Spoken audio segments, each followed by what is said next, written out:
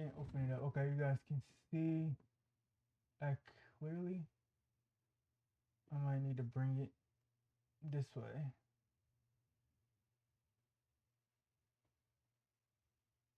I think you guys can still see it right there. Okay, so this is just for context. The map is just for context. Okay, so I know most of you guys know this, but some people might not. Some people maybe didn't study geography. So before I go to the content, I'll show you guys how this looks. So right here is China, and then the places that I visited was right here, Shanghai, Suzhou, and way over here, Chongqing, right here in central China. It's approximately like 14,000 kilometers, 14,000 kilometers away from the U.S. You can see like, let's just zoom out. You can see like all this ocean, a Pacific Ocean right here,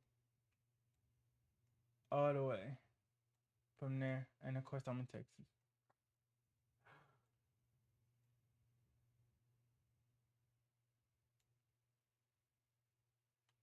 Okay, so now we get to the content.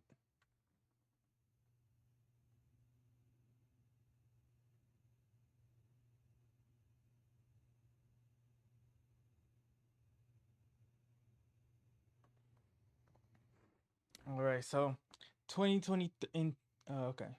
1 second. Let me reset.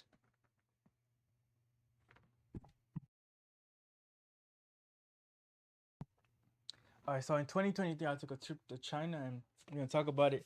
Talk about my experiences, share some photos, share some videos, and enjoy, learning about China and just getting to see something that you never really saw before. So this right here, this first picture, is actually me, of course, standing in Chongqing. This is actually in Chongqing. This is like the shopping center, Jiafang Bay, and then they have the tower. That tower is to commemorate a certain battle that they had in Chongqing. And Chongqing is one of the most advanced cities. I ain't gonna lie. I know what's his name. I show speed. Kind of showed like more of a video of it, but this is the first one. But we got like hundreds of photos and stuff that we're gonna get into. So this is just the first one. All right, the next one. This is another thing in Suzhou. You got like a lot of cultural stuff. You got a lot of modern stuff in China, but you also have a lot uh,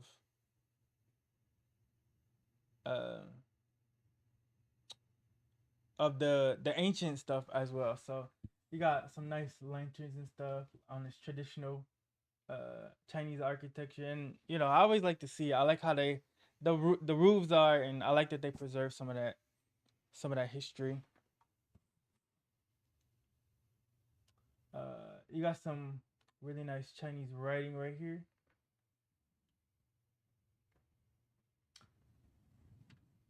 On some of these, I can tell like that one's Ren and that one's Nian. That's like year, but this is basically Chinese cursive, so you can see like some of the stuff on there. But like I said, I have a lot, so okay. Oh, okay. This is the view from the airplane. Actually, what it looks like when you're flying over. I believe this is Japan. Yeah. So from my trip, I had to go from Texas to LA to Osaka, and this is what it looks like actually flying past some of the Japanese islands as well. So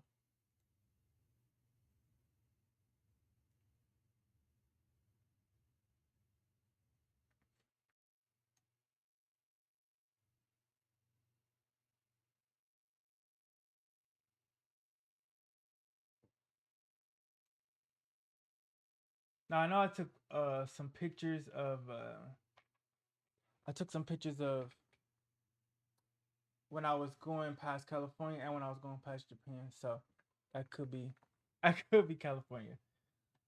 Let me get back to it. So it's kind of scattered, but I'll kind of break it down. This is right here in my room, and I had just grab some snacks or whatever. Got some waters, some candy and stuff. Okay, so this is some of the first food. So uh this is like beef and rice. And a lot of fruit. They got strawberries. Different. I wanted to show you guys different like Chinese food because it's very vast. When it comes to Chinese food, it's not like what you just buy at your local like Chinese restaurant. It's so many different things when it comes to Chinese food. So many different things, and you guys will see that through some of these menus and things that I show you. This is a view from the Taihu Lake. This is a huge lake, and I can actually show you guys where it's at. So if I zoom in on the map, it's this lake right here, and I actually walked. I love having this map for reference. I can show you guys. Uh, so I walked along this little like pier thing. So along this part, and I actually walked quite a ways. I actually walked quite a ways. I actually didn't get to go to this little island or to this peninsula, but I did walk like most of this coastline, which is crazy. But you can see this lake is huge, Taihu Lake. And then when I say Chongqing, we could go over here. Um, right there. Chongqing is right here, right in the middle part of China. And if I zoom in, this is where most of my um Chongqing pictures will be coming from. Right here in Yuzhong district, Yuzhong-chu. So most of that is like just right in this area, right on this little peninsula on the Jiangjiang and the Yangtze rivers. So this is the Taihu Lake. This is another thing that was in Suzhou. I'm kind of gonna be hopping around. It's some more like really cool Chinese writing. Some of these are just random pictures, but you know, you'll get to see. So this is like some like authentic authentic Chinese uh ramen or lamian, gutang lamian it's called. It says warm it up for 5 minutes. Okay, so let's hit the next one. We got some dried grape snacks. Those ones I didn't really like those. So I was trying to try some new things. These right here I liked. These beef skewers. Those are really good. You have okay, yeah. So some of those buildings that I showed you guys earlier are on this like famous road in Suzhou. Like this like the little ancient town area where you can like see all the cultural stuff in Suzhou. It's called Pingjianglu or Pingjiang Road. So it's always gonna be a bunch of people on that taking pictures and getting in the traditional handful clothes and like trying to like you know just reminisce the past, like reminisce ancient China. You got some different foods. Here's some other food right here. You got some noodles with sesame seeds. and some, I think that's celery. So they got some very creative mixtures when it comes to food. You got a hamburger, Chinese hamburger right here. So it's like you'll see a better. I have a better picture of it within this whole catalog. But it's basically some beef and it's like a flaky crust. Like if you ever had like a pita bread, it's basically like meat in a pita bread, but they call it a Chinese hamburger, which is hambao. Okay, yeah, here it is. When I was eating one, you can see it's like real flaky. Like it's super super flaky. It's crunchy on the outside. Actually, it's like crunchy on the outside, but inside is like super soft and flaky. And you can see the meat. This was good. This was good. It's just it's real flaky, so you're gonna have like flakes going everywhere, bread flakes. But it was really good. I actually sat down in a restaurant and ate it. That was one of the better snacks, and it was super close to where I was actually staying too. It was super close to where I was staying, so that was actually really nice. Once I get to some of the more other pictures, then I can start telling you guys some stories. Okay, let's see. Okay, this is from one of the little ancient areas. You got like a little lantern, some nice Chinese writing, little area like that. You got some other art right there, some vases and stuff. It's kind of a glare on it. I took most of these pictures with my iPhone. I actually did not use my what you call, that's a random one. You got this little banner, and then like they write in like a few different ways. Sometimes they write, this is like more old school writing, but this is kind of even more of the traditional way that they like to write Chinese. This was the Yan Yu Hall, the Lion Grove Garden. That's where most of these pictures are coming from. So this one right here was one of the rooms that they used. If I go back, it's the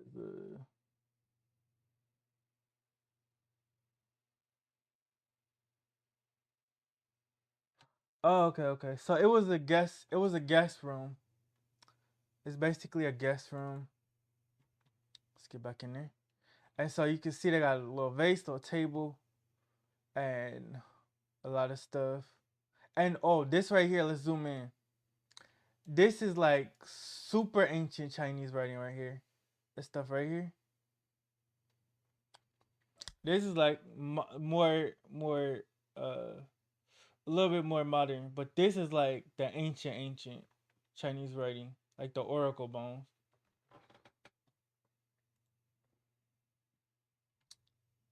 I can see like a wider shot of it. It's a nice little setup.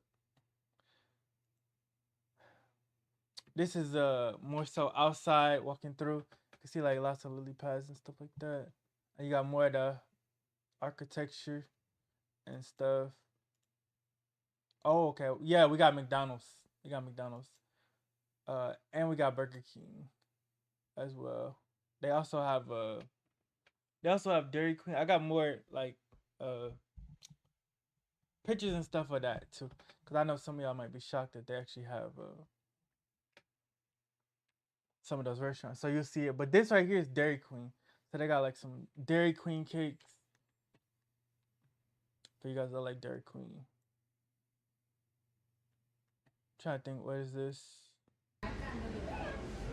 Yo, okay, okay. This is the bakery.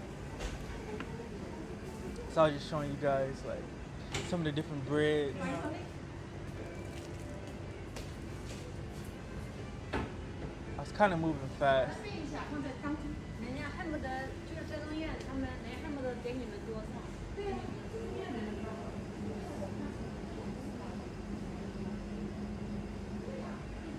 This was a smaller bakery, and it was right by their other cakes. This is different from the other spot. It has some nice little flowers or whatever. I was taking pictures of just anything I saw, pretty much. That was interesting. That was a messed up one. Some of these are just like bonus photos. Like I said, it's hundreds. This is a nice little thing right here. Nice little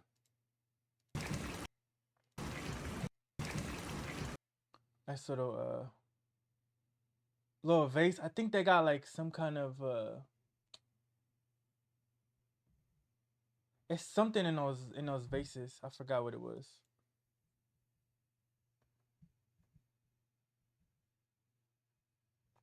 Got another little cool sign. Okay, so we got some more food. So I think this is squid. Different kinds of jerky. So it's like squid jerky and some other stuff. So now we get into the interesting part. So we got some food that's gonna like, you'll be surprised. But yeah. This is squid. This is all squid because it says it right here. And I can read Chinese good enough. Good enough. I'm not perfect, but yeah, that's that squid. So that's the squid store. Yeah, this nice little restaurant right here. A nice little setup, little cultural little setup. Oh, this is a frog restaurant. You can see frog legs right there, right here in the corner.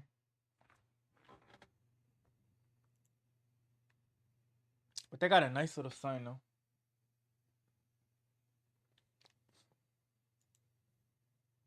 Okay.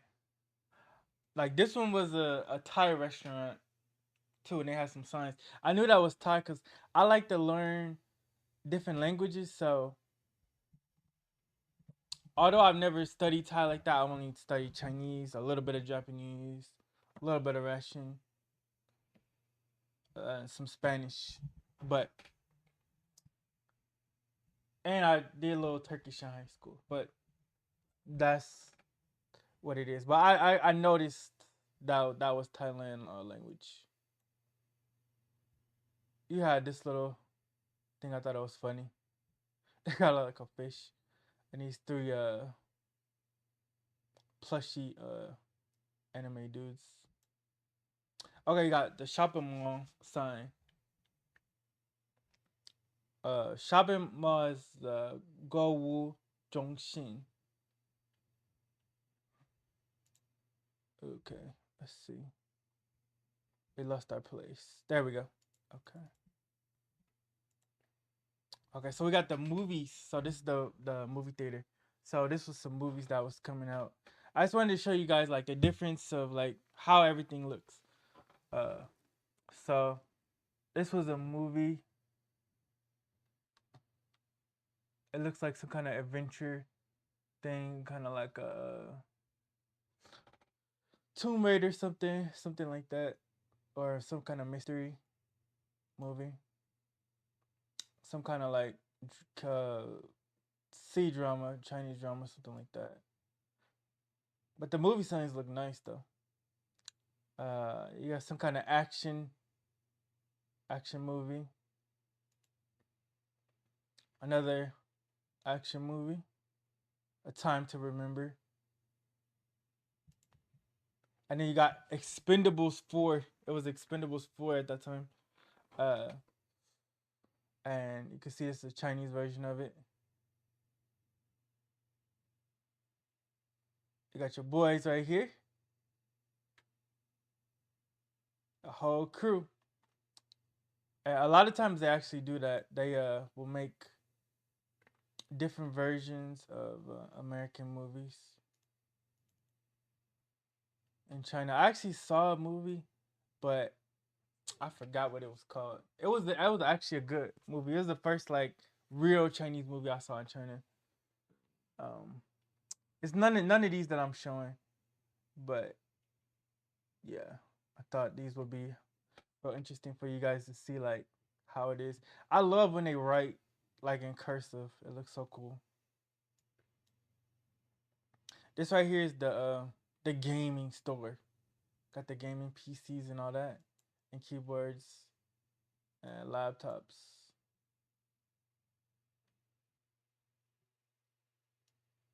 Yeah, so this store was really cool.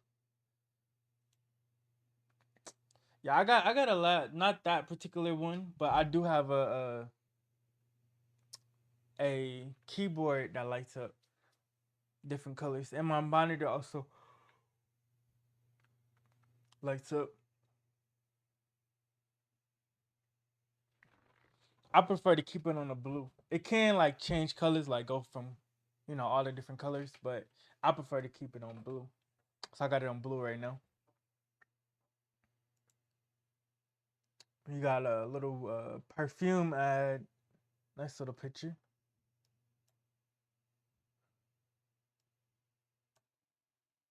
Okay, so you got more. You got more food right here.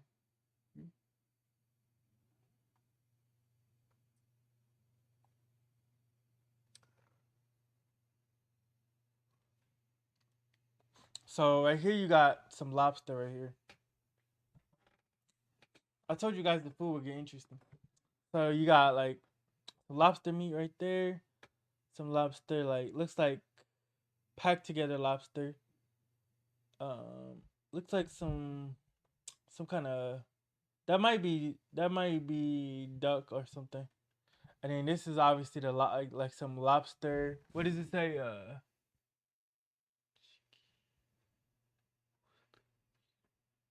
Oh, okay, okay, no, no, no. This is like lobster and chicken. So it's chicken and lobster, basically soup. So you got your lobster and some chicken in there. So you got some definitely some unique dishes. Some of it I don't know what it is, but I just wanted to show you like here's another dish. Some of these aren't clear. You got some bean sprouts, some onions, a lot of different stuff. You got some what do you call those oysters right here? So you guys are already seeing that Chinese food is not like this is what like Chinese food is. It's so vast and what every uh what every province or we call them in the America states. What every state is different. Like for instance, Fujian, Jiangxi, Zhejiang, uh wait. Yeah, yeah, okay. Sichuan, Guizhou, Guangxi, Guangdong, Hainan, Hubei, Henan, Shanxi with two A's, Shanxi with one A, Xi'an, and Sichuan is in Chengdu, and you got Anhui, Jiangsu. Jiangsu is where Suzhou and Shanghai are. So you got these clams right here. You got okay. This is some chicken. This is like chicken, some kind of chicken soup. Okay, yeah, here it is.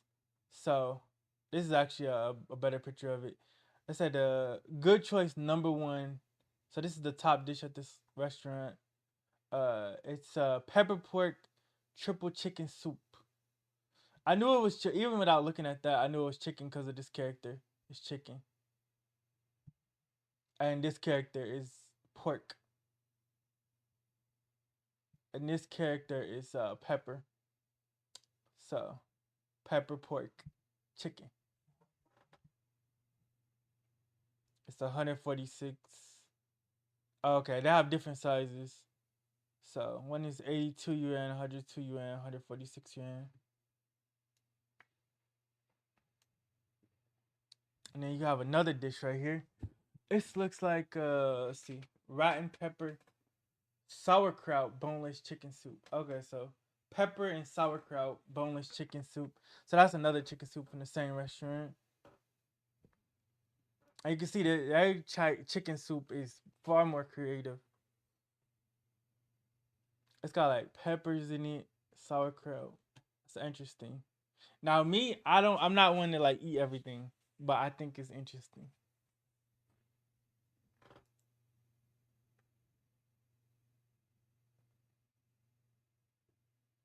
That's a closer up picture. I think those are Brussels sprouts, like with the stock on them. I think those are like small Brussels sprouts. This is hot marinade soup. It looks like it has tofu in it and peppers, tofu or peppers soup. Hot marinade soup. Yeah, that is gonna be spicy, super spicy. So you got right here, you got you guys are gonna see the hot pot, but this is basically they have like hot pot where you can basically cook your own food at your table. So they give you your assorted meat, whatever you want, chicken, beef, lobster, shrimp, whatever meat you want, and then they give it to you like this on a plate, and then you cook it. And there's like a boiling plate with the flavor on the table. You guys will see it pretty soon. This is another picture of the trunch. Like this right here, this food right here, I miss this food in China the most. Tron Tron.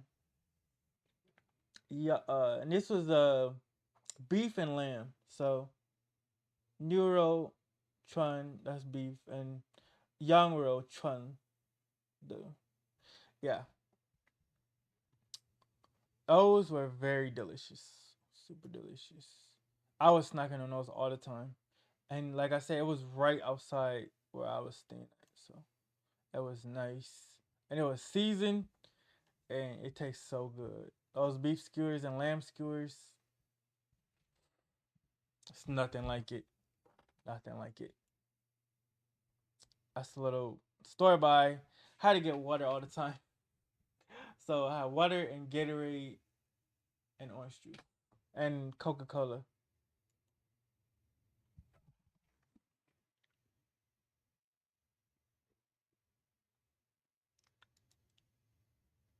Got that little all right, this is like going up to the tiger temple thing. Okay. Yeah, yeah, okay. So we're at the tiger temple now. So this is really cool. The Tiger Pagoda or a Tiger Temple. This is like the entranceway to it. So it has this amazing little sigil emblem with the tiger. This really looks cool. Like if you just zoom in, and then with the trees in the fall, obviously they move most of the leaves, but if it had the leaves, it'll look like Gustoyote.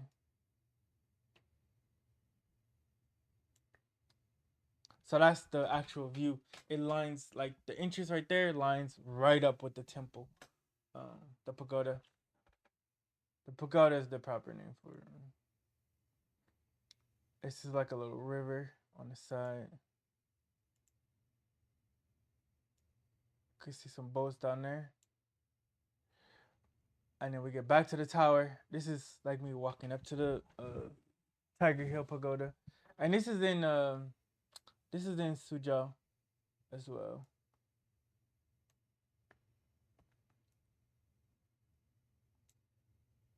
There's also around it like a little bamboo forest, like a real bamboo forest. So that's really cool. If you never really saw it, and some people I guess carve on the bamboo, carve something on the bamboo.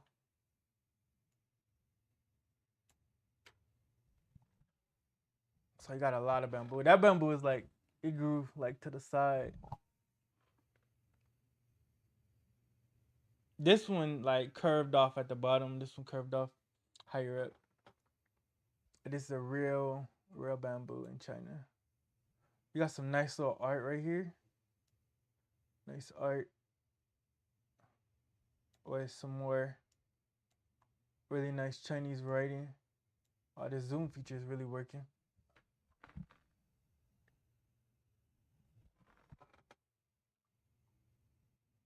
Okay. You got another one of these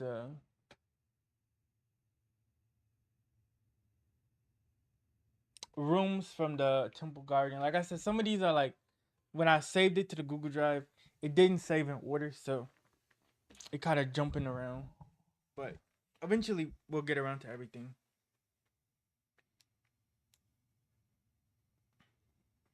And there's another little table with some art. Another one of the headboards. And then we get back to the temple. Here we go. So you can see this is the side, like right outside the gate, right outside the wall that goes around the temple. And you can see like it's like gates. I get closer to it. So don't worry. This is like on the way walking up to it.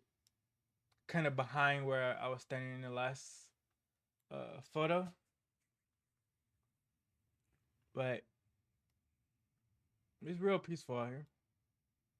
And then there's another gate going adjacent to where the temple is, but you can kind of go around the back. The back side and is something else. And then this is the actual gate. They go actually like up to the temple. They don't want you doing that, but you can go around. Like you can get pretty close, and you can see like the architecture. And then it had like looks like jail cells. That's what I would think, but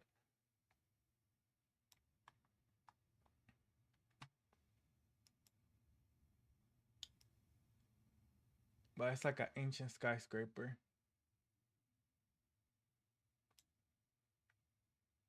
You can see the detail and the wear and tear on it, but it's still standing tall.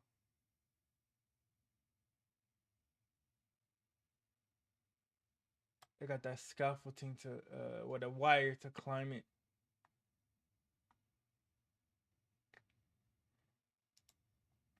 Shout out to the people that climb it. We was all taking pictures from this side, and this is like further back from the gate. Okay. So now I need to go down.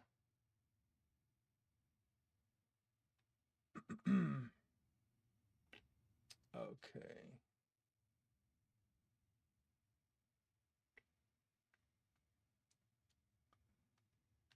I can go from right here. After you go through so many pictures, it'll like not continue, so I have to scroll down. And I was thinking this will probably take like an hour because it's a lot. Okay, so that's another view of it. The other side.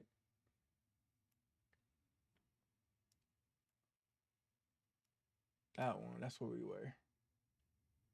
And then that's kind of a bit further back, but you could actually see that there's grass on the top. Or somebody put something on the top. Some kind of plants. And it was real cloudy that day. But I had got a ride out there.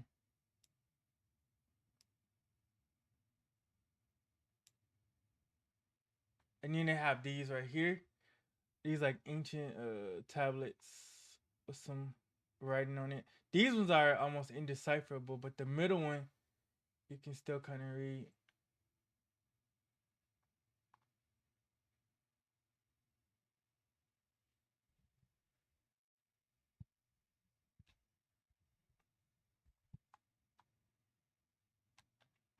Like that's really cool. And then they got art on top of it too.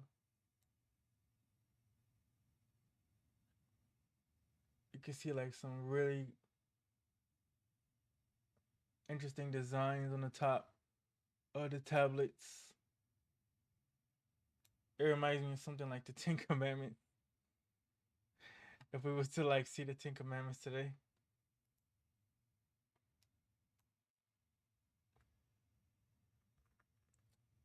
Got a nice little nature spot right here.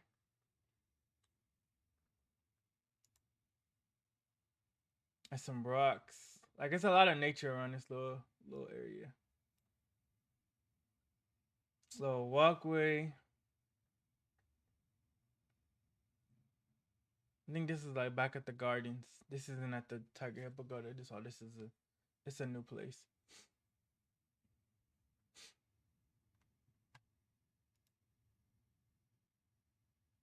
You got some words right there carved into this rock right here.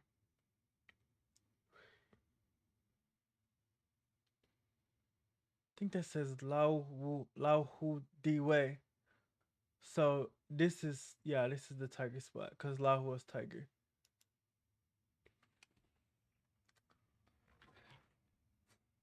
This is definitely jogging my memory, trying to remember everything because this was like a few years ago.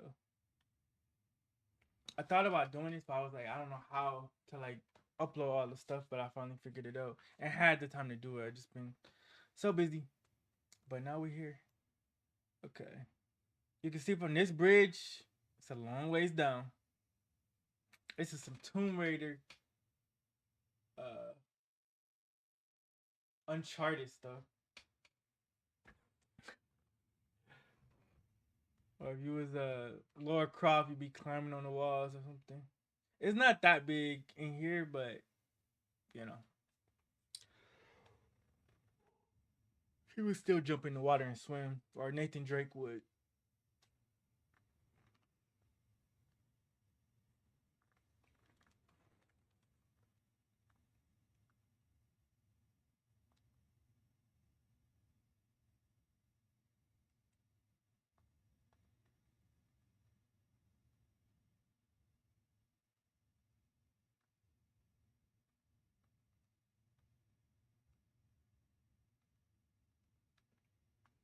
Okay, so let's get the next picture. That's a little bit further back. You got some more cool writing right here.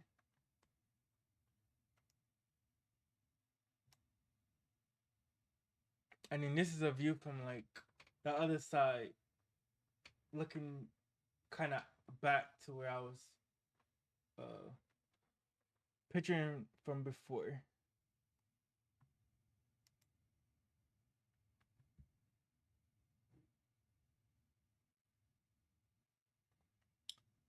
Got some interesting writers right here. Some ancient Chinese writers. And the one thing about Chinese is you don't have to write it like in lines. You could actually write from top to bottom. So you can see like this will be one sentence, this will be one sentence. It would be like if you wrote and you stacked the letters.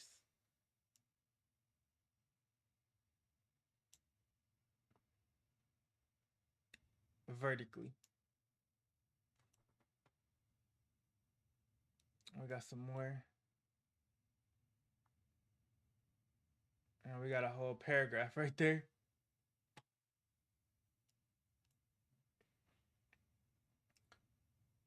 This is another little place. We got some more ancient Chinese writing, real ancient. And this is like different styles too. Like going all the way back. I think this one is Min. And then you can see like all the iterations of it. It looks like. But it's a whole different thing actually being in the garden right there. It's real peaceful, but sometimes it is people in there. But most of the times when I was trying to take pictures, I was trying to be in places like early, so it wouldn't be that many people. It's still people here, but I was kind of waiting for them to pass so I could take some pictures. Got this little courtyard, a little tea house. And you got this little sign with a little teapot and some dates.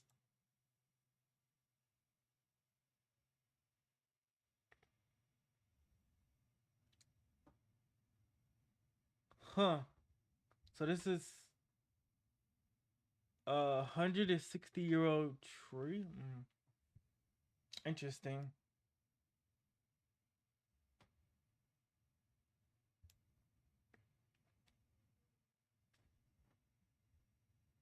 Here's some really nice art right here.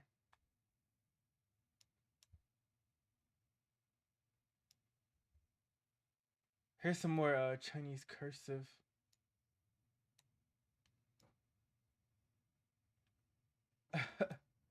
This one is the word for I. W-O. What?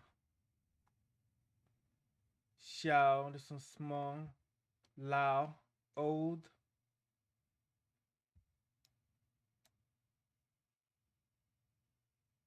Huh. Let's see.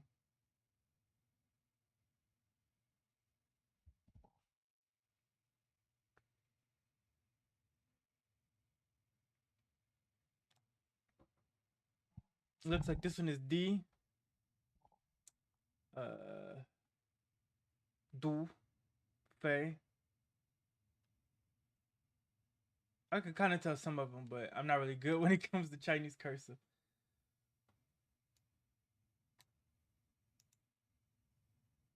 Got another little cool little spot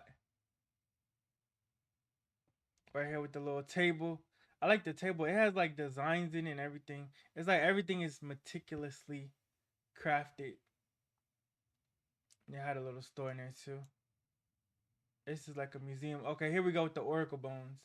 So this is like ancient Chinese.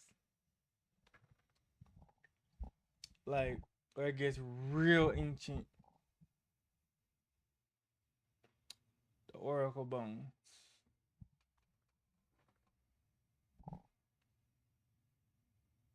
Yeah, for me that architecture, this like kind of roof right here, roofing. I love this like Asian roofing style, like ancient roofing style.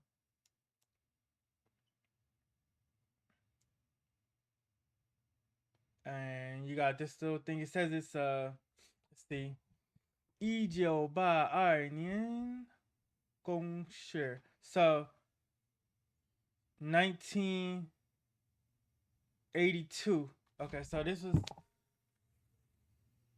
from 1982. Sichuan Shuren Min. Oh, okay. So this little area is from 19 1982. Yeah, because this one is E, which is 1, Jiu 9, Ba 8, R 2, Nian, and that's the year. So E Jiu Ba R Nian 1982, and then this is Suzhou. And then Remian people.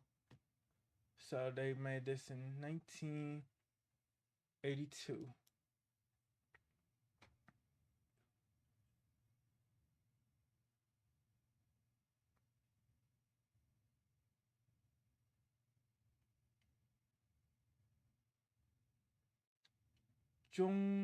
Zhongyang 中央民国24前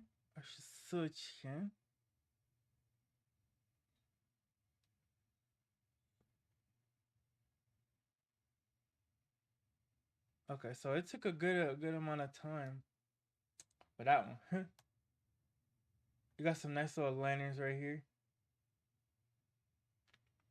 And now the ambiance is really nice because it's like you're kind of in nature, but you're kind of like in this little like walking through this little ancient town, and of course you're gonna see a lot of people in general. But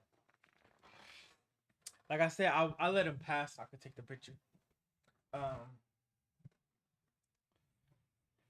but the ambiance is really nice when you're walking through. It's like a whole different feeling. I got some more creative food. Uh, this one is I'm not sure.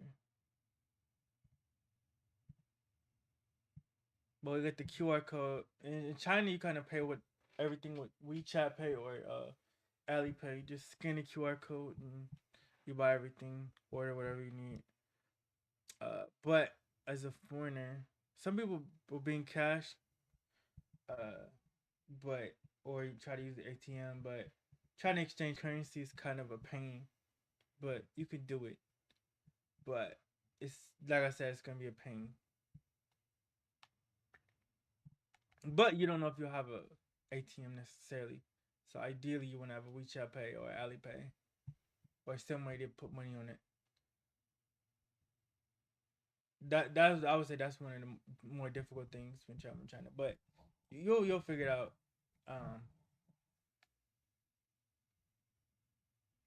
you want to kind of have like multiple avenues.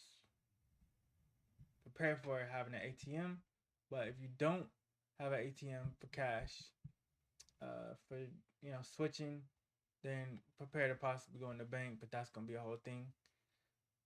Uh, the best thing is if you can get the Alipay or WeChat Pay. If you plan to go to China, yeah, after getting a visa, then yeah. Anyways, that's the whole thing. Cause I definitely had to transfer some, and it was a pain, but it I did it anyways, and it worked for me, but it was just tedious. It's a lot of paperwork and stuff. Got this nice little arrangement in the back, and then you got nature around, and then like in the front it's a street. So it's like you kind of go from like civilization to like a little pocket of nature, just in this little ancient area. And then you got the little more temple architecture right there. Ah, it really looks nice.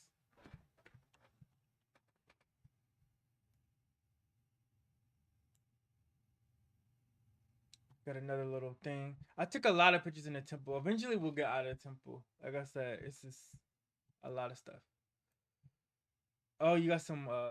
This I saw. I was in the back in that little temple area thing, and there's like a little side area that's way back, and I saw this little uh orange tree. This little orange tree, and the orange or tangerine, one of the two.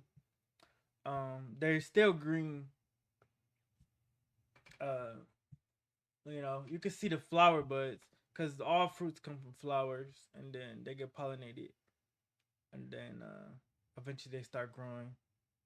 So at one point, these fruits were the size of your pinky thumb now, but they grow to be nice little oranges, some good sized oranges once they're ripe.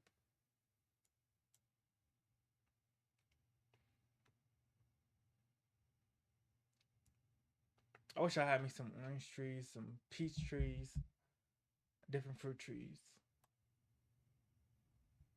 And then this is like the little courtyard area. Not a courtyard, but like little walkway coming from that spot. And then you got, like I said, you got a little pocket of nature. You got the bamboo all around. We'll get to some of the modern stuff too. This is one of the videos. This is kind of like panning around to the like whole the very video. back Let me slow it of down. the spot. Wait, that's speeding it up.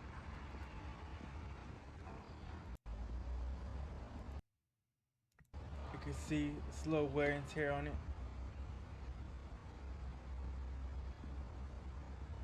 like the It's kind of very old. And I got back. the fruit trees right there. They're probably gonna plant those once they The get bigger. spot. Or they might keep some of them out there.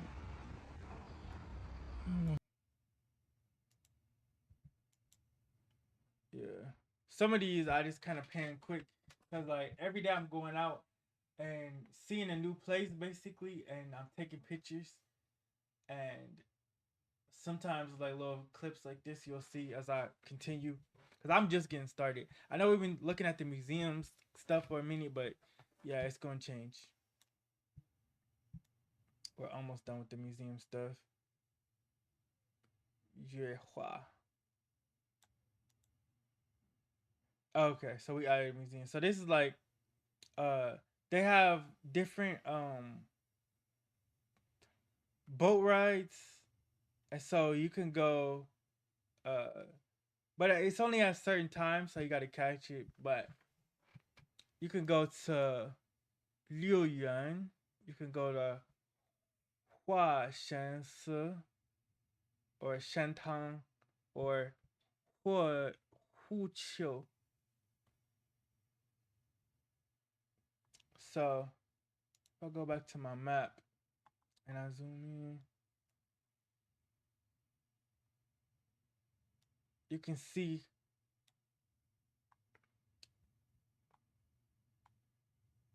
it's a lot of waterways in Suzhou, a lot of lakes, and not just the Taihu Lake. You got the Shihu Lake, Yishanhu, Dushu Lake.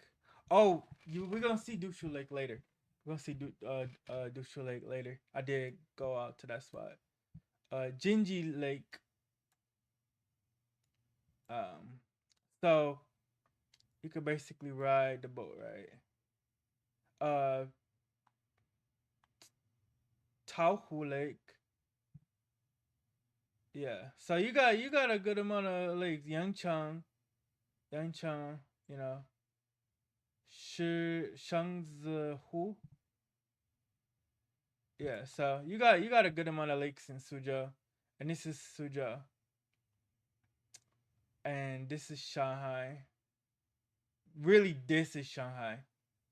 It's bigger than that. It's like, yeah, this is Shanghai, like halfway. And then this is Suzhou. And this is Wuxi. And Wuxi is here. Wuxi wraps around towards this side. Around like Wuxi is start right here. Starts right here and then starts right here, goes up to here and wraps around. So it's like a city that wraps around the lake. It's kinda different. And then part of Suzhou is kind of a peninsula with a little island on it. But yeah, I like using the map for context. So you can like basically ride in Liuyuan, Han Shusi, Shantang, and you can see like the night view in Shantang is looking crazy. Or you could go to Huqiu, which is where that tiger pagoda was. And then I think there's another spot, Han Shensi and Liu Yuan. But if I could give another tip, you got some more Chinese food right there. So, oh, you got one of those pots. So we see these a lot in the games, like these big pots with the faces carved on them. And then once again, you got the oracle bone right there. But if I was gonna give any advice to people when traveling, there's a lot of travel YouTubers, good quality travel YouTubers, that can give you advice on wherever you want to go, China, wherever, Japan, South Korea, Philippines, Malaysia, Indonesia,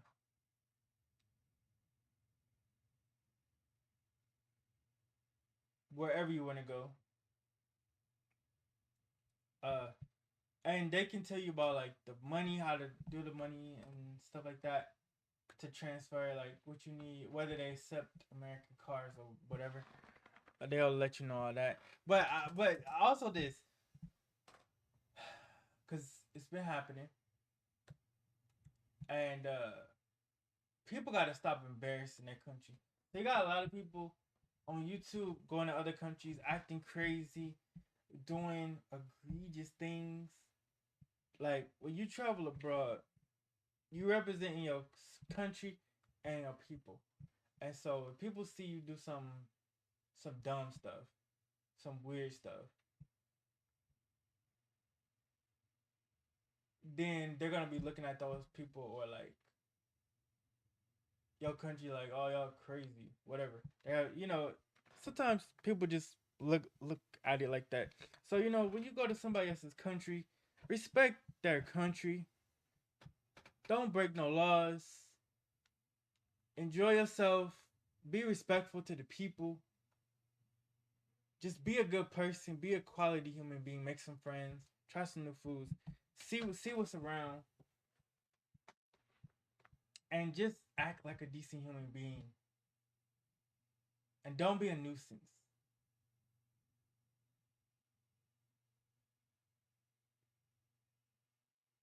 And I know a lot of y'all who are causing trouble ain't gonna listen, cause y'all some knuckleheads.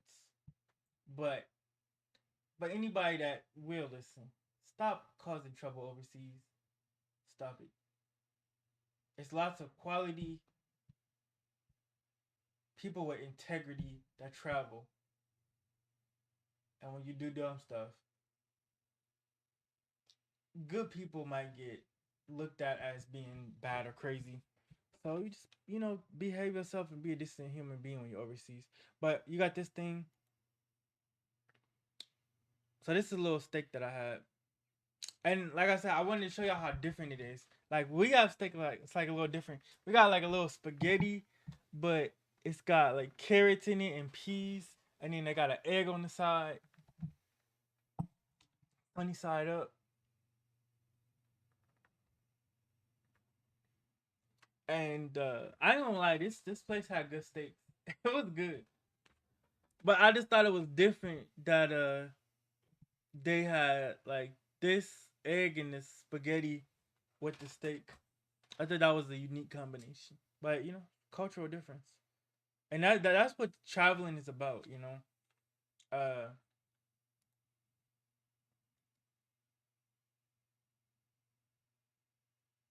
it's about experiencing other people's food, experiencing other people's culture, and making friends overseas, meeting people, and exploring the world. Like the United States is only 5% of the world. Wherever country you may be in, is only whatever percentage of the world. You can Google it. But there's still outside of your country roughly 95% of the world. And I think everybody should at least travel outside, at least for a couple days outside of their country.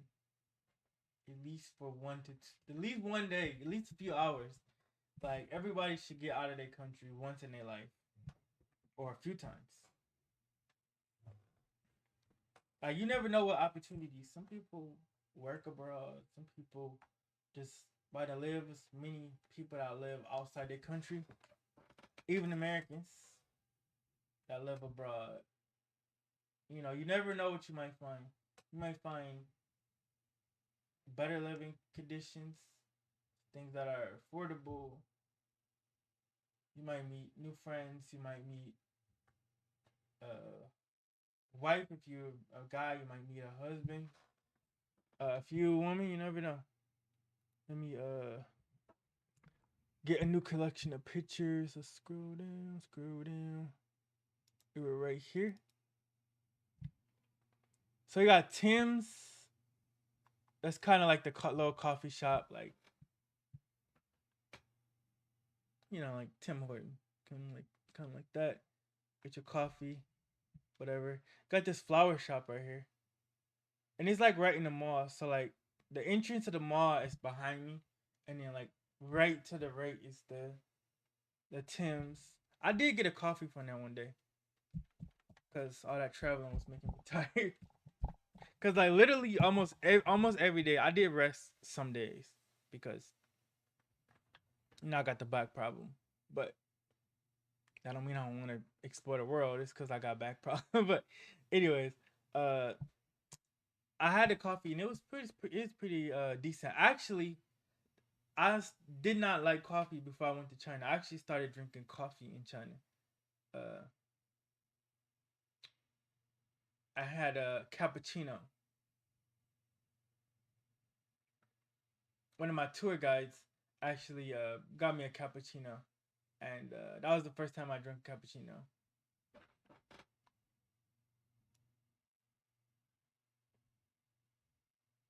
I did have a tour guide sometimes, but for the most part, I was exploring on my own.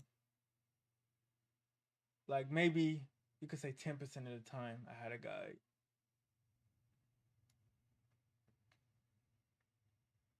And most of it was just they wanted to make friends with a foreigner. That's what. If you're a non-Chinese, they call you a foreigner, Lao Wai. Just a foreigner person. It's not like rude. It's just like what they call you. So they say, "Why go in? Why go in? It's a foreigner. It's a foreigner." You know. So that's what they'll call you if you're not Chinese or not Asian. This little place, they did a little performance. This is like their little fall decorations in the mall, and this was the mall right here, the Emerald City Mall, Lubao, uh, Chuang, Chuang Chang. I think that's Chuang Chang. A little rusty, and this is their little cultural thing for the fall, and this is kind of like, I think this might be early in the morning or in the evening, but I think it's the morning. Cause I would be getting up early just to, you know, get some content. And then further through the mall, and this is actually where I stayed. So I stayed like adjacent to this mall. So every day I walk out of my hotel, this mall is right there. And then it's like got a whole underground grocery store in restaurant, and then like down the street is like Burger King and Pizza Hut and McDonald's. It's crazy. Anyways, Subway is down under this mall too. Um, but it's on the other side. It's a two-part mall. It goes up high like a few floors, and then it goes into the ground like a bunker. It's crazy. But this is the fall direction decorations. I said directions. These are the fall decorations. Yeah, this is me getting content for y'all early in the morning before the rush, cause it does get rush. But I was always there early, cause like I said, all I had to do was wake up, go right out my hotel early in the morning before anybody get there, and then I could do the content. Now I intended to do this a few years ago, but it just never happened.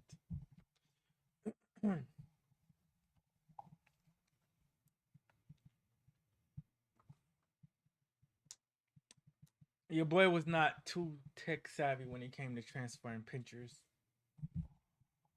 Okay, so here's some more food. Boy boy G. Uh, this is some chicken dishes. Lushan. So this is from Lushan. So this is Sichuan food. Lushan is in Sichuan. So it's closer to Chongqing. Xinyoro. This is beef. Some kind of beef dish. Xinyoro.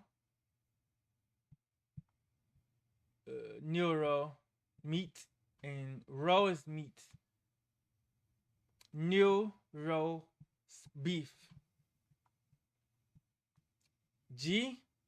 G-I. Chicken. All these are Lushan dishes.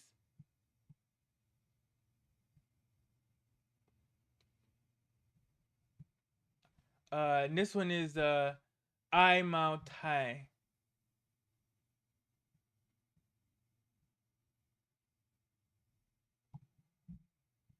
This one I don't know what kind of meat it is. Shang Suro. Xiao Suro.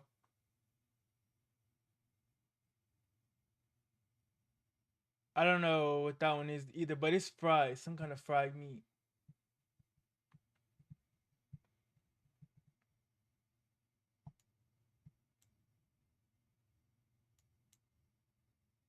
Okay, so this is some Chinese candy.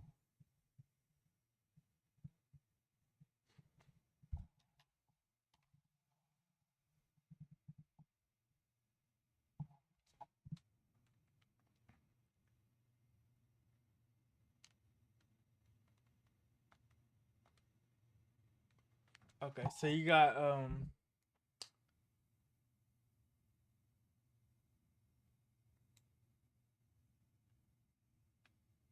I don't know if this is candy. It might be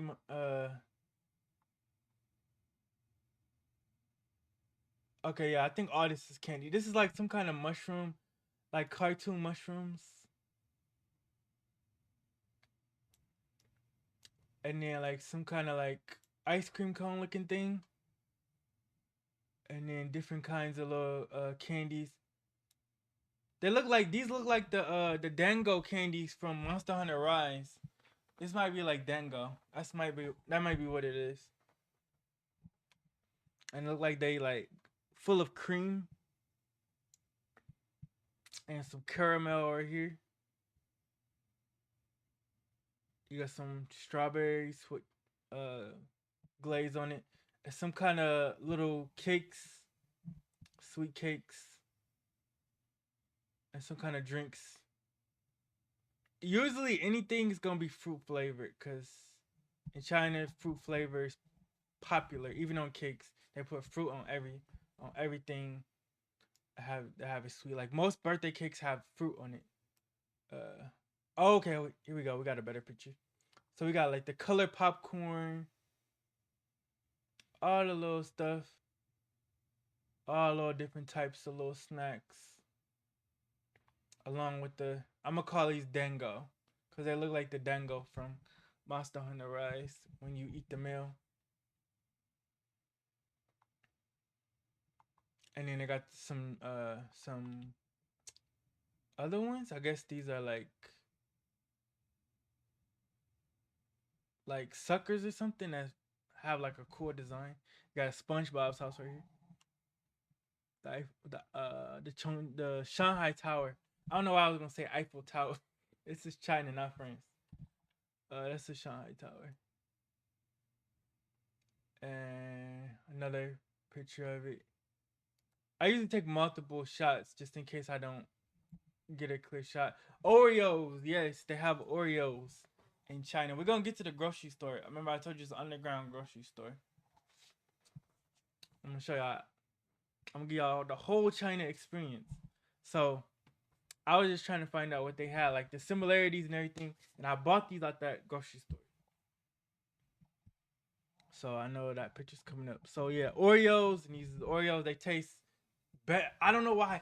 Everything, and I promise you I'm not being biased. I promise you. Why does everything taste fresher in China? I don't lie.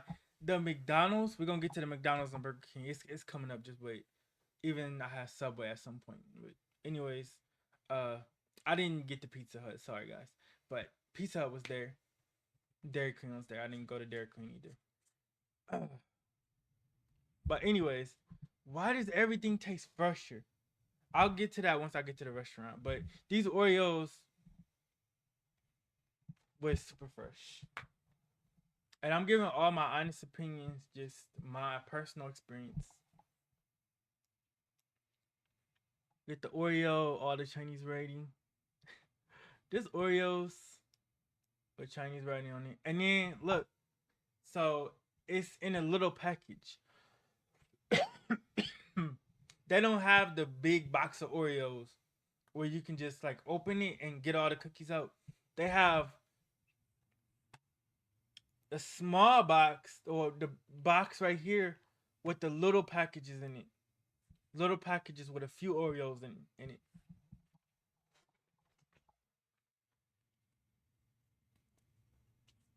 So I thought that was different. So you can eat a few Oreos, and then you gotta open another package. Eat a few Oreos, open another package. Whereas in the United States, we got the big carton, and you could just pull all the cookies out at once, like the Cookie Monster. They got Crest White toothpaste, 3D Crest White. It's just saying that in Chinese, obviously. But they got the Crest White toothpaste. You know how to get that. Gotta have the teeth shining. Okay, I gotta go on a little rant right now. We gotta go on a little rant. It's starting to heat up, guys. I got so much. You guys are gonna be sitting here for like an hour and 30 minutes. I don't know. Maybe if you guys are watching this on a playback on Rumble or YouTube, uh, you might know how long it is, an hour or two or whatever. But yeah, we just if you think I'm gonna be finishing like the next 30 minutes, nah. If you watching it on the playback, you know that. But if you on the stream, because this is live, I'm doing this live. Uh, you know.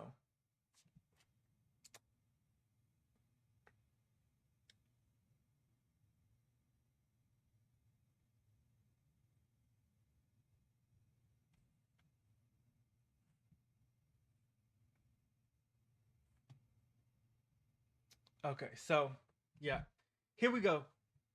Texas, Texan, right?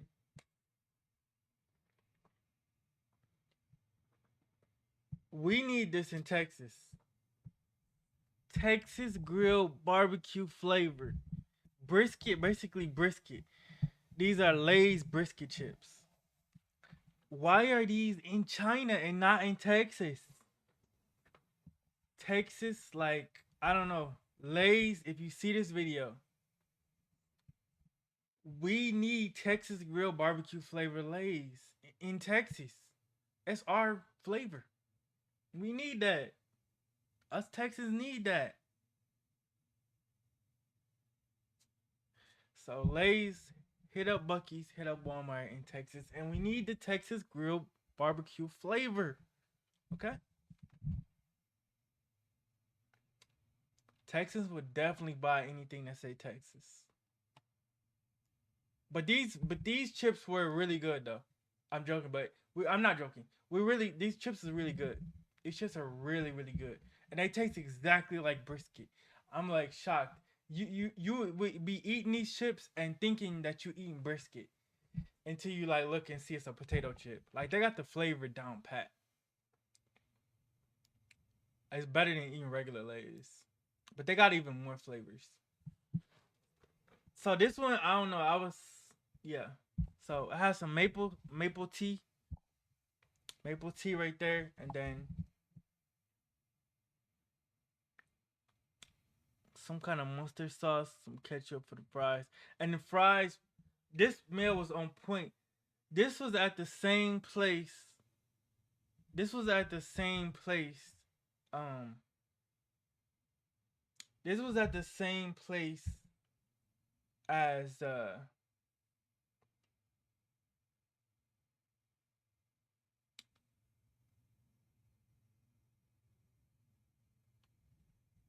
the other little steak that I had with the spaghetti thing and the egg on it. But this is like the traditional thing. This is my favorite meal right here. Fries, a big steak with broccoli. Now you guys know my favorite meal. This right here is my favorite meal. And I was trying to see if I could get it in China, and I could get it. This is my favorite meal. This is KD's favorite meal. Now you know. Now you know.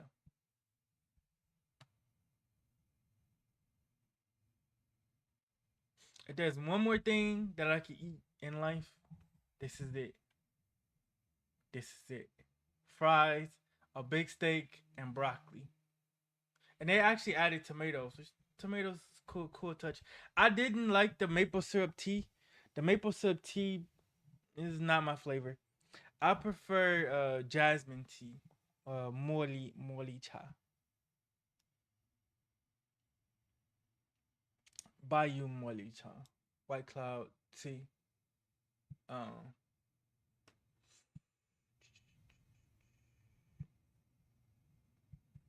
1 second, guys. Let me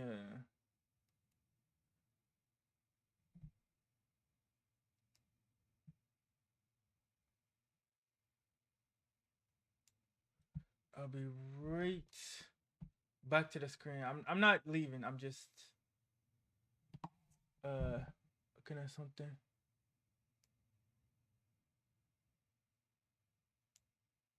One second.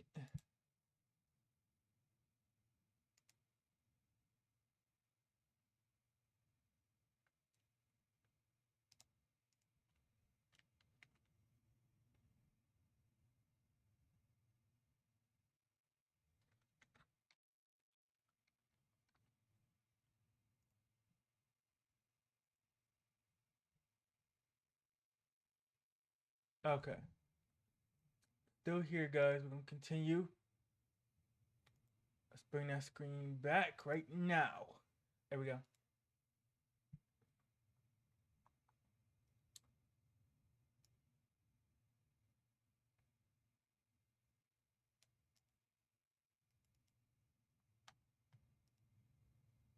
Okay. So this is a nice little area right here. You can see it rained.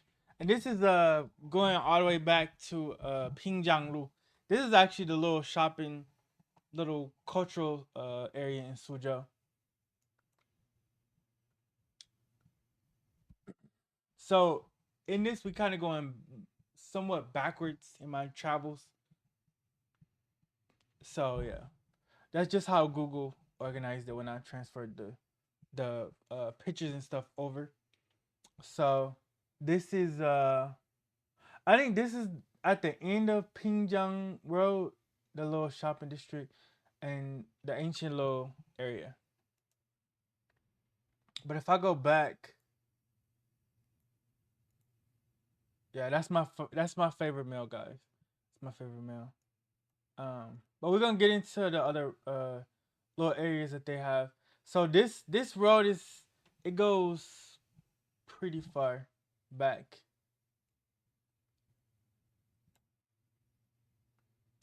Got a little department store, a nice little street. It's always so many cars on the road, but you might even see like bikes and motorcycles on the road. But they got this gate up here so everybody can walk through this little shopping district. They go Apple right there. Let's see. That's a closer picture. This is like one of the little gold stores. Like if you walk into the mall, you'll definitely see this China gold. Huangjin is gold. Zhongguo Huangjin. And then outside of the Pingjianglu is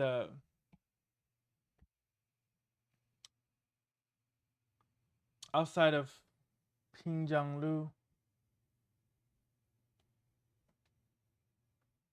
is this little temple area. So this is like a little real temple area.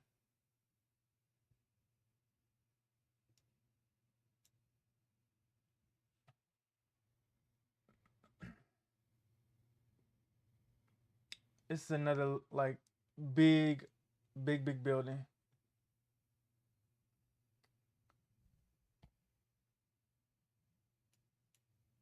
I forgot what place that is. There's like a little this is like in the ancient town, so this is like they got like a little thing to show you how they used to like grind down the flour. Little mannequin. The little wax mannequins, they're a little bit strange, but yeah. But also the people here are very much nice. Very much nice. And you can see like it's a shopping district, but this like area still has like the little ancient style a little bit. And a lot of times like you can see um the two women wearing the dresses. That's like a lot of times what people would do is they would dress up in the ancient clothes, the Hanfu clothes, and then go to the ancient area, walk around, take pictures.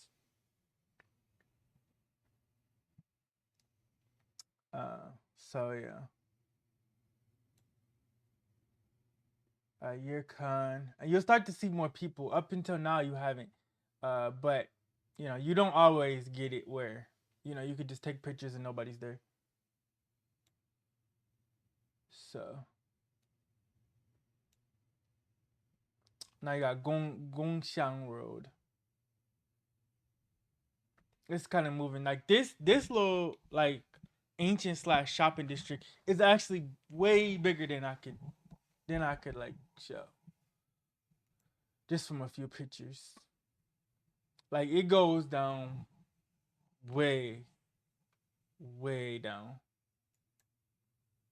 And that first part was the when it was the ending. This was another view of that building. This was a little store with some different teapots and stuff.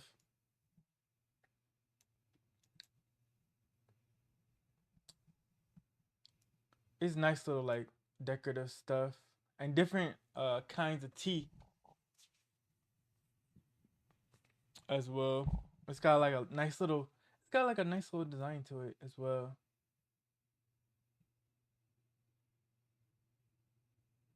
And I think some of this is Chinese medicine though. Nice little Chinese tea set under here.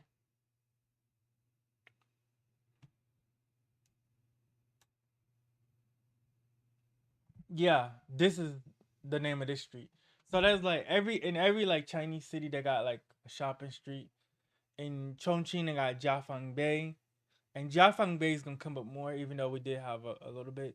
But this is Guangchunjie. So that's what I'm showing now. So right here, this is I had duck. So this is one of the more exotic foods that I did try. I tried duck. It's a duck restaurant not too far from the mall that I showed you guys earlier. And I actually tried duck. I think I tried it 2 times. It wasn't the best meat, and it wasn't greasy because I had to cook it. But I think it was just it was good, but just duck is just not my favorite type of meat. Like I said, I prefer beef, but it wasn't bad. It was good, but it's just not my favorite. Not my favorite, but it's still good. Yeah. So if you guys like duck, going over to Wu Mei roast duck.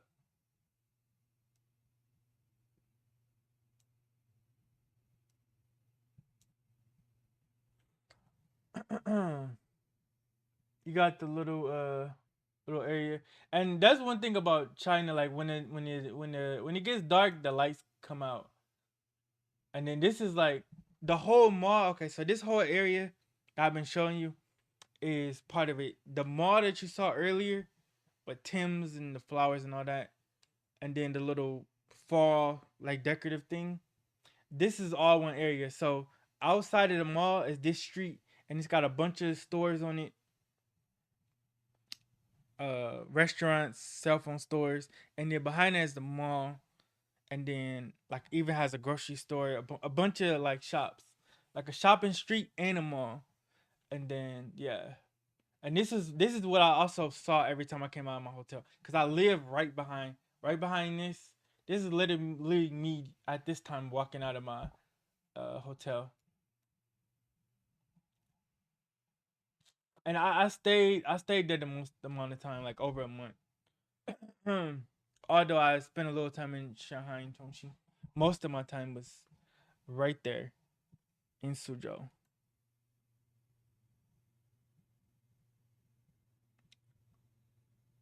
And they got Starbucks. Oh, here we go. They got KFC. KFC chicken.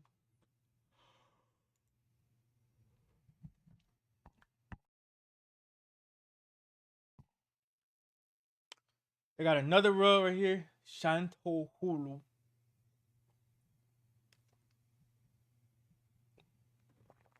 and then it says north or south. Nan is NAN. Nan is south. Bay is north. So you guys are getting a little bit of a Chinese lesson too. But they have English sometimes, and sometimes they got the pronunciation like this for people that's traveling. Show Tao Hulu. Show Tao Hulu. Oh, okay. So we getting to the point where I went up the mountain. Yeah. I was really on my adventurous tip. Got this little thing.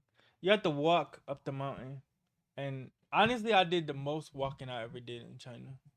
Even with my bad back, I was just so excited to explore. But my back was still hurting though. I ain't gonna lie. But that excitement was uh just exploring something that's outside the United States. That excitement just kept me going to give you guys all this content. And I didn't even know I would be showing any of this. But yeah.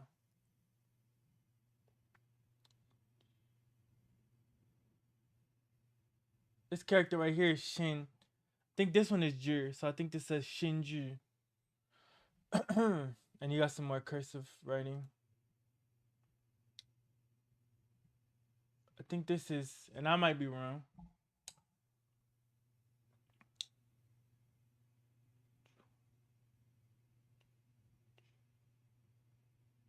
Chuangchang, I think Chuangchang, Jude, Chuangchang. I might be wrong on that. Okay, scroll down. See, like the photos have to like load in, and I'm gonna just start right here. So I get into the mountain arc now.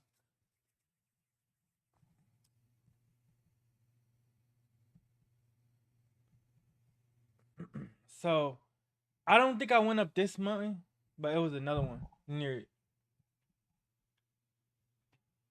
I don't even know if you could climb this mountain. I guess I'll have to see once we get close. Uh, no, I don't think this one was the climbable one.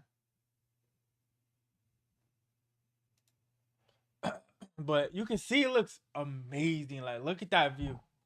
That view is crazy.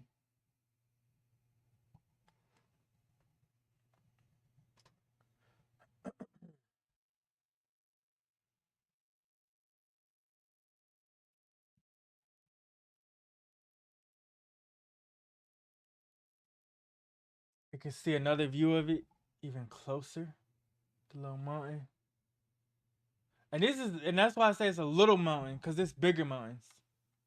It's much bigger mountains. And this area is called Tianping Shan, Tianping Mountain. And then once you walk kind of close to it, it has this little pavilion area, stone pavilion.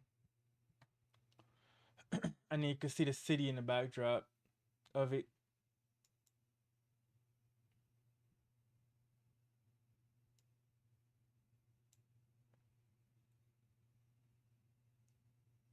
And you got an amazing walkway. It's a really nice place to exercise. You got a lot of people walking.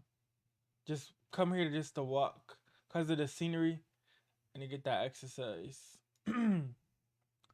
And like you can see, it's a whole chain of mountains. So that's why I said it was a small one. Now this is like a whole chain that goes pretty far, and this is like right between the city of Suzhou and the Taihu Lake. So it all is gonna relate to each other. So if you're just watching this, I'm trying to tie it together as best as I can.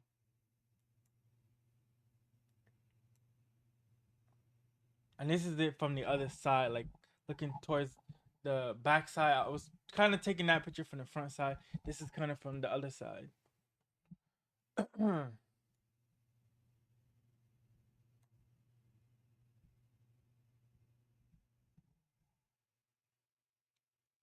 And it has a little lake right there, back towards the city.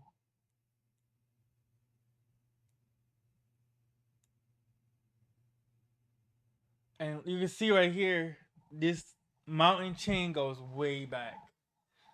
Much different from that little mini mountain.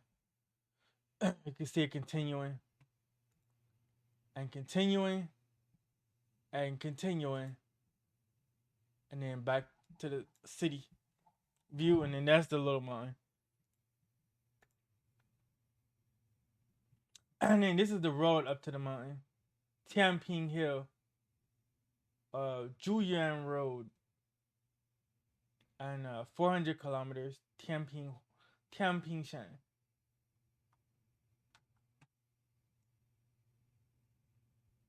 And so you can see 400 meters from where I was at that time. And then you get out to the mountain climbing area. And really ain't nobody out there. It's one person to get the ticket. But I would go with people. I went alone. I would not recommend going alone. But I was being brave that day. And I had never climbed a mountain, but I had some water and some snacks and some legs. So I didn't even know like where the entrance was. It took me a minute to find it. Like I was in exploration mode. I saw a couple cars out there, but I didn't really see nobody but like people that was tending to the area.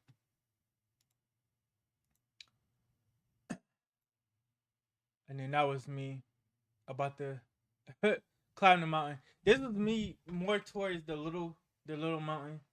And I had my backpack, and I actually had a shirt on that said I'm an American. Lol.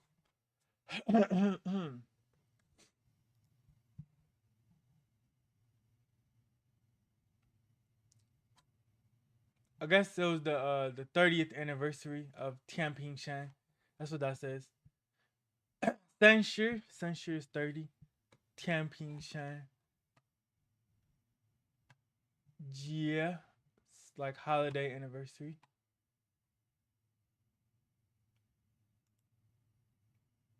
Got lots of lily lily pads. But I'm kinda getting closer to the Tianping Hill.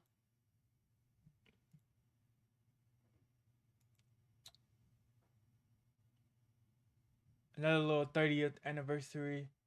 Um Little cardboard cutout. A statue.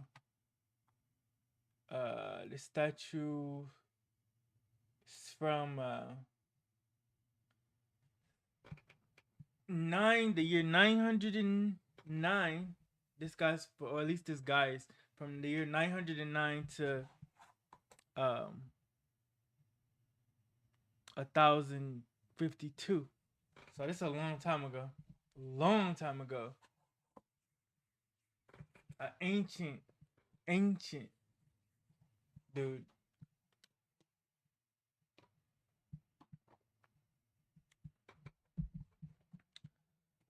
This man was around to see the Roman Empire. Well, wait.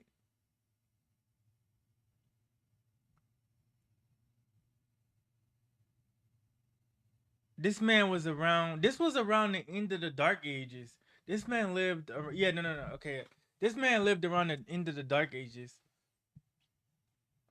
So he lived at the very end of the Dark Ages. Now I don't know if the Dark Ages was in China, but that was in Europe. Dark Ages was in Europe. I don't know if that affected China or not. I don't think it did. And in Chinese, this would be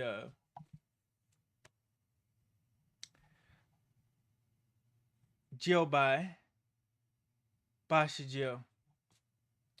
Jiu Bai Ba Shi Jiu Nian.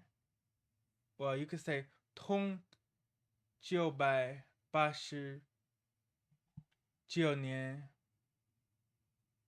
1552 So from 989 to 1052.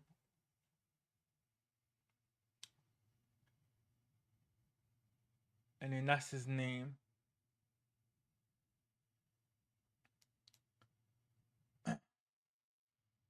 You got one of these older areas. Like I went to all of the little cultural areas, and I think it's only one little area in Suzhou that I didn't go to because I couldn't get a ticket.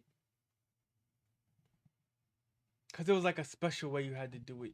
But yeah. But everywhere else I went.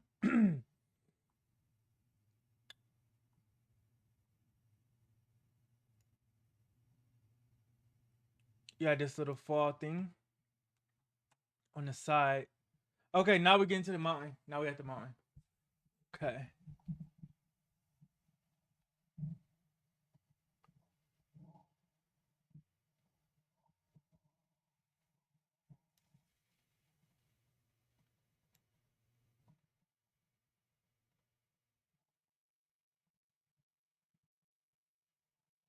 Okay, so I guess I'll say this.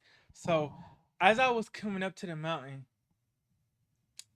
I actually it was raining the previous day.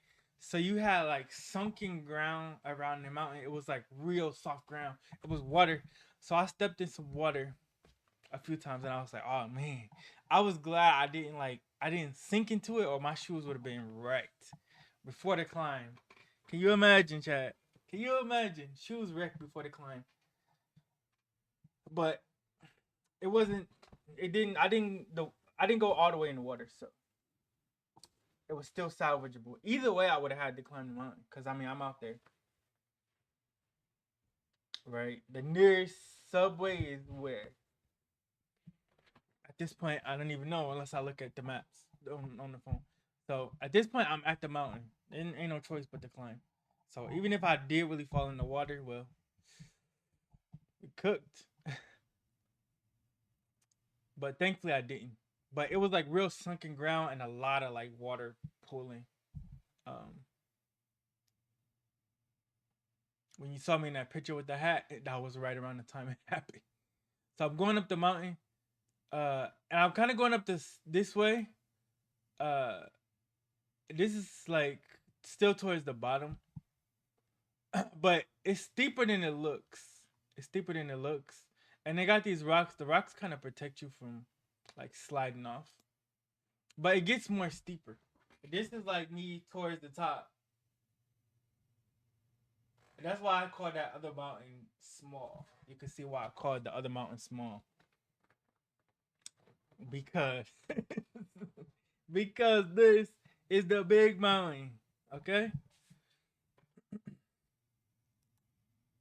so this little area is like I ended up being able to fit through there.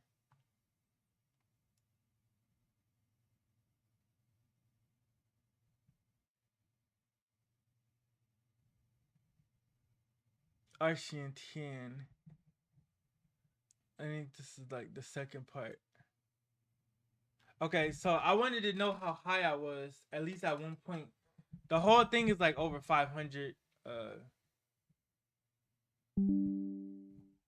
whatever. But yeah, pop ups. Let's see.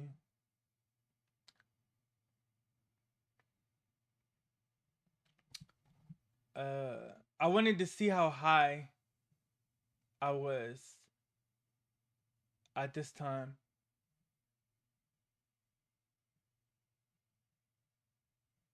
And the whole way up this mountain from that road that you saw me going along to the mountain, it was like an hour 30 minutes. But um, I guess those are my exact coordinates. Those are my exact coordinates. Okay, and I was 448.5 feet in the air at the time, and I went up a little bit further than that, probably towards 500.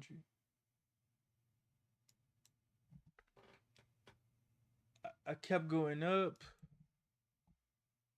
I kept going up towards those railings, and then we got to the top.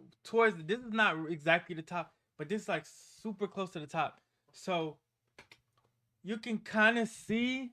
uh some of those buildings, those white buildings with the roofs from this little area, and it's real foggy, and it's hard to breathe up there too. It's extremely hard to breathe. Like you definitely need to do some breathing exercises, training before you climb a mountain.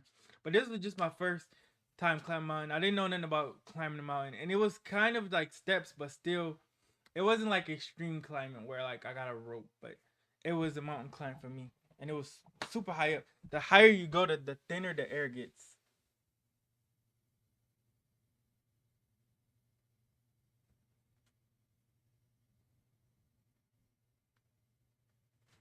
The air just gets thinner and thinner and thinner.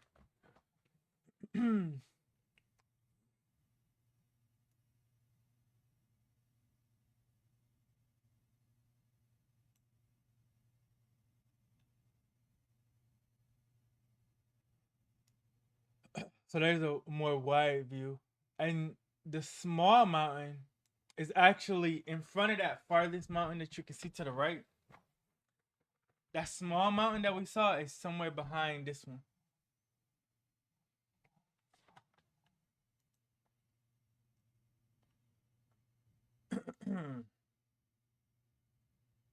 And then I kind of try to zoom in so you can see a little bit more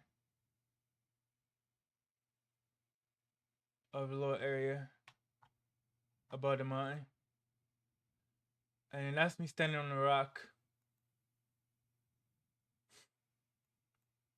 further back. Okay. Now let's go down. Yeah, right here was the moment where I almost had somewhere where I stepped in. A puddle. Okay.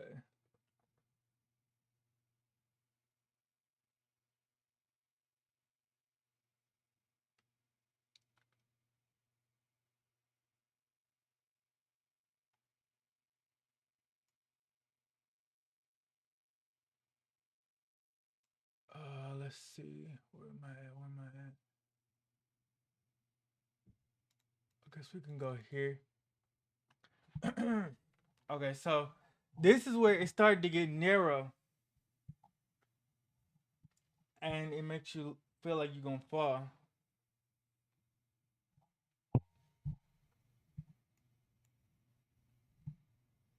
And then finally, we get towards the top, and you can really see how high you are.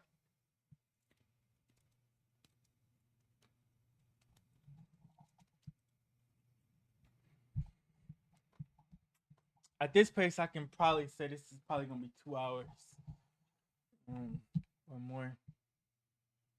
But yeah, so we're well above that previous level.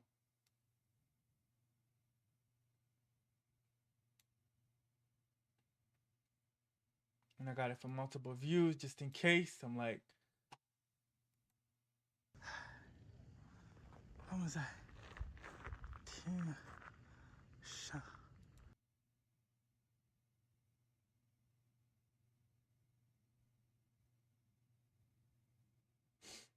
But yeah, we was basically at the top of this mountain. I was so tired. I was so out of breath. But I took a little clip just to say I got to the top of the mountain.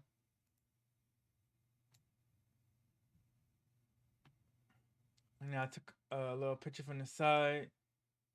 I was like, I'm taking as many pictures as I can because I didn't work to get up top this mountain. And then yeah, this nice little spot.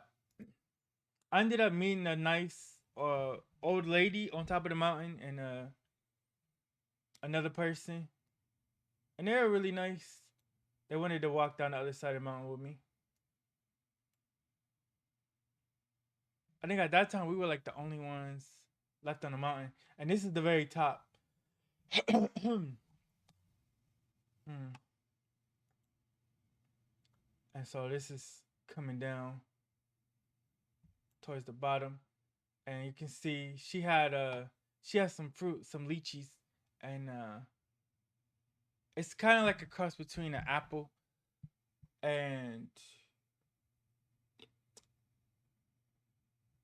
a pear or like a cherry or something like that. But she had that and she shared it with me. She's a nice old lady. Really, really nice old lady. I think she was like 60 years old. Okay, that was a blurry one. Call me. Smart. Okay, that I guess that was yeah. Okay. That was just me walking. I guess I had my camera pointed the wrong way. But once you get to the bottom, you got like this courtyard and stuff like that. You can see the whole area from this map. This is me basically somewhere in this area, and then this is me looking at those white buildings that you saw towards the bottom. So I'm somewhere in the middle, somewhere here, where the mountain is. And then, but you can see it's a whole big area, a whole big area.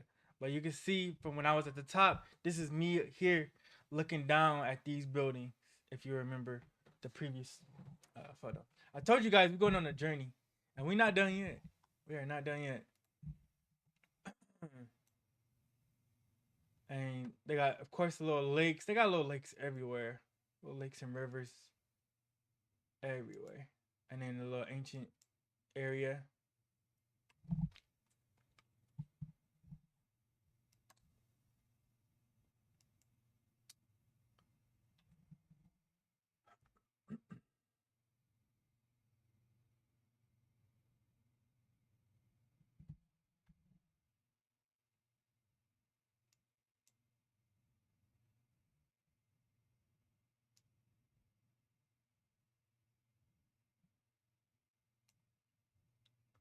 Okay. Okay, so this is another map of it. Camping Shan.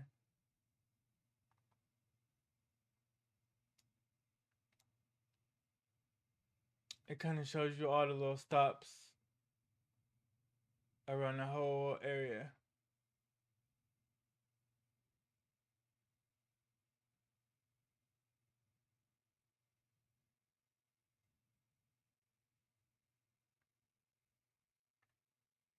So I guess on even the way I came, it's only one little tiny part of it. Even though I was climbing one of the main mountains, it's still a much larger complex. Jiangsu Tianping Hill Forest Trail. Yeah.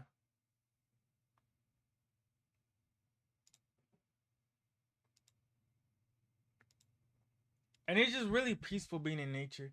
And then I saw this. This was something small but interesting. So this is one of those like old school Chinese brooms, where it's just a bamboo stick and straw tied together to make a broom, and it works.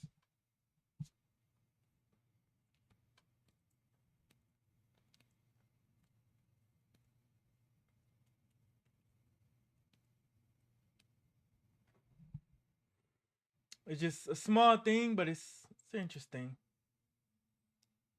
And see, this is what I was talking about. How it rained the previous day, and it was really sunken. The ground, like if you stepped in it, you were going down a little bit, like a few centimeters.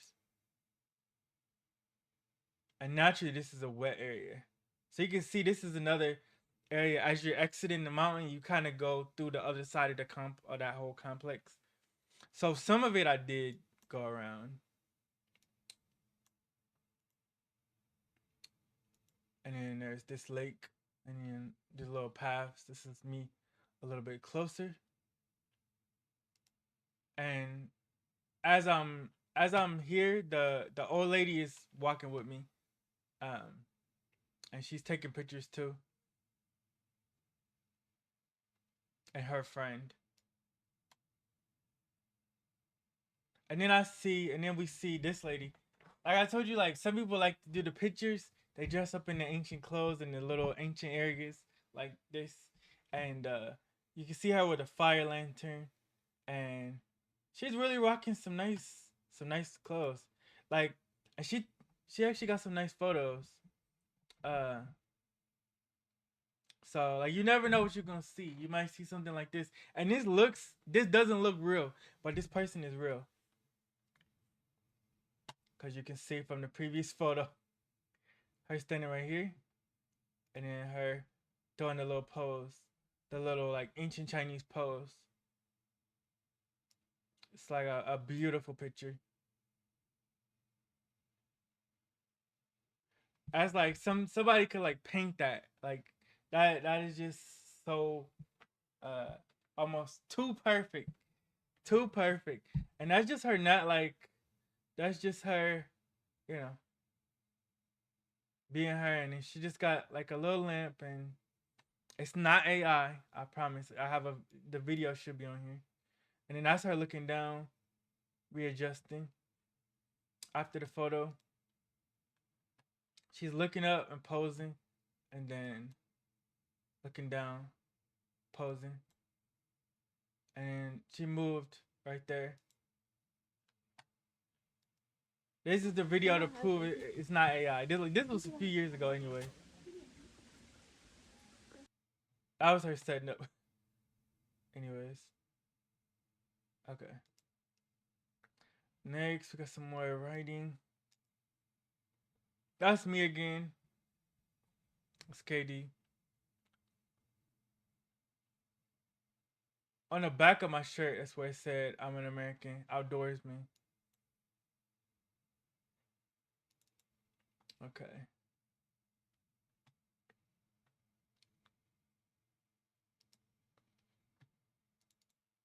Okay, we almost to the hot pot.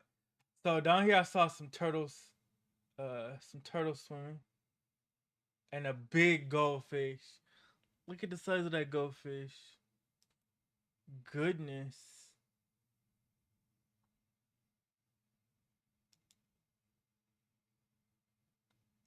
And then of course they gotta enter. You know they always have an enter some kind of temple like temple little ancient area. Like I said, so that lady from earlier just was posing in the ancient clothes to do the little style photos. And here, see, like this is one of the pictures. Like you can see the ancient pose. Like that's what she was doing. Like that was like the style back then. Like put those clothes on and like pose and like these. That was like the like style back then. This is a little room that one of those uh ladies would have been in. And then this is at the end when you exiting. See this little gateway. And then you got this art, some kind of lions or dragon, demons like dragons, yeah. So like baby looks like baby dragons, like climbing around on a little sigil.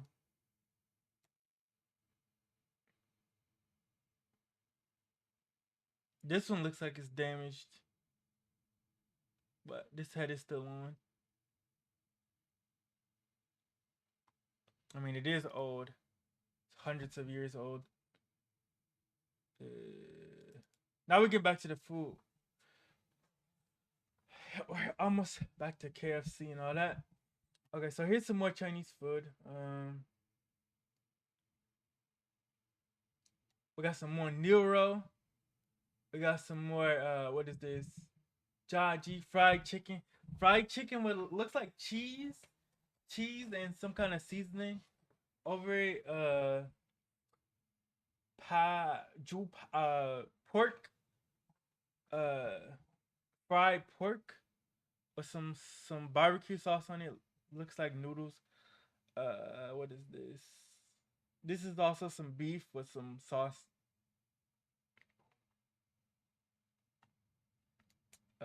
What is this? Looks like beef. This is chicken. No, what is this? Yeah, this is fried chicken with some cheese, melted cheese on it, and then you got some other stuff over here. Uh, beef. So beef and chicken stuff.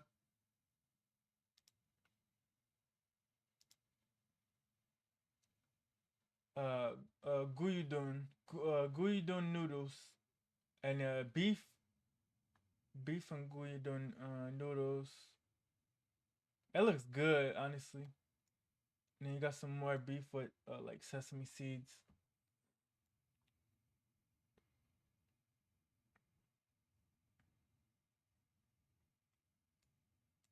Japanese curry. Rusher jolly. So some Japanese food right there. You know what? This might be a Japanese restaurant in China. Pork dun and unagi. Yeah, yeah. So this is a Japanese restaurant. Okay.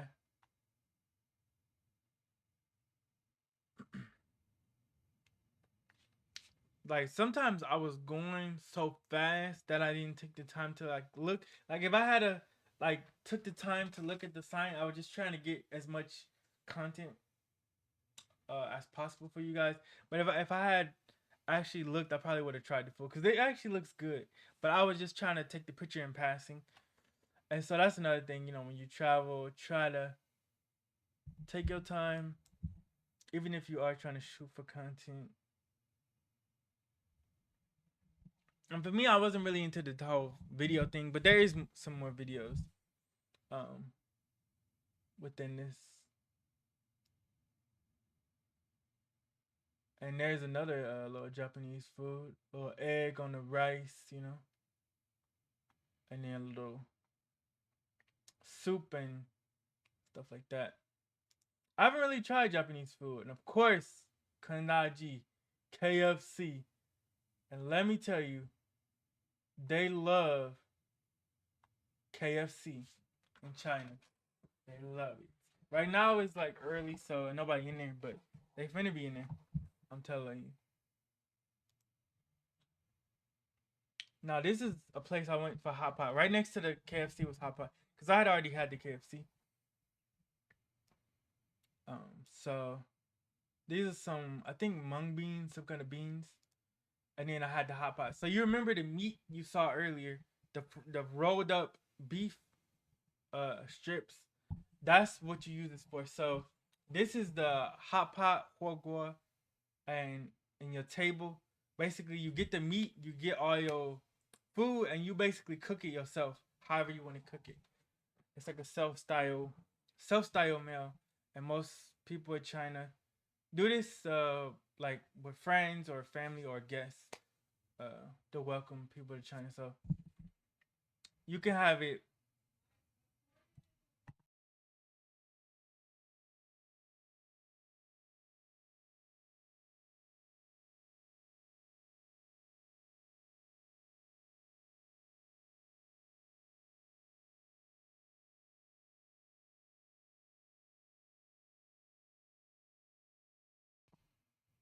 Okay, so basically you can have no spicy. Like if you can't take spice, you get this one. It's got corn and carrots and celery. It's not spicy. This one right here is spicy. It's got the spicy fat and the peppercorns and all that in it. And this is like way a lot. This is like the lowest level of spicy. Then they have zhongla, and you guys are gonna see zhongla in a bit. And it was a mistake getting a medium spicy with the peppercorns and everything in it. Whew. We'll get to that. Uh, but anyways, you can see the lettuce just like I had. Um, yeah, on that other thing. And you see right here the strips of meat, just like you saw before on that little poster. They give it to you just like this, and then basically you just sometimes they give you a little fruit. And I liked a lot of beef, and because it's thin strips, so basically you just take your chopsticks, dip it in the boiling pot, and you cook it. You cook it yourself and then you eat it with the lettuce. I love lettuce too. So it's beef and lamb.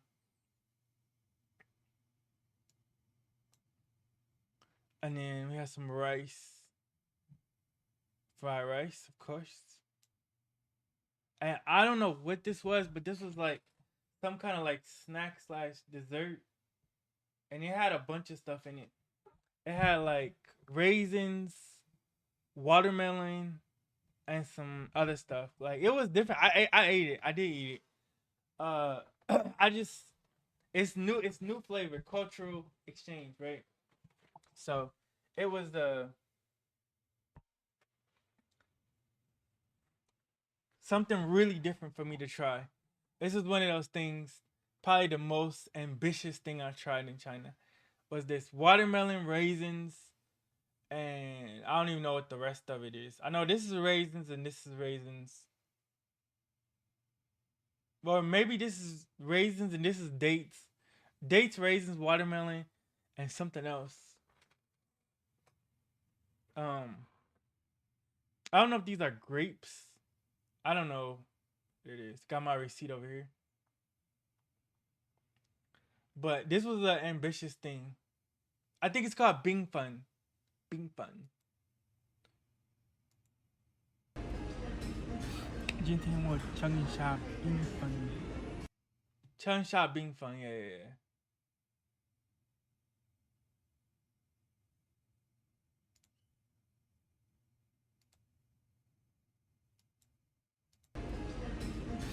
今天我教你一下冰粉 yeah, 枪下冰粉 okay. And then that's the meat after it's cooked. You can still cook it a little bit more if you want to, but I think that's the lamb, so it's not gonna be the same as the beef. The beef you can see is a different texture. And I just ate it with the lettuce. And then you basically pour some kind of sauce into the bing fun. Yeah. So it's like jelly it's like jello at the bottom too. In some places you can make your own bing fun, but in that restaurant they made one for you. And then this was like the other little spot. This was at night, so I was just walking at night. I think this was after the mountain, cause I just walked to the closest place to get some food, cause I was hungry after climbing that mountain. This was a blurry picture. Yeah. So this was that. Oh, okay, yeah. So now this is me walking back to that little spot where I was staying at. But yeah, they have actually uh Mexican restaurant, Familia. So I never did get a chance to eat there. Cause I was just trying to go all over everywhere. But I wish I had just to see it.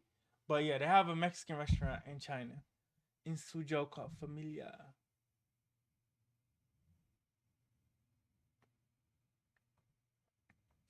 And I bet you guys didn't think they would have that. I didn't. That was a surprise to me.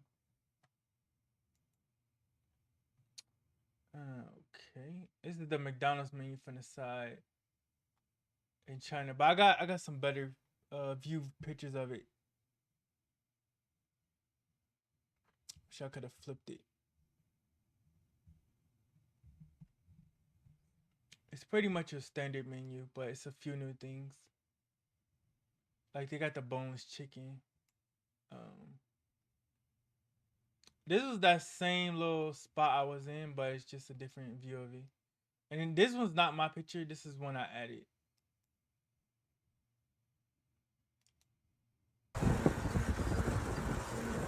And then there's some people like that go on bikes, and then you can sit like in the back of a carriage, and they like move you around. So they're like pedaling the bike, and I'm riding along.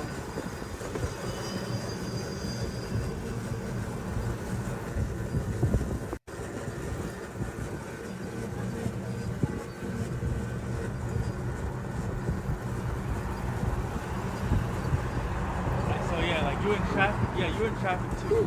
So this one, I ain't gonna lie, it made me nervous, but They know what they're doing, and you ain't gonna get hit. But you can have like some of these tuk-tuk things and cars in the road, people walking in the road. Like it could get kind of chaotic. Like that guy beeped at us. We had to stop. Like I'm nervous at this point. I'm like, uh-oh, was it a mistake getting on this thing? But no, it wasn't. I got to my destination safe, obviously. Uh, Nice little sign right there. Blue, my favorite color.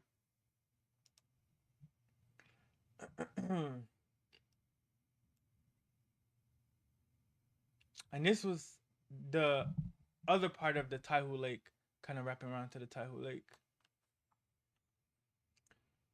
Nice little foyer right here. Oh, nice little map of the Taihu Lake, just like I was showing y'all.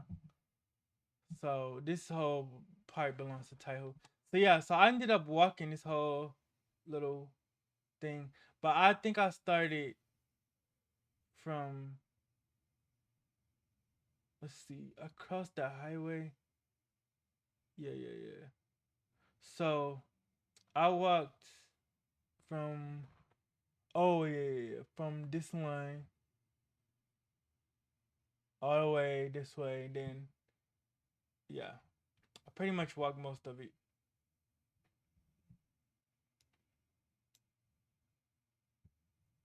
Got a nice little art picture right here.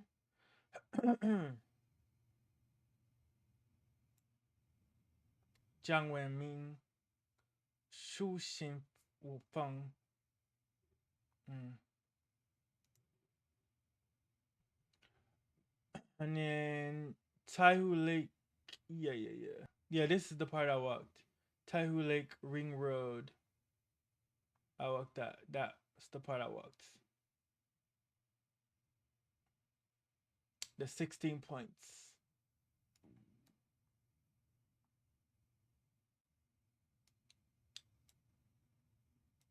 Lakeside wetland. Panorama of Suzhou. Taihu Lakeside wetland. Water depth danger. No swimming. No kidding. Let's see. Yeah, this big old rock. Big boulder. This is not a rock. It's a boulder. Yeah, the big boulder right here. Windmill wall. Trestle bridge. Singing from the fish boat. The 8 immortals crossing the sea. And then look at this view. You have some tall like stuff coming out of the lake as well. But you got some nice views walking this bridge. And so the walk was so long. This was only the beginning of it. Till I got to the other side. It was supposed to be an hour and 30 minutes, but the walk was so long it took over than that. So I stayed in there a little bit longer, and I was like, "Where did everybody go?" Okay.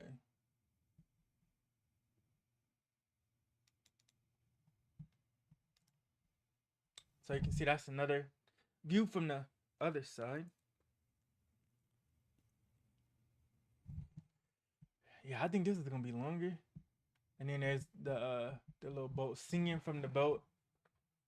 They didn't have the singing there, but I think probably sometimes they have the singing, or some people can sing. You could just probably somebody can get to the boat and sing. I don't know.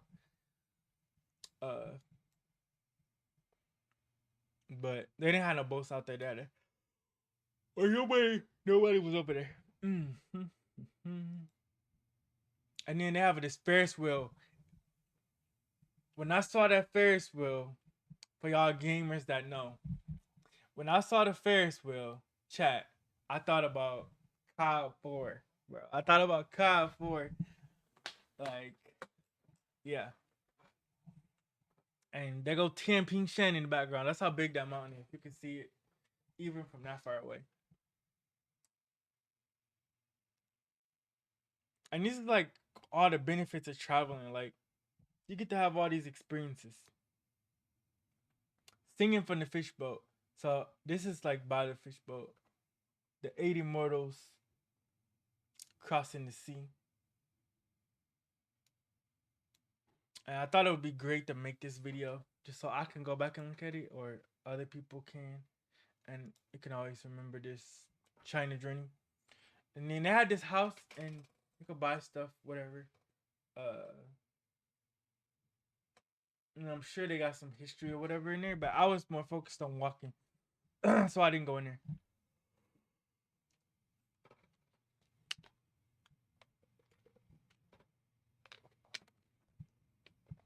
I just need some water from all this talking.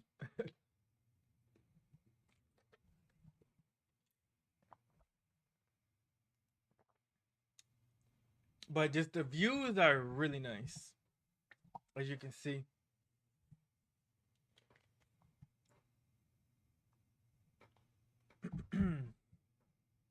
This is just like really, really awesome. We're gonna get back to gaming. I think I'm gonna get back on Call of Duty after I finish this. I still got a lot to go, and then play some Where the Winds Meet and some Wuchang Fallen Feathers, and maybe some Mass Effect Andromeda. You got another view right here. Like I said, this boardwalk is long, and it's a part where there really isn't like this kind of like this is towards the beginning to the middle part of it, but it gets even more like there we go. Also, if you guys are into sci-fi books, you can get my book, The Eternal Battles Above and Below, by scanning the QR code. The first QR code is book 1, The Eternal Battles Above and Below. The second QR code is the second book, Eternal Battles Fallen Stars. The first 2 books in my sci-fi universe. And we're also going to talk about my next book that's coming out, The Withering Road. But let's finish the China content. Awesome, really nice views. And make sure if you're watching this video, share this video so people can see it. Give me a thumbs up. It's gonna help the algorithm. Put a comment under if you got any questions about China for me, or you have any thoughts. Just put it in the comments. I will reply to you. And share it on your social media, so people can see this one. Okay, finally, once you get out, you can kind of see this little area. And this is like maybe halfway through, and you could actually walk from the thing, and then the road is right there, but I just kept going back the other way. Another one of those temple architecture.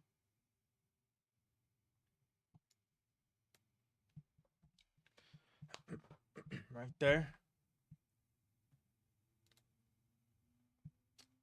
Some nice little plants they have. I gotta slow this down.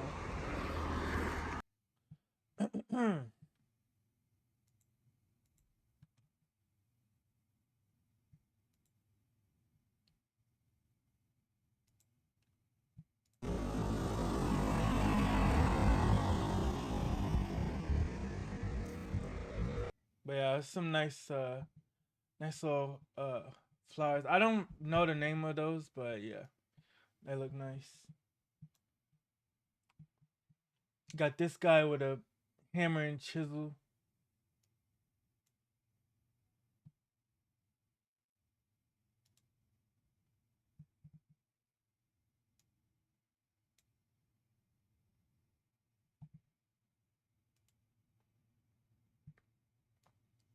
Got another little statue.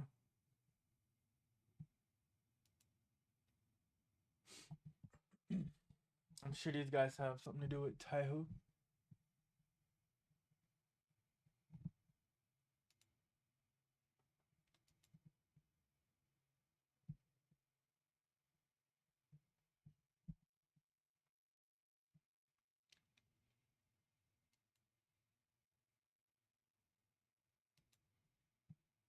Okay, so let's see where we are.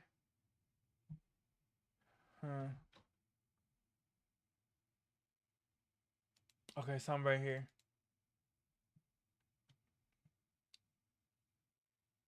So you got a nice little, like down the way, you got a nice little, I think it's like a little coffee spot or a drink spot. You can go to.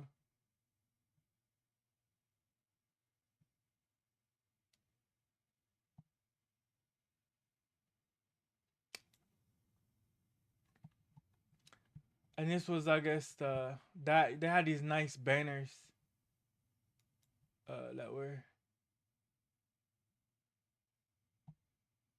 there, and it had all this text on it.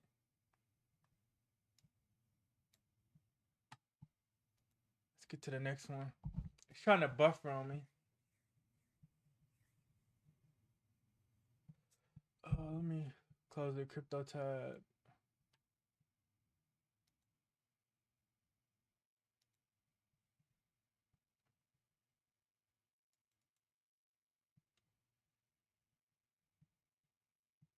Google trying to buffer on me.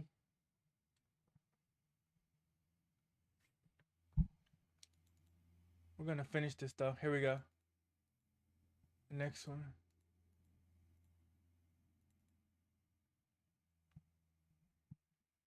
So you can see the banners kind of went all the way through this little area. And there's some really nice banners.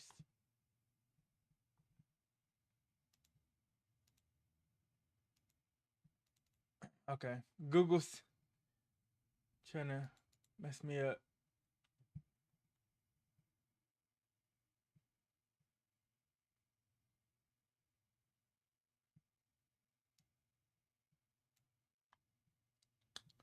I thought those banners were cool. Okay, this is me getting towards the end of the lake. Actually. And I did end up walking all the way back too.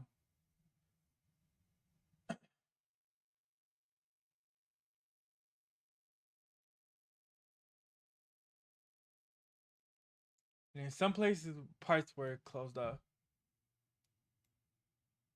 And it had this big old thing. This thing reminded me of like the Ghost of Tsushima, how they had a big circle where you fight and then they put the leaves on the ground. That's what this reminds me of.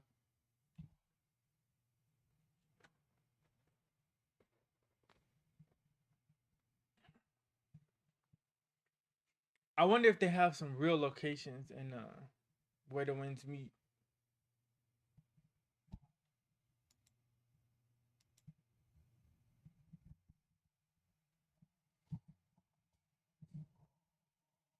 I would also like to see after playing, especially after playing Ghost of Yote, I would like to see Mount Yote in person.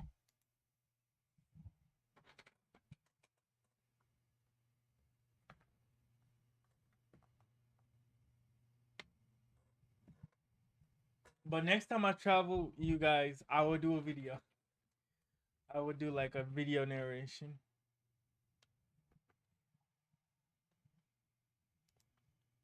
But this was like a personal trip. Okay. And you can see like this lake is big. It's a lot of pictures. But this is towards the end of it. It wasn't too many people on this day. It was just a weekday.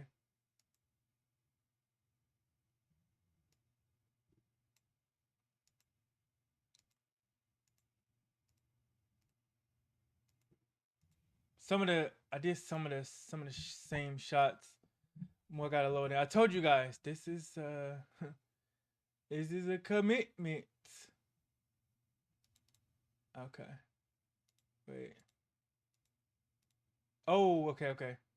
So this is where the river lets out towards Tianpingshan. So it lets out towards Tianpingshan.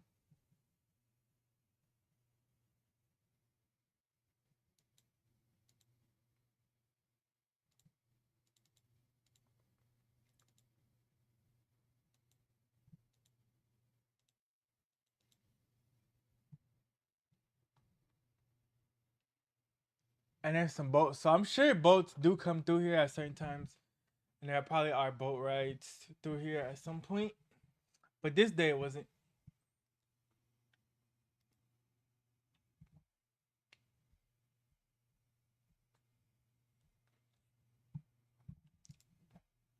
All right, so let's see.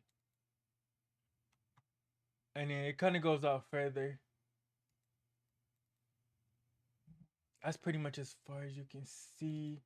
And then this is where it really goes out. You can see that's where it really filters out. That's like as far as the eye can see, as far as the river goes. And then this is the end dock. This is the end of it. I don't know why it doesn't want to.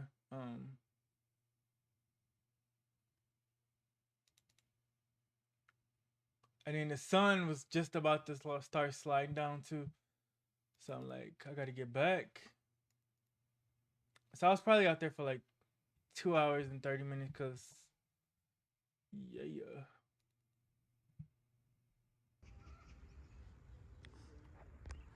And this was just kind of a pan around.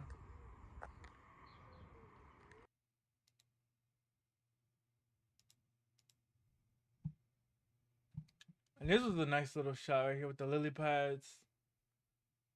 All I needed was a frog. Then I had no frogs over here. I'm sure it's a frog somewhere in the water. Probably going for a swim.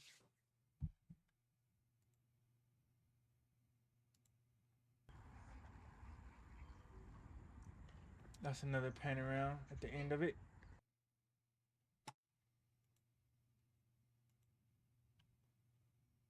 Okay.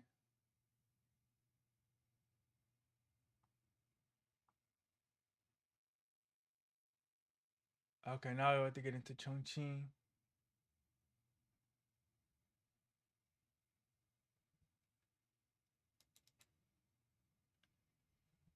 Okay, so this was really good.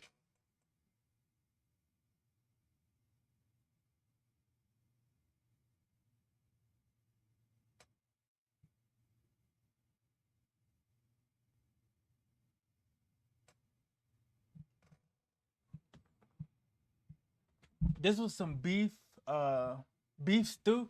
And I mean this beef was really good. It was flavorful. It had onions, peppers, and this rice was awesome. And of course I used some of the flavor on the juice on the steak to put on the rice. And this was a really good meal in the mall.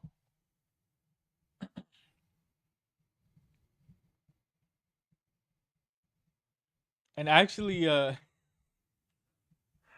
oh man, I'm thinking.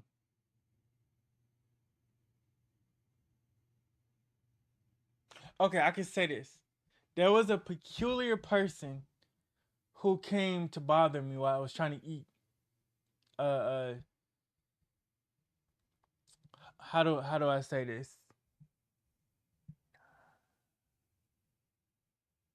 I couldn't tell exactly who they might be. I'll say that. But yeah, and that was strange. But other than that, the food was good. Other than the person trying to bother me, but most of my experiences in China was positive, and I was like, whoa, that was weird. But McDonald's right here, and Starbucks. So they got lots of McDonald's. So if you not a fan of the Eastern food, you could always go to McDonald's, Burger King, KFC, Pizza Hut, and Subway. So don't let the food scare you, if it might. So you always have like the bikes, the motorcycles, and stuff like that. Always, and see that's why I was riding earlier. So they pedal on the bike, and then uh but he just taking his break, night break, probably done for the day.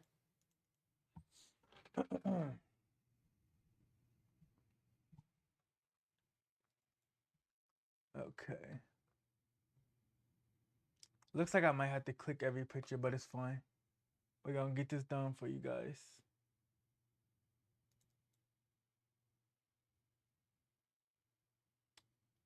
And And this is the ancient town of Guli.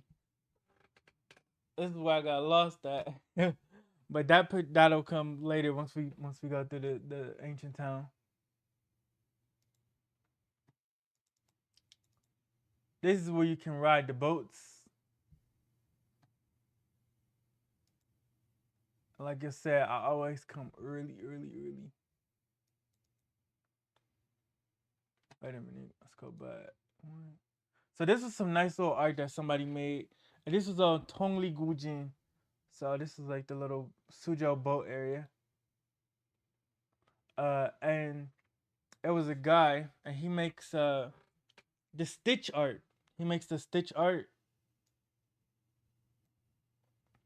And as you can see, he said it takes 10 days to make one of these. Can I find one? Oh, right there. So he's made a bunch of them, and he sells them to the people that visit. But yeah, it takes 10 days for him to stitch each piece of art. So it's art, but it's stitch art. I call it stitch art. It probably has a proper name, but because I call it stitch art. So it's this right here takes a lot of work. He said every one that you make takes about 10 days to finish. So this is something that's really cool.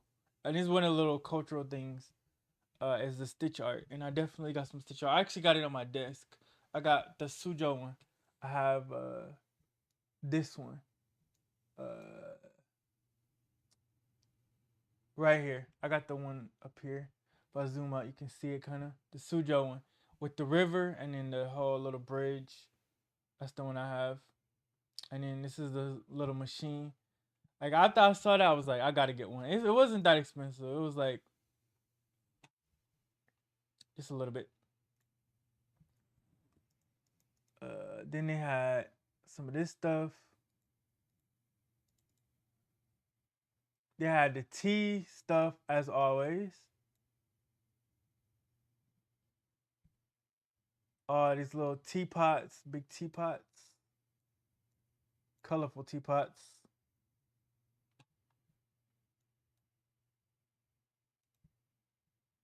And then this is like the side of the river. People can eat and stuff like that. And then I found an orange store. And I wanted to ask her what every single one was. Uh,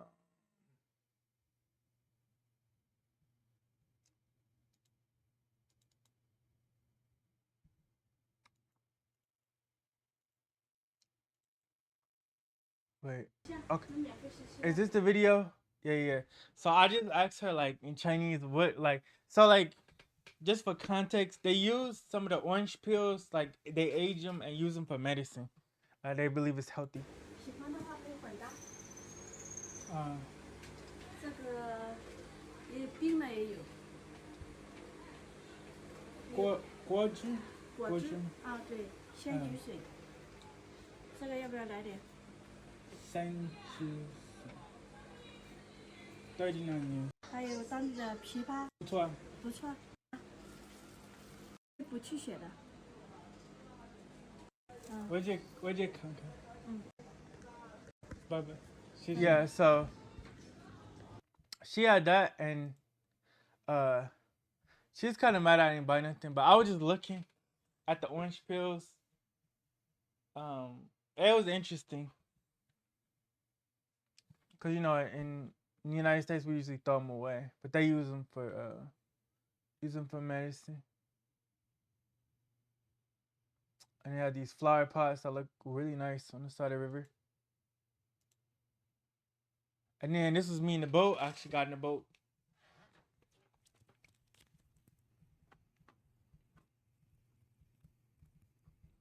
And actually went, on the river.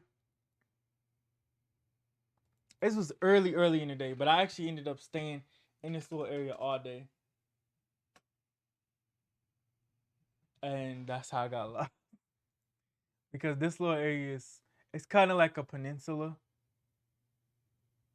Not a peninsula, but because of the river, it's kind of like It's a swamp area, kind of.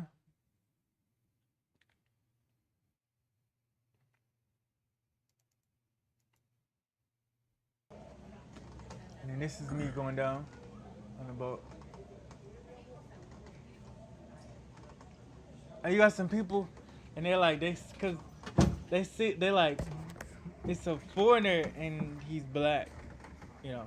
So I don't know why did I put my hand on the camera? I don't know why I put my hand on the camera. I didn't know what I was. I'm not a professional photographer at all. But let's see.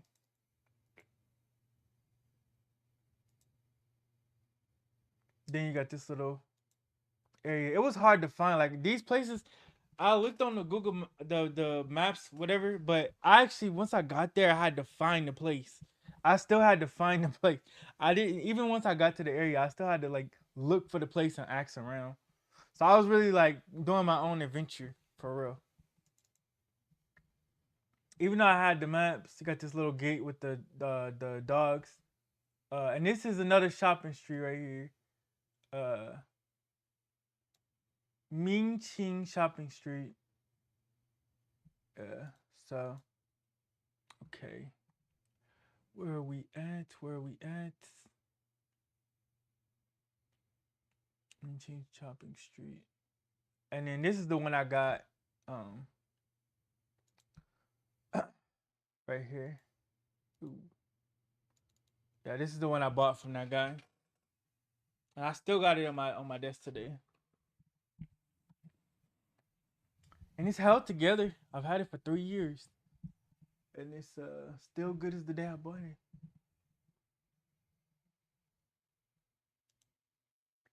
It's definitely high quality. This is a mung bean cake. I ate these. These were actually good. It was a big store with a bunch of like different mung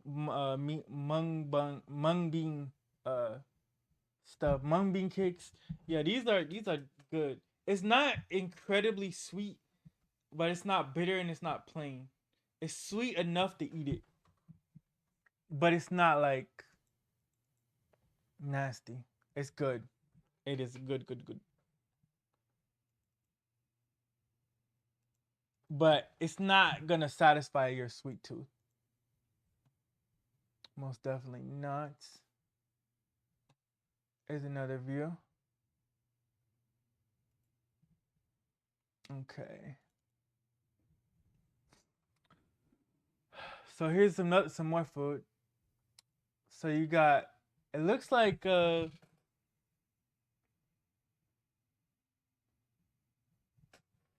really don't know. I know this is beef. And some broccoli, some corn, some carrots, something else. Some interesting food.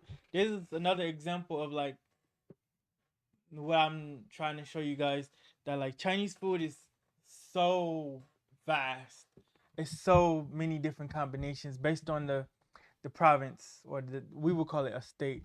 So state to state in China's food is different. I went in a bookstore and look what I found. Ghost of Tsushima art. The art book for Ghost of Tsushima.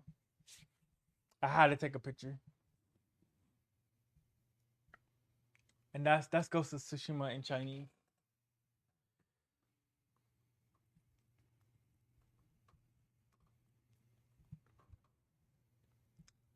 And it was so cool seeing that too. And not only that, I saw Cyberpunk 2077 art book.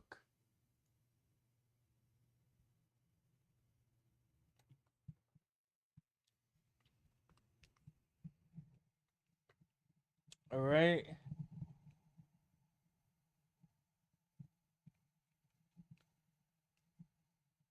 And apparently it's a Netflix series. Maybe it's just in China. I never seen it. If it's a show, I want to see that show. I never played Cyberpunk on the channel, but I did play Cyberpunk before I was streaming. And then we had a Kobe uh book, R.I.P. Kobe.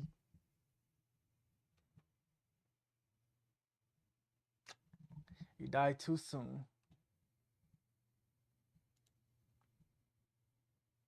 That was the only basketball player I liked besides Jordan, of course.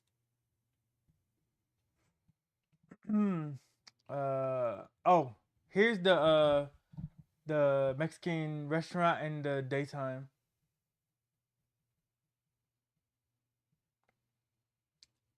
So yeah, I didn't get to eat there. I wish I had, or at least went in to see how it was. But I walked past it every day and just didn't go in it. But I was shocked that they had it in there. But they have different things. So um,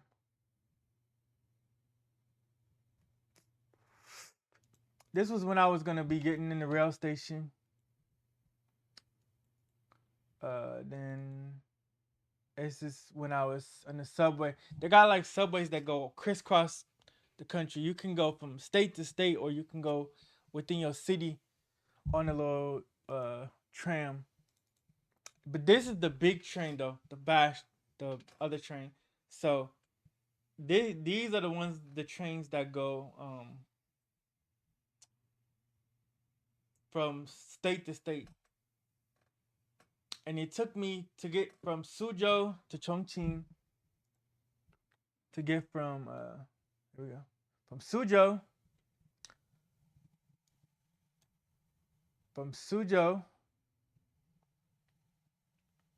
to Chongqing. But let's see. From Suzhou. Oh, it's gonna zoom in. From Suzhou, right here. From Suzhou to Chongqing, it took about 11 hours on that train. 11 hours. That was the longest train ride of my life. And I saw some amazing and this train station was full. It was packed out. It was packed out like a sports game. This train station, I don't have a picture of it inside because I was just trying to make sure I was on time and didn't get lost, but it was packed. Packed. Just Chongqing Bay Jan. Chongqing, of course, that's the city. And then Beijian is the Jian is station. Like Gongjian's bus station, Huochejian Airport, Feijichang, taxi, Chuzuchang, or Chuzujian. Chuzujian, yeah. Okay. So once I got to Chongqing, I took a picture.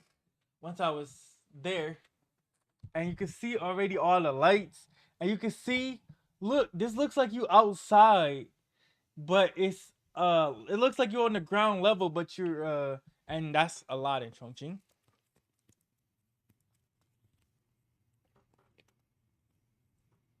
It looks like you're on the ground level, but you're like so many levels up.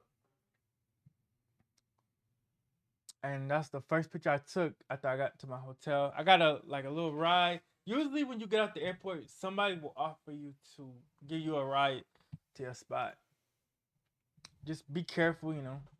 As your most dangerous time is when you in the hotel. You just gotta know who to go with and who not to go with, because everybody gonna wanna, you know, take you to your spot. And then this is me on Google. So that's my phone, and yeah,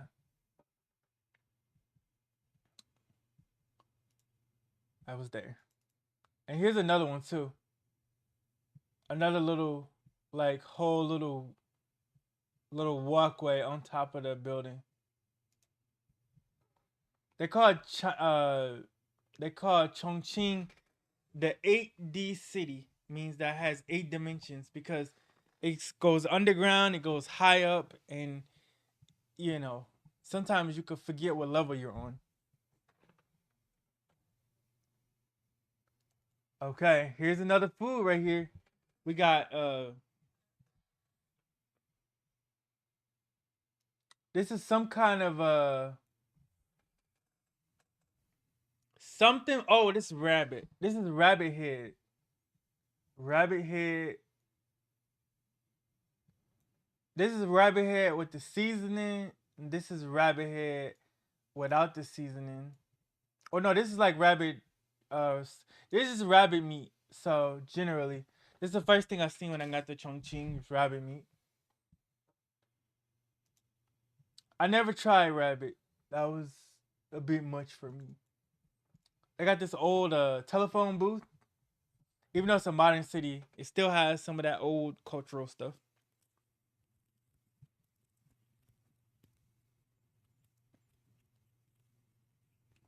So yeah.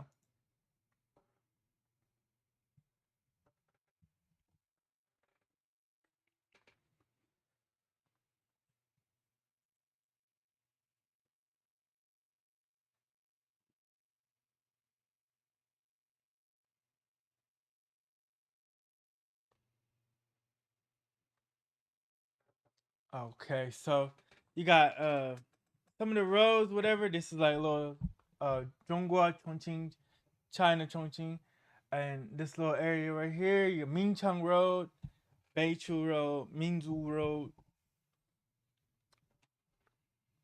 North Road, People Road.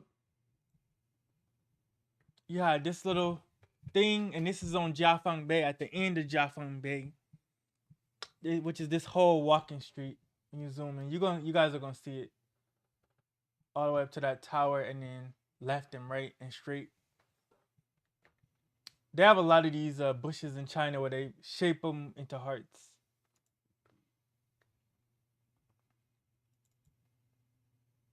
And then this is the middle of Jiafang Bay. I mean, they got like McDonald's. I ate at that McDonald's. You guys are gonna see it. They got Gucci. They got all the brands, Chinese brands and foreign brands.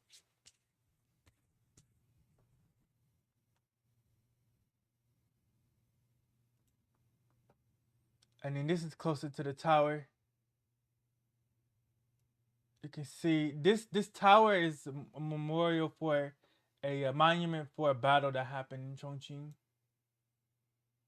Historical battle. Another little sign.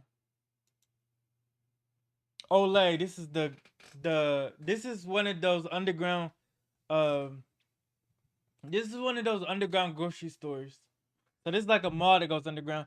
And that first mall I showed you like probably 2 hours ago, that also had like a grocery store that go down there. So at Olay, that's where I got the Oreos and the toothpaste um and stuff. Okay.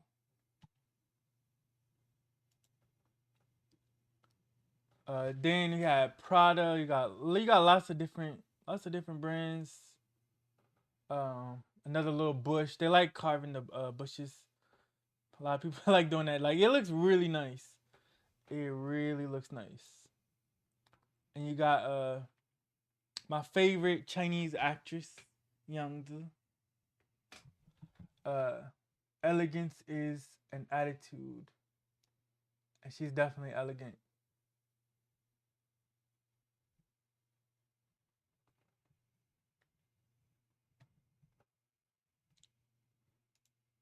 I've seen a few of her TV shows.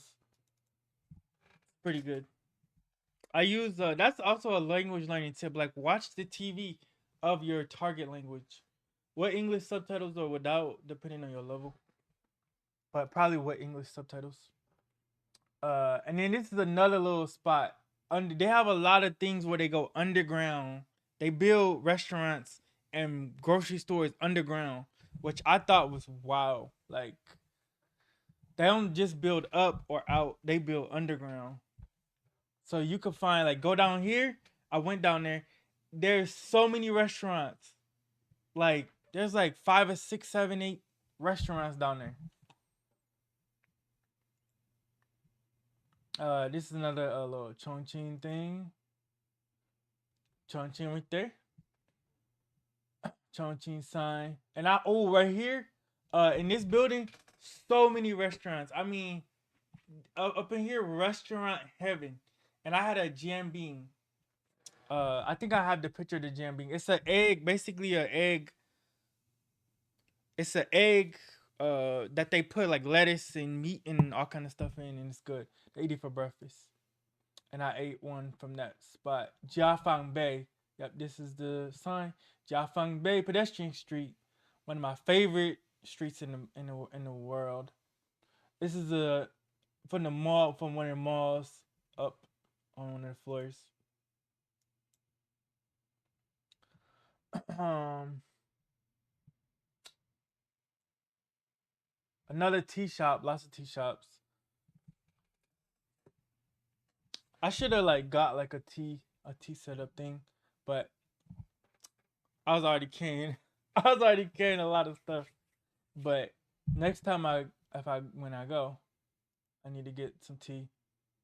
Okay, so this is also I not only did I fall in love with coffee in China, I fell in love with tea.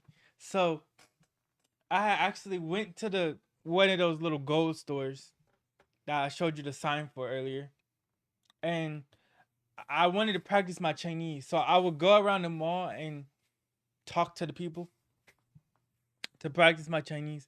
And so one of the ladies there had gave me some jasmine tea, and then so I drank. I was like, this is kind of good.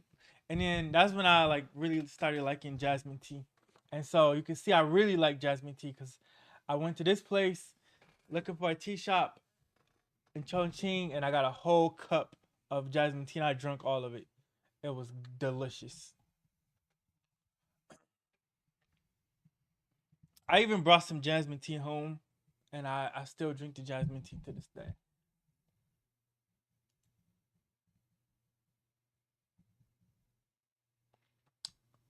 Jasmine tea is where it's at. You can see a little wedding photo right there. And fun fact, they wear red obviously for weddings in China. But some people do the Western thing with the white dress, so they might do both.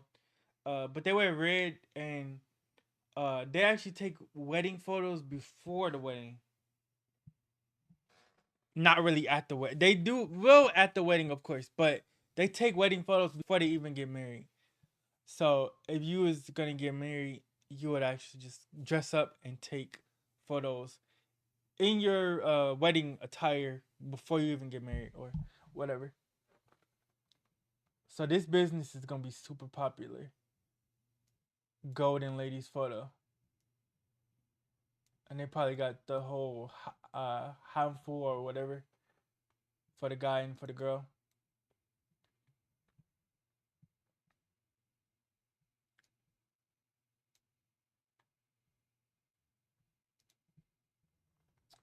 Got a little a little anime thing right there.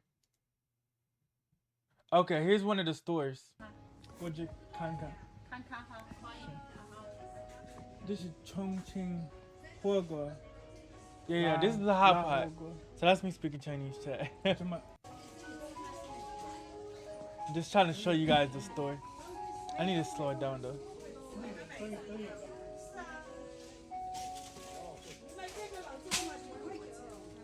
Yeah, and everybody's saying I'm a foreigner. Cause like there's not like a lot of black people there, so it's a shocking thing when they see a black person. Cause like from what I knew, I mean it might be some more black people in university, maybe some Africans, but out and about, like walking the city on a daily basis, it might be five black folks in a city in one city. Like at least like on a daily basis, it might be you on a good day in the whole city you might have five black folks. Even if some people live there, I'm talking about like walking the street, like going about their day. You may have I seen about in Suzhou I seen five black people, including myself. So four, including myself, at that time. So but it's an even rare thing to see somebody in Chongqing that's black. So you're gonna hear like white girl and white girl, and you don't have to be black. You could be a Caucasian too, and it's a white girl, but just anybody that's not Chinese. And then so just like you saw before, where you have the meat and the thing, you could also have pre-made hot pot and make it at home instead of going to the restaurant. So this is where you get your pre-made hot pot stuff, so you could go make it at home.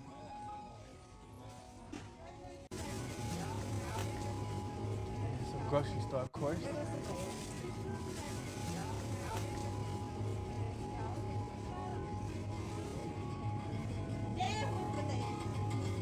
They got fruits, all kind of fruits. It's a grocery store in general. Dragon fruits,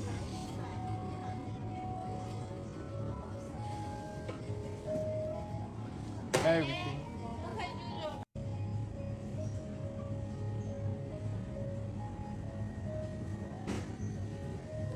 So I guess I did make a little bit of videos for y'all. Some watermelon, Chinese watermelon. I just wanted to show y'all like how the grocery store is. So I'm like walking through so you can see the Chinese grocery store from my point of view.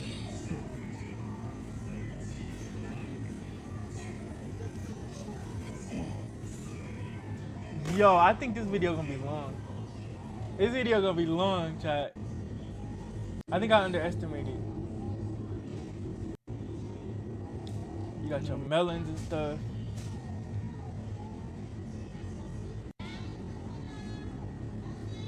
Bean sprouts, zucchinis, everything. Oh, steaks. You got your steaks. They got American steak. That's American steak. Uh, chicken, frozen chicken.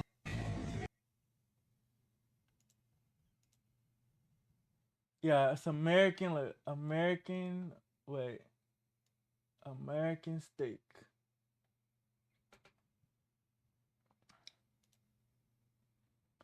And this cow baked chicken, like a rotisserie chicken, you know. And then this is the beef roll. This is the same hot pot meat that they give you in the restaurant. So you could go and do it at your own house if you had a pot, a boiling pot. You could get all the ingredients and make your own hot pot.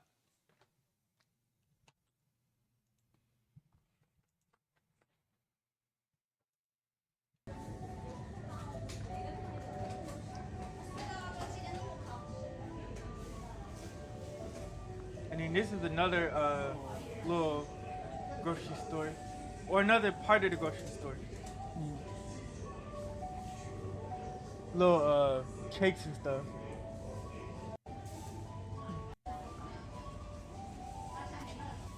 Onions, yangtong, broccoli, shilanhua,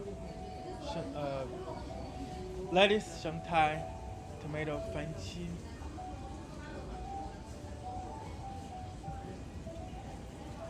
Lots of different stuff. Guac, the melon. And then they have live fish. So in China, they believe they do eat, frozen meat or just meat that's whatever. But some people like the fresh of the fresh. So some people have it butchered, like right there, live butchered. So this is meat that you eat live butchered fish or whatever. And then we get to the Lay's, the different flavor of Lay's in China, right? So they got the spicy braised beef flavor. They got the cucumber flavor Lay's. I already talked about the Texas brisket flavor Lay's or Texas barbecue flavor Lay's. And it's not the same as barbecue Lay's that you're thinking about. It tastes just like brisket. They got American classic Lay's, of course. And lime flavored Lay's. They have Mexican chicken tomato flavor Lay's. Mexican chicken tomato flavor Lay's. Spicy crawfish Lay's.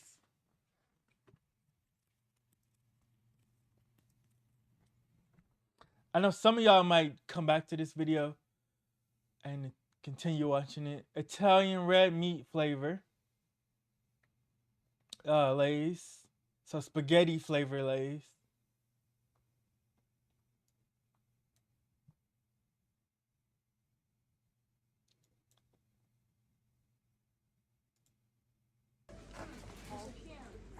And then this is some Chinese ramen.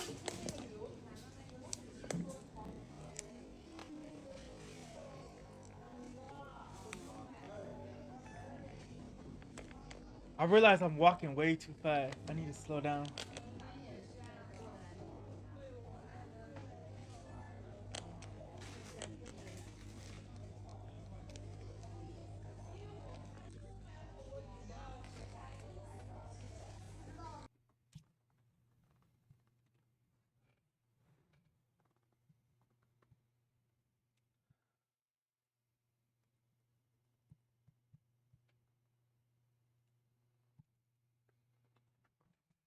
Alright guys, I'll be right back.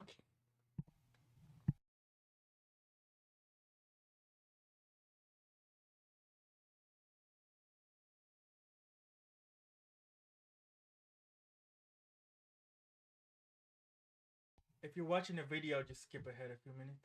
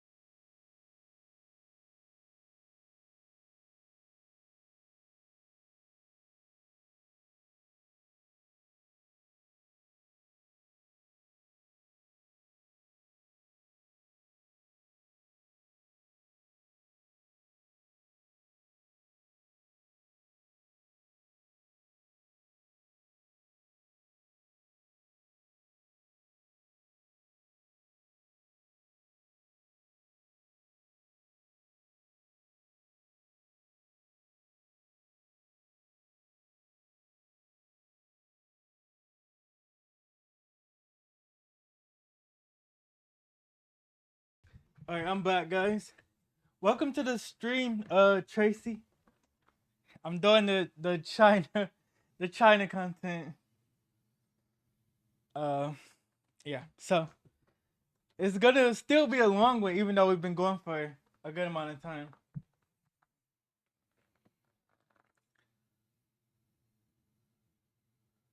Okay, so they have Mexican chicken tomato flavor Lay's. Okay, for some reason. Okay, they have crawfish flavor Lay's, Italian red meat flavor.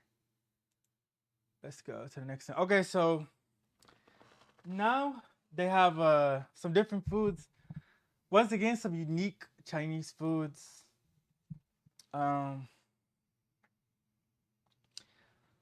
Fried, let's see, soup dal dishes. Okay, this is just like some vegetables, but this is fried mushrooms with black truffle vanilla, and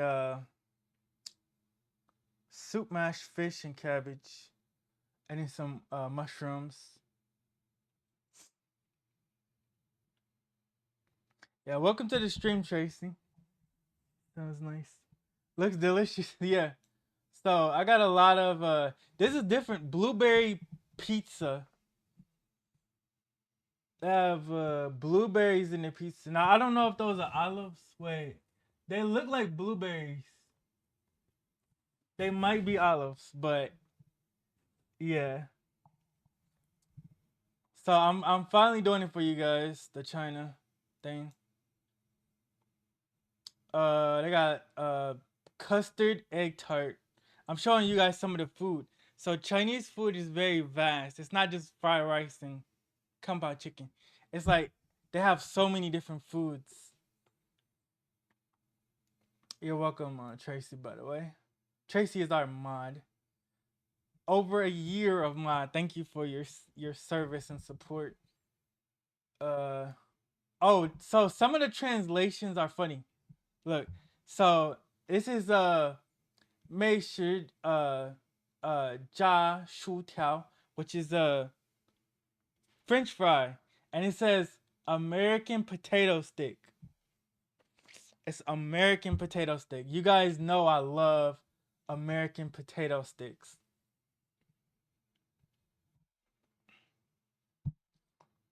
And custard. I'm not really a fan of custard. My girl's a fan of custard, but it's not my style. But I thought it was funny that it said American potato stick, as it says Mei Shi, which is American. Whenever you say May, it means beautiful, but it means America too. So America in Chinese is called the beautiful country. Meigua. Yeah, yeah. So Mei Shi, so the American uh Jia, which is fried, Shu Tiao fry. So American French fries.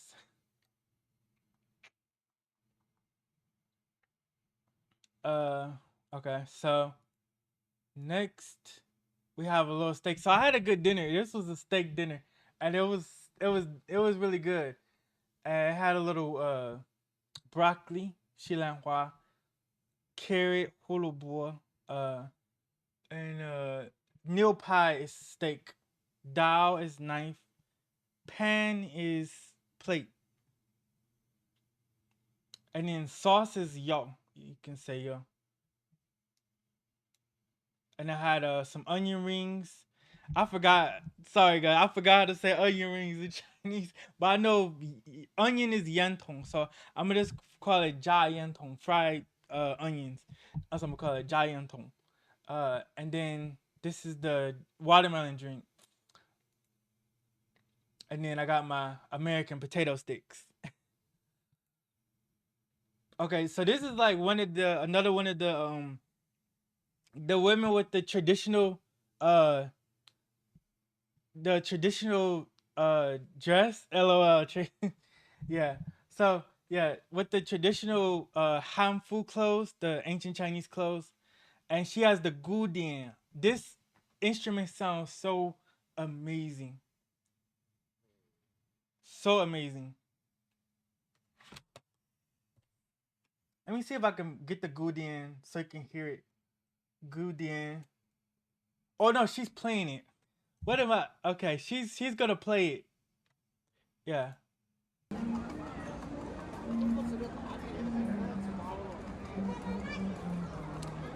You can't really hear it from. Yeah, you can't really hear it from there. But yeah, she's beautiful. Yeah. Um, but it sounds awesome. Gu Gudian.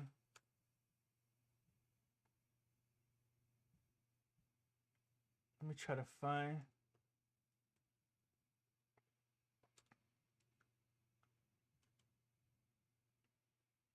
I want you guys to hear it.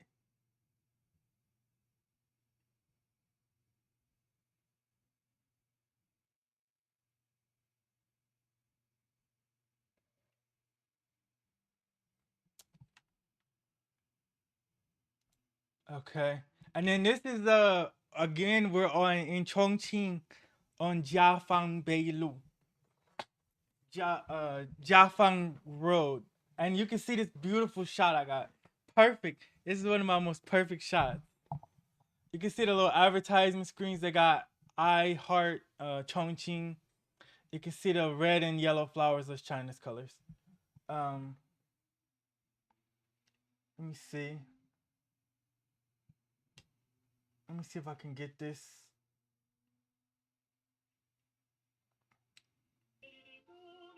Mm, Goo. That wasn't it. Good. instruments.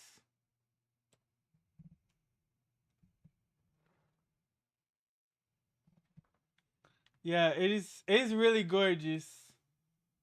The at the IMAX theater. Um, and like I said, I'll just keep saying it. I think everybody should travel somewhere once in their life.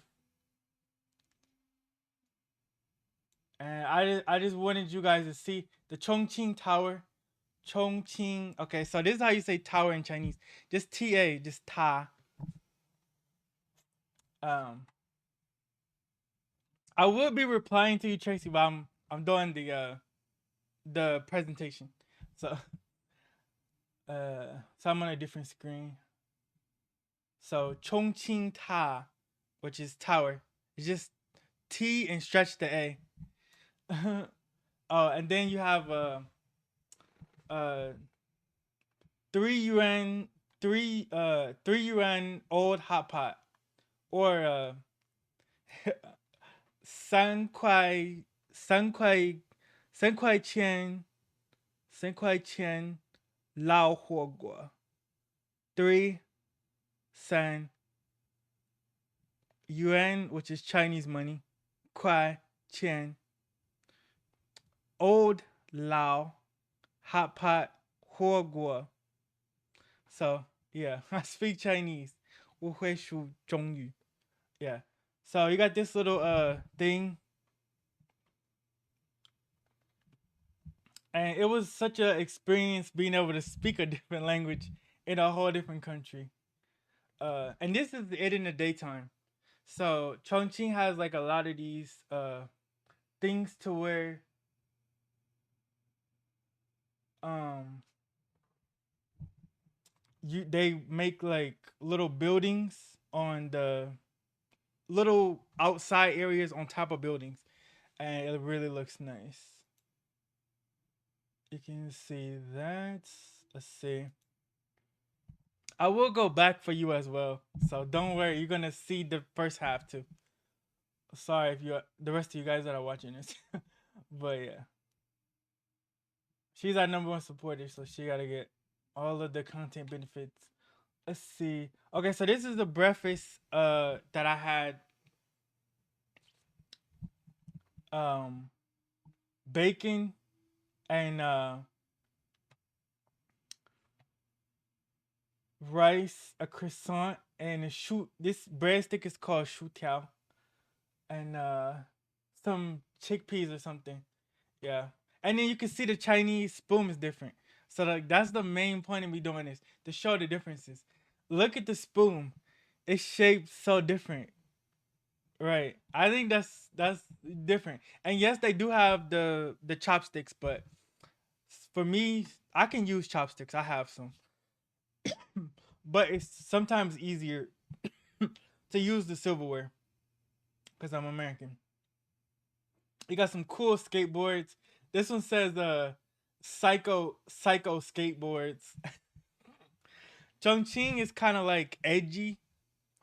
It's like they kind of copy that American culture of being like edgy, like a cool skateboarder. Like maybe like some people are gothic. So Chongqing is like on that like want to be cool, like American vibe. So they got the like hipster kind of thing. It's like very hipster city. You can see like by the skateboards. So yeah. So this guy's one guy's me. So like I said, in one city you might find. I know there's a lot of foreign students, but it's not many black people. So they get very surprised when they see a black person. In my city, like I said before, it was 5 black people, including me, that I saw, and the other 4 I saw. I was one of the 5. So some people, as I'm going on my journey, are seeing a black person for the first time in their life, and I think these 2 guys were some of those. They probably what 60, 70 years old, and they may have never seen a black person in person, and I was the first black person they seen. So I wanted to take a picture.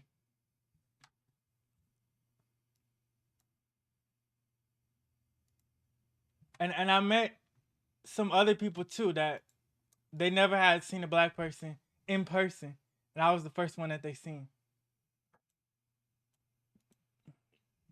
Um, yeah, that's why I say like when you go overseas, just be a good person. Don't be egregious. Follow the law. Be nice. Make friends. Represent your country wherever you're coming from. Well, don't do anything. Don't break no laws. Don't commit crimes. Like, don't antagonize people. Just be a good person and represent your country well and represent yourself well. And that's what I did. I represented black people well and I represented America very well.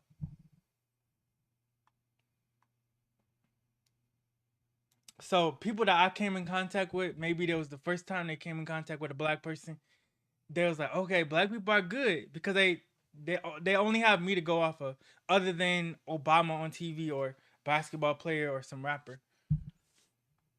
This is some nice little Chongqing art.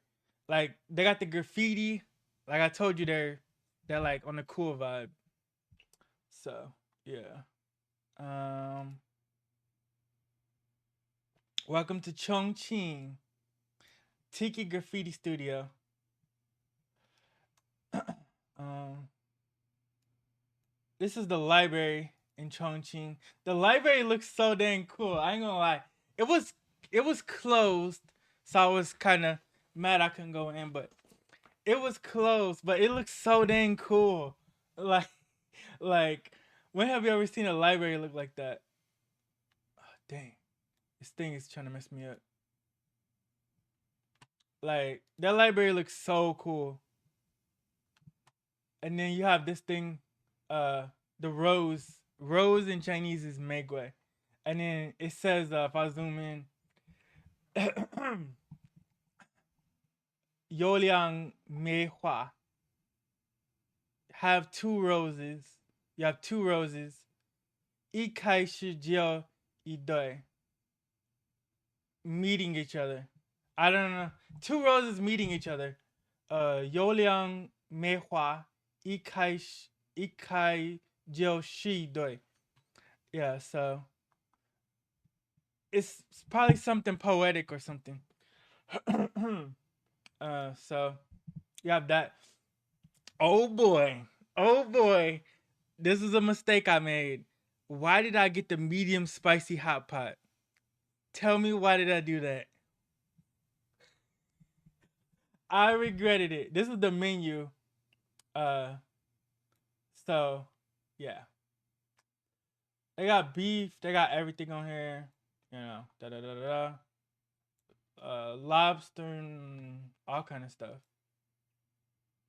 So this was supposed to this was supposed to save me, chat. This was supposed to be there for me when I needed it. The watermelon drink. It did not. It did not. And look, the drink even mocked me. It says, "Have a good day." Have a good day because it knows what you're about to experience when you have medium spicy hot pot. If any of you guys plan on going to China or anywhere where a hot pot is served, you want the non-spicy or like the lowest level of spice. Do not, unless you want to just have that crazy experience. Do not get uh the medium spicy, and definitely don't get the turbula, the extreme spicy. That will jack you up. That will mess you up. Your mouth will be burning for real. Let's get to the hot pot. Mocked again. Have a good day. Oh boy. So here we go. So I told you, like, we got the hot pot. You kind of make your own food. That's the medium hot pot. It's got chilies in it, peppercorns. It is hot as ever. I mean, hot as ever.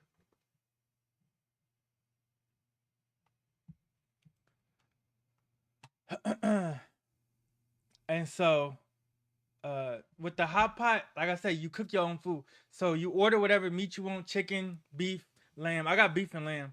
Uh Shrimp, lobster, whatever meat you want, whatever vegetables, and you cook it yourself at your table. You have a boiling hot pot on the table.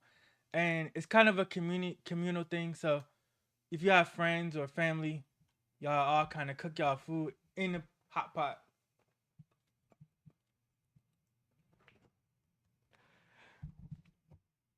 Um, yeah. Now, see, this is one mistake I would never forget, and I did get used to it because I ended up eating the medium spicy 3 times. And then I eventually got used to it. But let me tell you, it tasted good because the beef was good, the lamb was good, and I love lettuce. But it was delicious until that spice hit. And it's a delayed hit. So I'll show you a little pan of the table. My camera skills ain't the best, but it's a little pan of the table. Okay. Wait. Um Let me go back.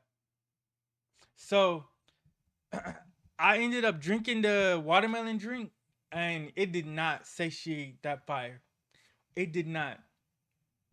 I ended up drinking 2 waters, the smoothie drink, a good amount of it, and a Coca Cola. And honestly, crazy enough, the Coca Cola actually helped somewhat. And my mouth was still burning the rest of the day.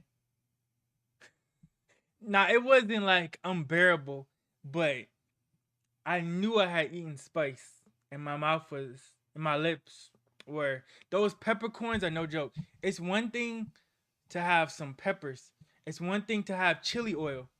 But when you have chili oil, peppers, and peppercorns, and hot peppers, that is why they call it medium spicy. You have to think of this like a video game, right? You have the easy recruit level, which I will show y'all later, which is the no spicy, and then the lowest level spicy. Then you have regular mode. This is regular mode, and it's already spicy. If you eat on veteran mode, then you're gonna need stomach medicine. Like like you're gonna need like to drink milk. I didn't know you're supposed to, but I'm lactose intolerant. So like, cause I ate hot pot with another friend and she had like some milk stuff there. Uh, so I didn't. That's why they had the drink. The watermelon drink was supposed to be like my milk, but yeah. But it was a good meal. It was a good meal, but it was just very spicy. Okay, so like I said, they have a lot of building underground, a lot of stores, supermarkets, restaurants underground. So they always put stuff underground. Um, and then this is the number one elevator. Okay, so I wish I had took a picture, but it was too many people in there. There's like 100 floors in this place, and it's like 6 or 7 elevators, or I don't know how many, but it's a lot of elevators. And so it goes from like floor 1 to floor 40, and floor 40 to floor 60 or 70, and floor 70 to floor like 100. And it's so many floors, so many stores. It is a crazy experience.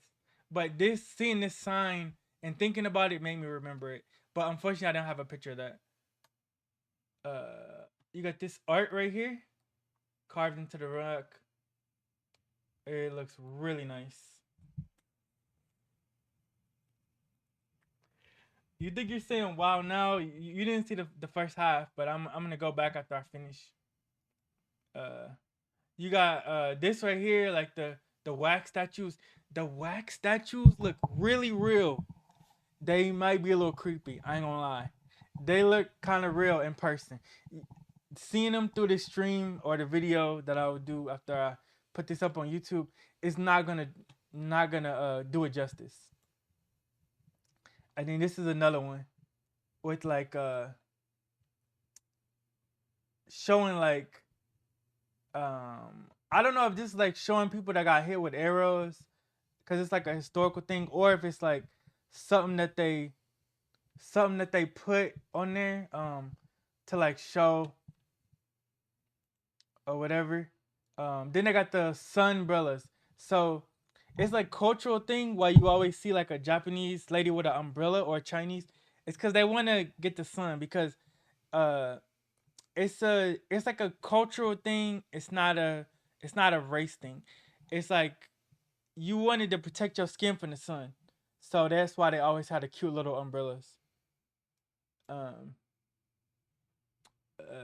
this one is a Chongqing Shibai traditional blocks. Okay, so I got a better. Okay, so this is a hot pot outside. So this is like what you almost might call a wet market, but this is not a wet market. This is a store, but it's kind of outside. So okay, so you got all kind of stuff. You got what looks to be frog right here. You got squid, different kinds of beef and chicken and lamb probably. Shrimps right here. So yeah, the umbrellas are cute. Yeah. Um, you got fish like whole fishes, marshmallows, habaneros.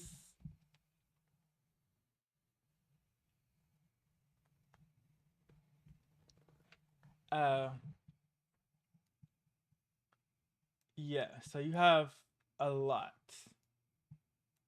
of different condiments. So this is will be everything you put on your hot pot, but you could also get it in the store. And like I said, make your own hot pot.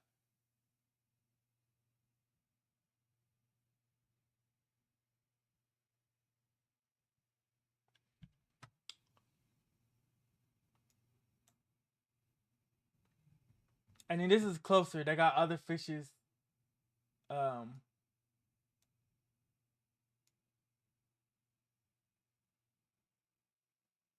and more like shrimp and stuff like that.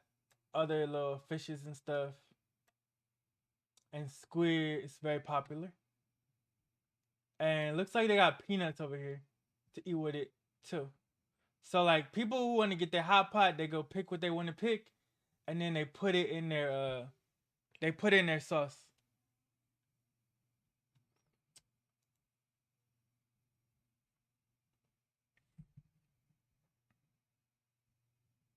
And then back to Jiafeng Bay, Jiafeng Bay Lu. They got all the popular brands. They got Mac, and it's Chinese brands and also Western brands. So they got Mac makeup store for the ladies. I know y'all be up in Mac all the time.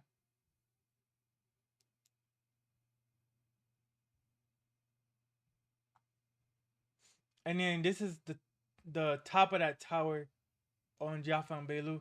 It's a monument to a battle. Okay, so let's keep going down. Mm, where are we at? We were at this point. Every so often I have, cause this is like over. This is hundreds of files. That's why it took me so long to do. But I should have done this years ago. But every time, well, you always gonna are gonna do it in the right time. Excuse me. All this talking. I need water. Okay. So they got McDonald's. That's a really good McDonald's as well. And the food tastes fresh. It tastes real fresh. And don't have as many ingredients. They got Gucci too. You can see Gucci store right here. And you can see all the people that's gonna be in Zhongfan Bay. So it's not like you'll be walking around. It's gonna be so many people. Like you'll see in China, in some places, you'll see more people than you ever saw in your entire life. And this is a smaller crowd, but it's certain places where it's gonna be full of people. And don't don't be like upset if you get bumped. Like personal space is not really a it's not really a it's not a concept in China. So yeah. So people sometimes bump each other, but it's just cultural. Just try to keep your space as much as you can, but it's not really a thing there. Like I would say personal space is maybe Western concept, but is people are more just moving and used to being in large crowds, and sometimes you know it might be a little culture shock if you're from the United States.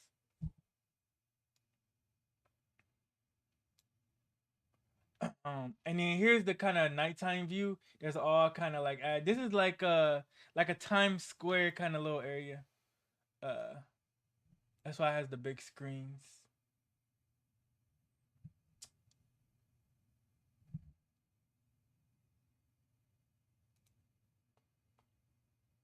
I sit a little bit closer.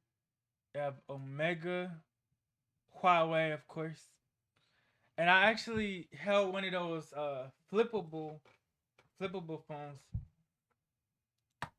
as well. Okay, here's the McDonald's. So okay,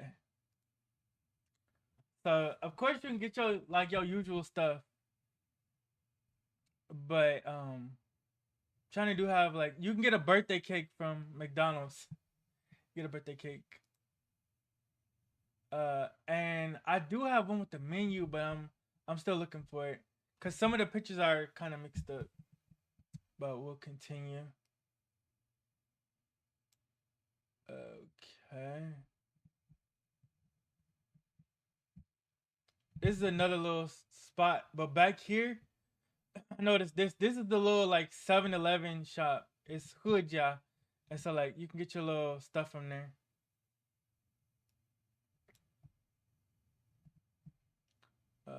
This is a little spot right here.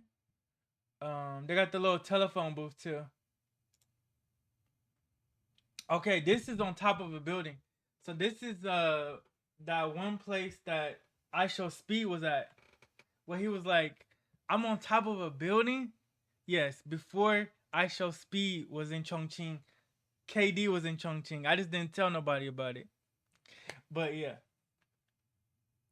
so this is on top of a building.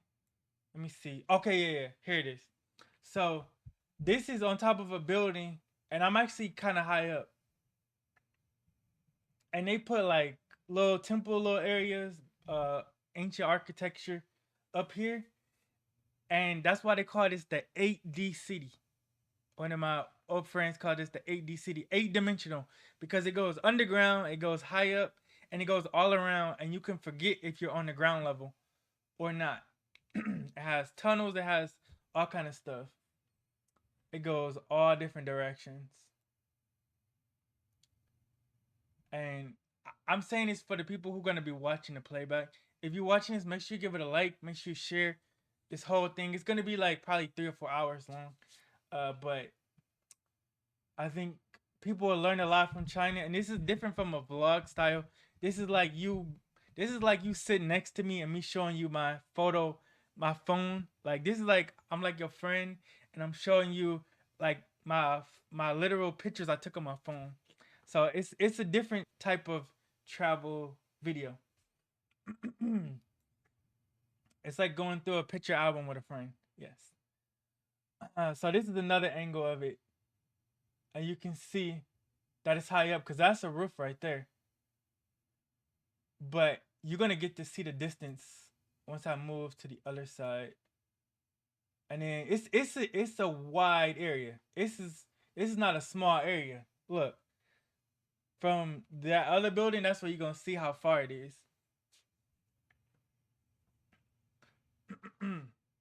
It's a big spot right here, and this is the roof of a building as well.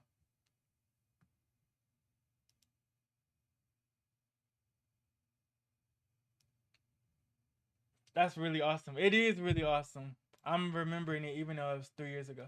And I kind of panned a little bit. Dang, I'll be panning too fast. Sorry, chat. Let me slow it down. KD like to move fast. You already know that.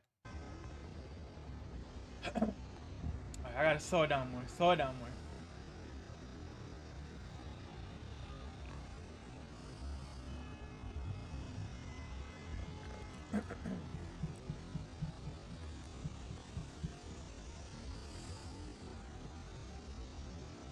And then next to this is a hospital too. And there's a closer up of the other end of the architecture. And this is how far it is down. So this is where you realize, hold up, I am not on the ground floor. The ground floor is, let's see, 1, 2, 3, 4, 5, 6, 7, 8, 9, 10, maybe 10 or 11 floors up. Yeah, so it looks like the ground level, but you're 10 or 11 floors up.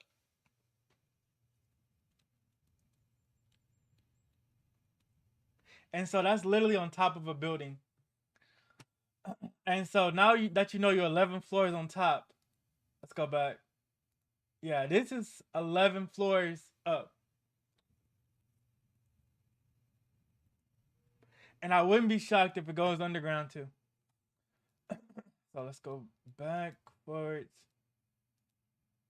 And I wanted to really show it, so I tried to zoom out as much as I can, so you can see how far it is. It's me panning. And then there's a bridge right here that goes between the building. So you can jump to this building, and now you're actually on the 25th floor of this other building, because this other building is taller. It's the floors are smaller. So now you go from the 11th floor to the 25th floor. And there's the elevators. And then there's a highway down there. Look at that. Then there's a highway going in between this. Look. That is, Chongqing is a whole different level. There's 11 foot up ground level, then they go to the 25th floor across a bridge. And then there's a highway running in between the two buildings. That's why they call it the 8-dimensional city.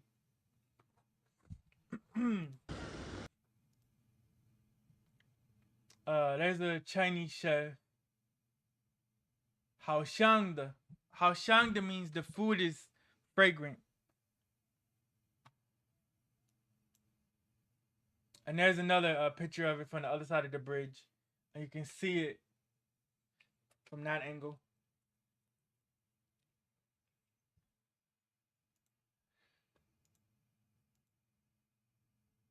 And there's some hot pot right there. That's probably two be a lot.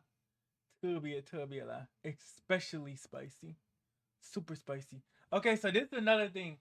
So another if I went up, I can't look down. Yeah, just walk across the bridge or walk back down the stairs. But yeah. I don't like heights either, but I had to get the content for you guys. At this time, I think I only had,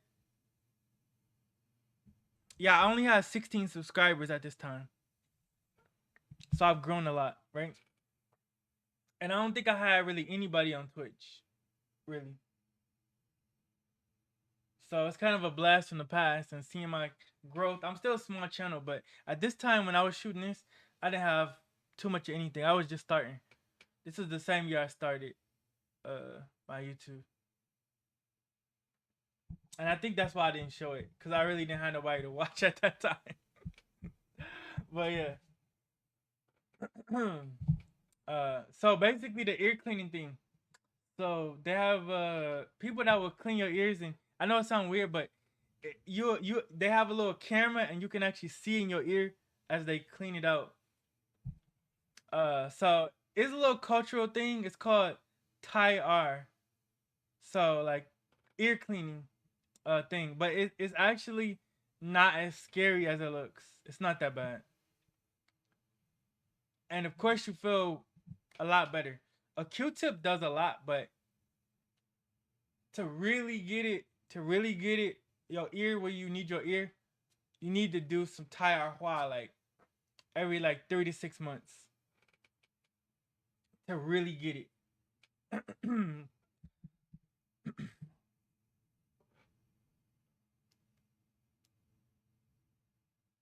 Okay, so I don't know if you guys saw the Chongqing boat with ice show speed.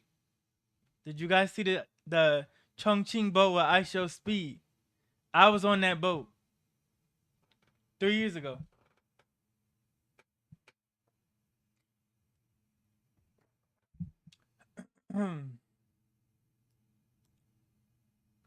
We're gonna get to it though.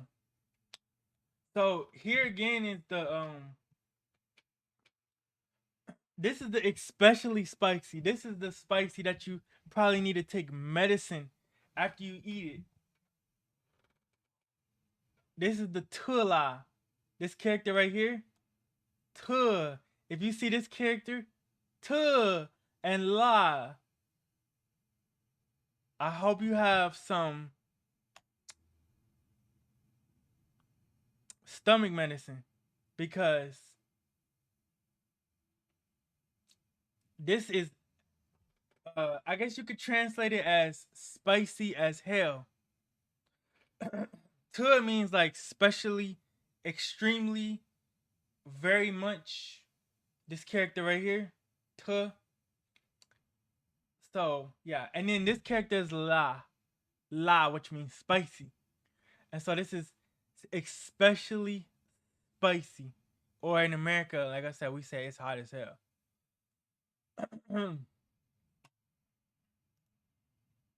And you can basically buy your own hot pot thing as well. So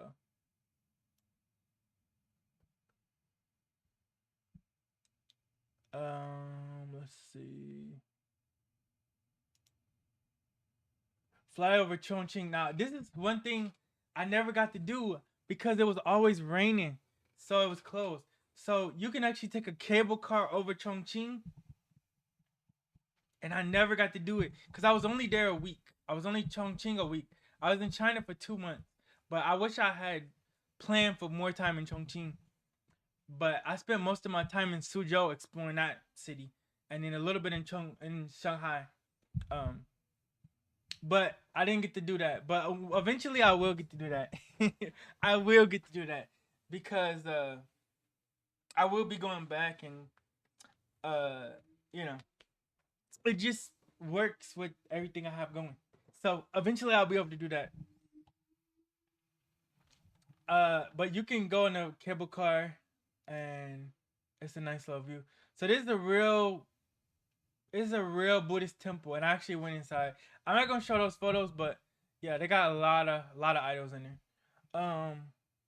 But yeah, this is a real Buddhist temple. Like they're really burning incense, really praying. Like I really went in there.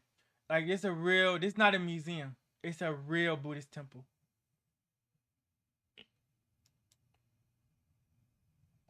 Um, I just wanted to go inside to see. I'm a Christian, but I wanted to go inside and see what it was like, just as a spectator. This says I heart Chongqing. Yeah, let's see. Niemua Sushi. Okay, Wei Chong something. I think that's yeah. Is that the Michelin tire man? Hold up. Hold up. The Michelin tire man is in China? What? Chad. I missed that one. Maybe that's why I took the picture. The Michelin tire man is in China, bro. Crazy. spotted. I spy the Michelin tire man. Okay, that's a taxi.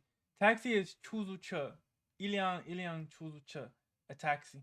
But most of the time, uh, in certain parts they won't pick you up. So sometimes you could just get rides from like random people, but I wouldn't suggest that. I did it, but I'm a guy, and it was dangerous. But China's generally safe, but I wouldn't recommend nobody just getting in cars with people. But it's a very safe society. Like nobody's really out to get you.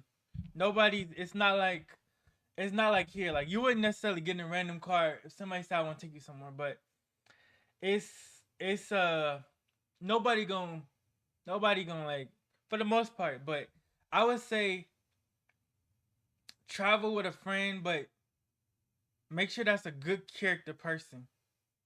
But you can also go by yourself. But you need to watch videos before I travel. I watch a lot of people who live in the place I want to go. I learned about what I might need to transfer the money if they accept American cards, um, the visa requirements, all that. You need to do your research, do your due diligence, so that you don't get in no snags, no hiccups. Do your research from people that live there, from people that have traveled the world. There's plenty of content on YouTube, so it's no excuse why you should run into mistakes. There's plenty of content that you can research for any place you want to go, whether it's Japan, Singapore, South Korea, uh, London, France. There's plenty of YouTubers that will give you all of the download, and you can also Google it. Uh, so it's more. Let me continue. So this is Hong Yadong, the cave. This is that place where I Shall Speed was, and we're gonna get to the boat too. We're gonna get to what they call now the I Shall Speed boat, cause I was on that boat. We're gonna get to it. There was one of them, but it's not the exact one. Here we go. We on the boat. You know that I Shall Speed boat. But no, it's just yeah. So here we go. Gotta go down. Every once you hit a certain point, it you have to reload the photos. Um, so they got really nice like little chairs and stuff because they have maybe presentation or whatever on the boat. But this wasn't planned. I was just walking around and it was like, you want to get on the boat? And I'm like, what? And I'm like, you know what? It's what 8 or 9 o'clock at night. I'm walking around. I don't see nothing. I'm kind of bored. I'm like, why not get on the boat? It was like not that much money, like 400 yuan, but that's cheap. So I think it's like $1 is like 14 yuan. Uh, so if I was, let me calculate how much that is. So this is like a bunch of stores and a hotel and restaurants that's on the side of Chongqing. Dollars to yuan.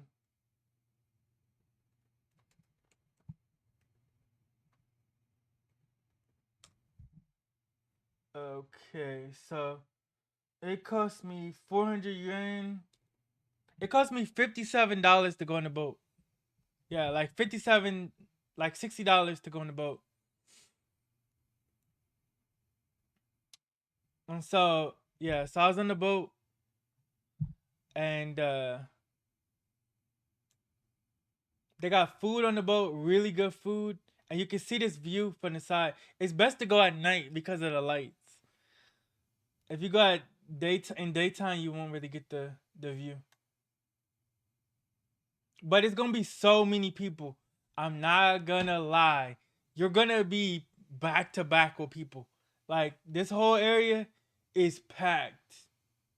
Look, it is. I mean, when I say packed, I mean they squeezing into the elevator. It is packed, packed, packed. But if you okay being a little uncomfortable, being a little close in, getting to know your Chinese neighbors, if you don't mind, it's worth it getting to the boat. It's worth it. Uh, I took a lot of shots from that side. Okay, so this is like the boat, and you see like couples eating and people taking pictures. Everybody like you got this big old thing. You got the Chongqing thing in the back. Uh, and got people taking pictures. It's worth it, but it's gonna be you gonna have to get past the crowd, and it's gonna be slow. So I would be here like maybe you could say like 8 o'clock, but you might not get through for like a good amount of time. It's gonna be one of them things you gotta wait, unless you could just get through. So they got a good menu. Uh, they got the fried potatoes. They got the beef on the stick and yeah, stuff.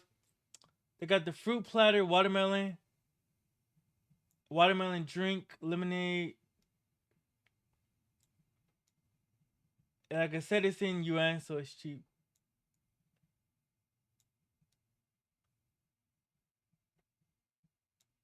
Large fruit platter, whatever. Um, so what was this? Oh yeah. So yeah. So this is me on the boat. Forget my camera skills. No kidding, guys. I'm a little shy. That's why. So like, I'm trying to film and trying to get it right. So finally, I go over to film the food when I could just film the food right there. So they're cooking my stuff, my beef on the stick. I love beef on the stick. Like I miss that from China so much.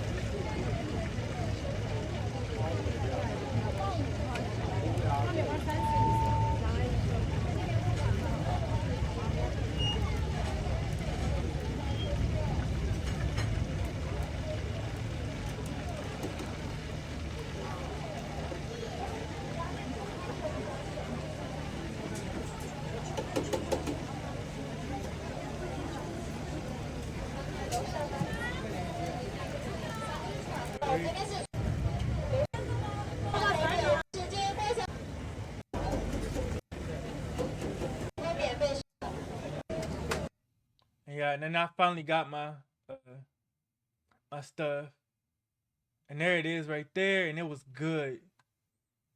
It was really good. I was eating them things one by one. I love these things with all my heart.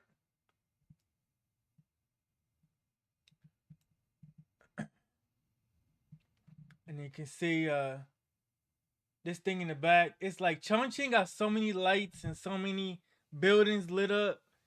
It's just like it's beautiful at night. Beautiful. And you can see all the people just admiring the good view, just relaxing.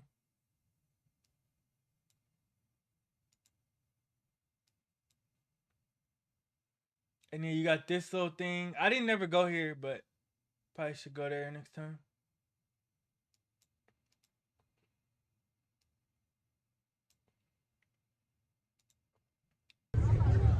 And then this is just as the boat, it kind of goes down past the bridge. That's the Chongqing Bridge right there. Yeah, the lights are awesome. 这是重庆. As we said, this is Chongqing. This is Chongqing. And I bet a lot of y'all never knew that Chongqing was an actual city. Cause people would say like if they was making fun of China or whatever, in jest they would say that, but they didn't know that that was an actual real word. And not only not was it a real word, it was a real city, and that it was a beautiful place.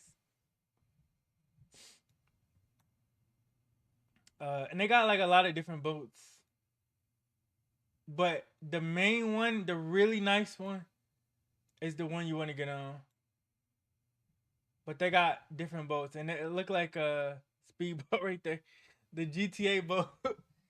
Okay. Oh, and then they do some plays for you too. So they do some performance.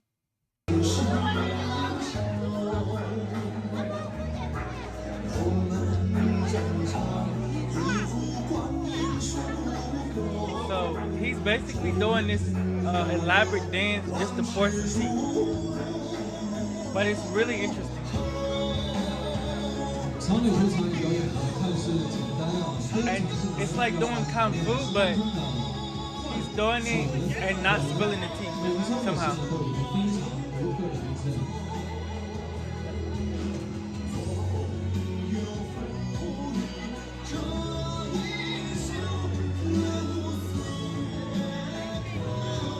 So you get the lights, but you also get the performance. And then this guy stood up just as he was 来， pouring 掌 the 声 tea. 欢送一下。 Shout out to this guy. But it's all good.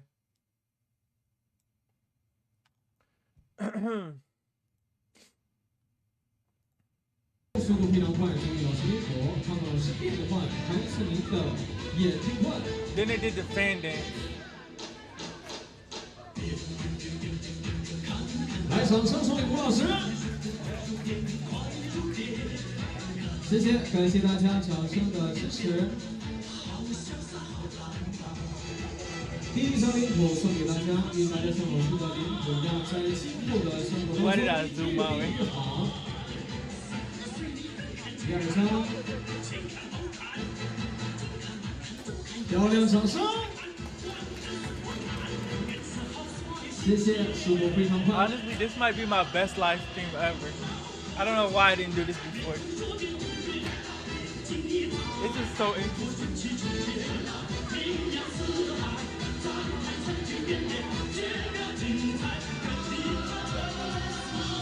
来，注意喽！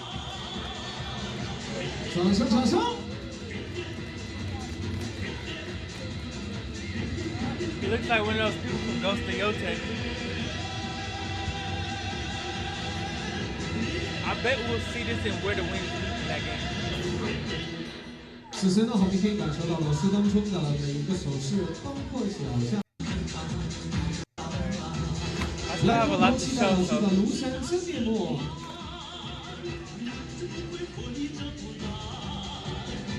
掌声欢送！ okay, I'll let you guys see him take the mask off.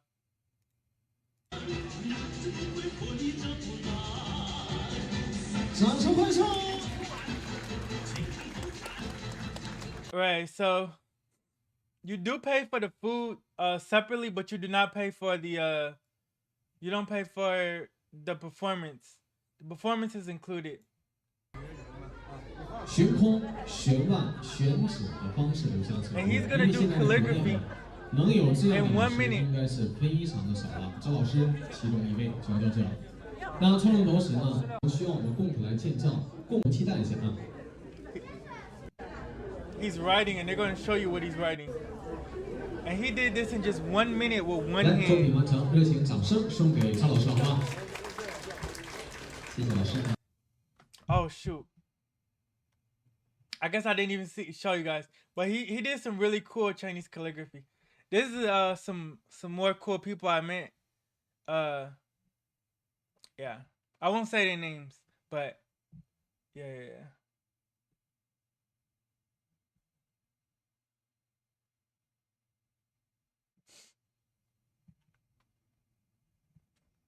So you meet a lot of cool people, and Chinese are very curious.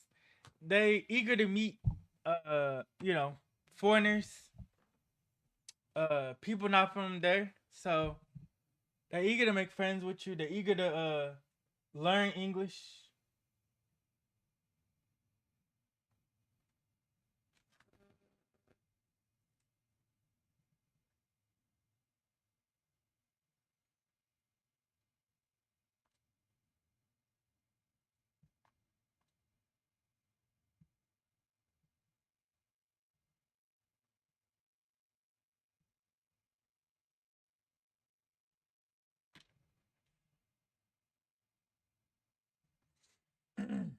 Okay, so Yeah, let's see. All right. So you meet a lot of nice people, and that's a really good view of the whole city side area.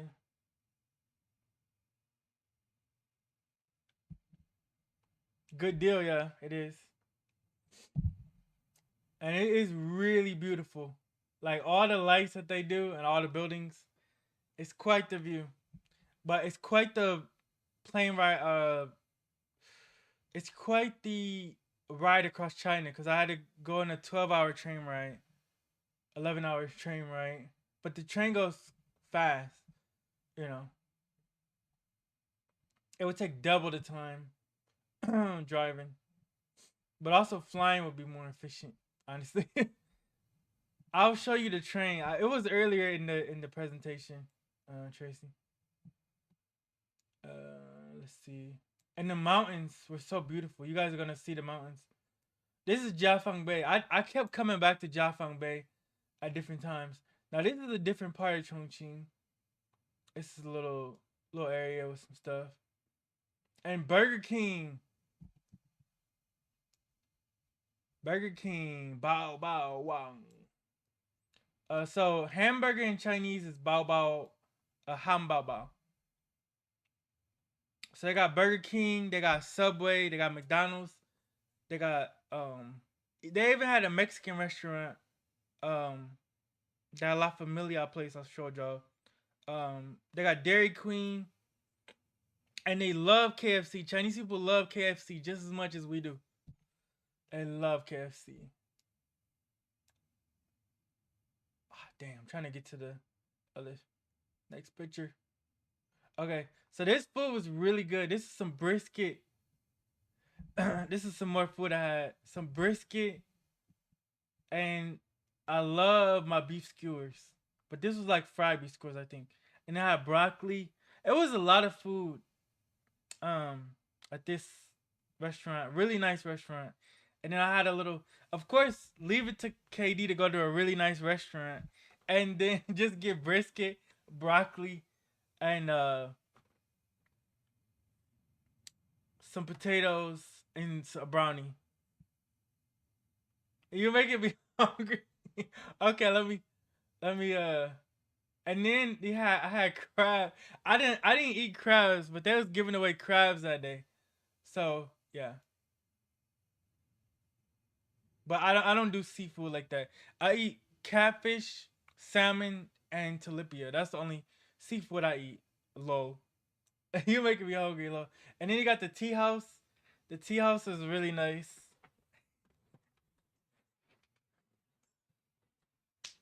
I'm sorry for making you hungry, but yeah. Um, the tea house is really beautiful. Um, and I had somebody make me tea. It's like a really nice tea house, like a upper scale, and it's really beautiful. This is in a hotel, by the way. And then you got this art right here. And then you got the Gudien. This is like a picture of like the ancient people playing the instruments. This is another. I think this is the Gula. And then this is the Gudien. I have actually the sound of the Gudien. So let me see.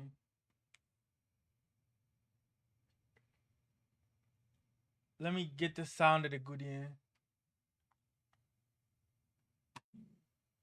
This is gonna be ambiance once I play this music. Let's see. Go back. Wait. Skip. This is how it sounds.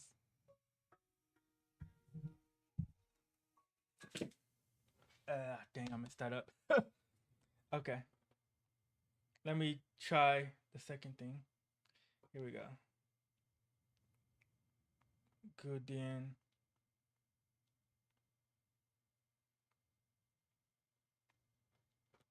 Okay, here's how it sounds.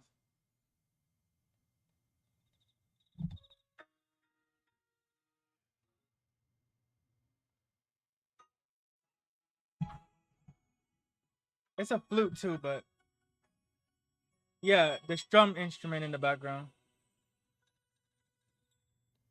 Uh oh, here it is.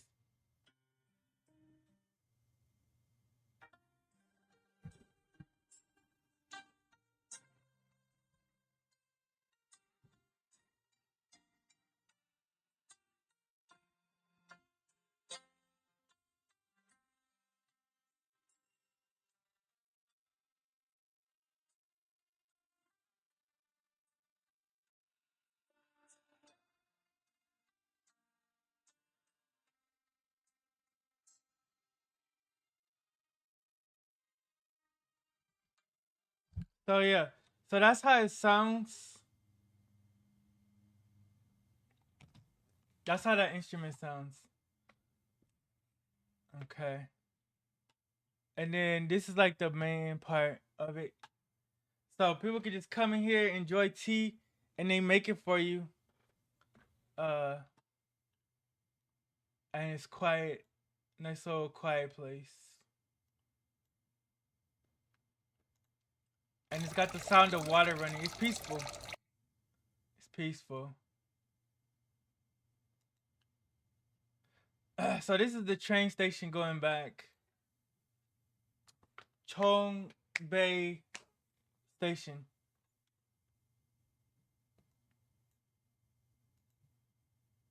And then, like I said, I was already carrying a lot.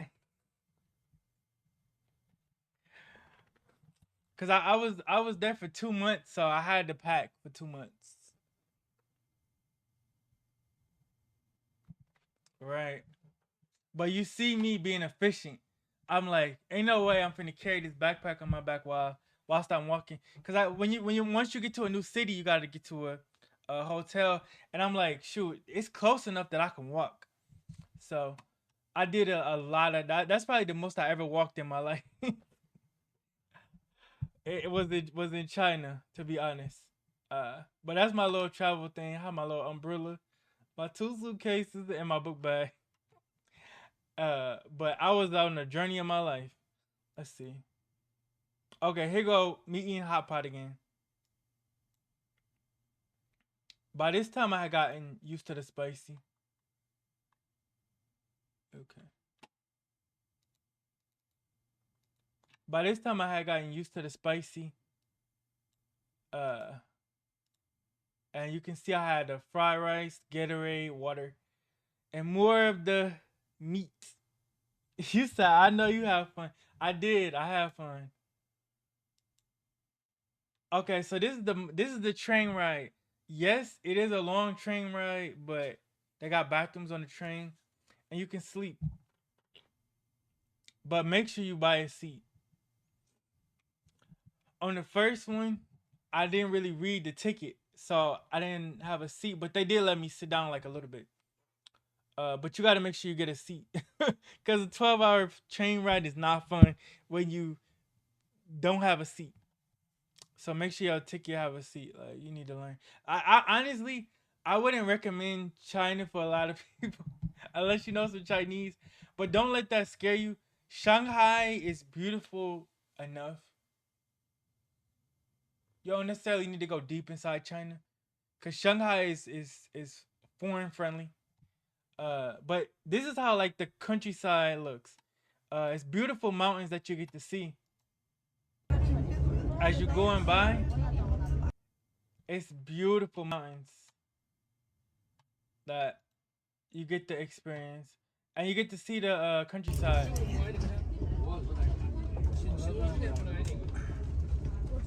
And that train is going fast. It don't look like it, but it is. It is going fast. It kind of blended into me. Okay.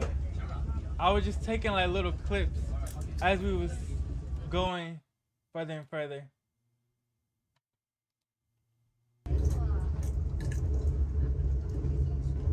See, like, yeah.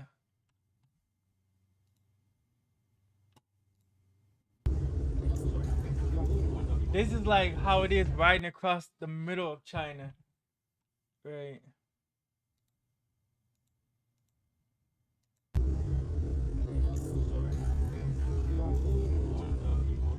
so many mountains. China is very mountainous, just like that mountain that we climbed in the beginning.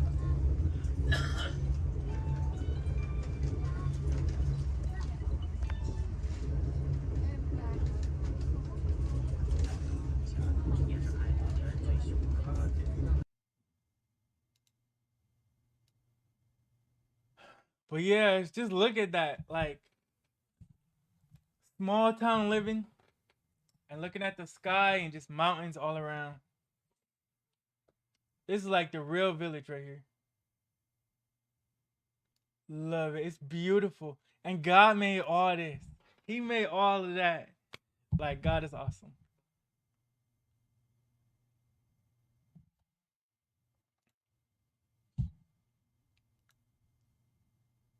And it is very, very beautiful.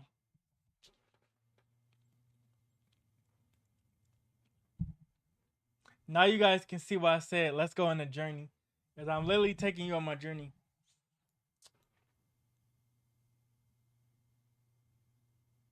And you can see how high this train is up. And yeah, they learn how to take the train and go right through mountains. So in some of these cases, they blew open the tunnels into the mountains for the trains to ride through. And these trains go across the whole country, and you can travel all over China through by train from state to state in less than a day. It would be like going from New York to like from New York to like Tennessee or something like that, or like New York to Kansas.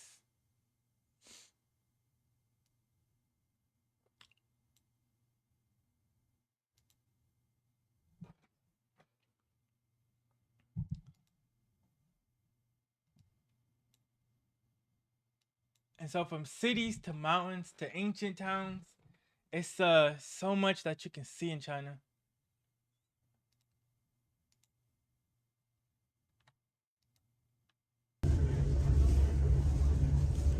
And the mountains just keep going and keep going and keep going.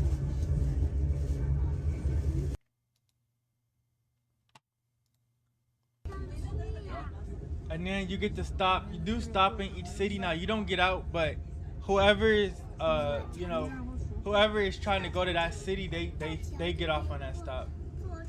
So you do stop at the different cities. Uh, this Now this is not hot pot. This is barbecue. So similar concept. Just you don't boil it. Just they have a stove on your stove on your table, and you cook your meat. And this one is fancy, cause it rotates. So you get all your seasonings right here, your chopsticks, and then you just let your thing rotisserie, and you turn it like you're at a campfire. Let's see.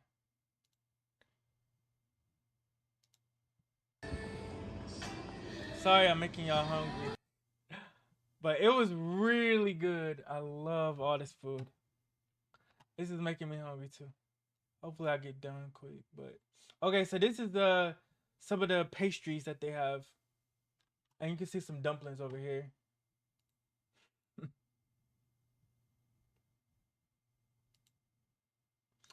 This is all like Chinese cookies, some kind of little biscuits. Look how tiny the biscuits are. They're like baby biscuits. Some kind of baozi. Oh, mooncakes. Mooncakes are good. The mung bean ones. It's like I don't know, some kind of Chinese cinnamon roll or some kind of something. Chinese sprinkled donuts. So look, we got a lot in common with Chinese. More than we thought. They like sprinkled donuts too with frosting.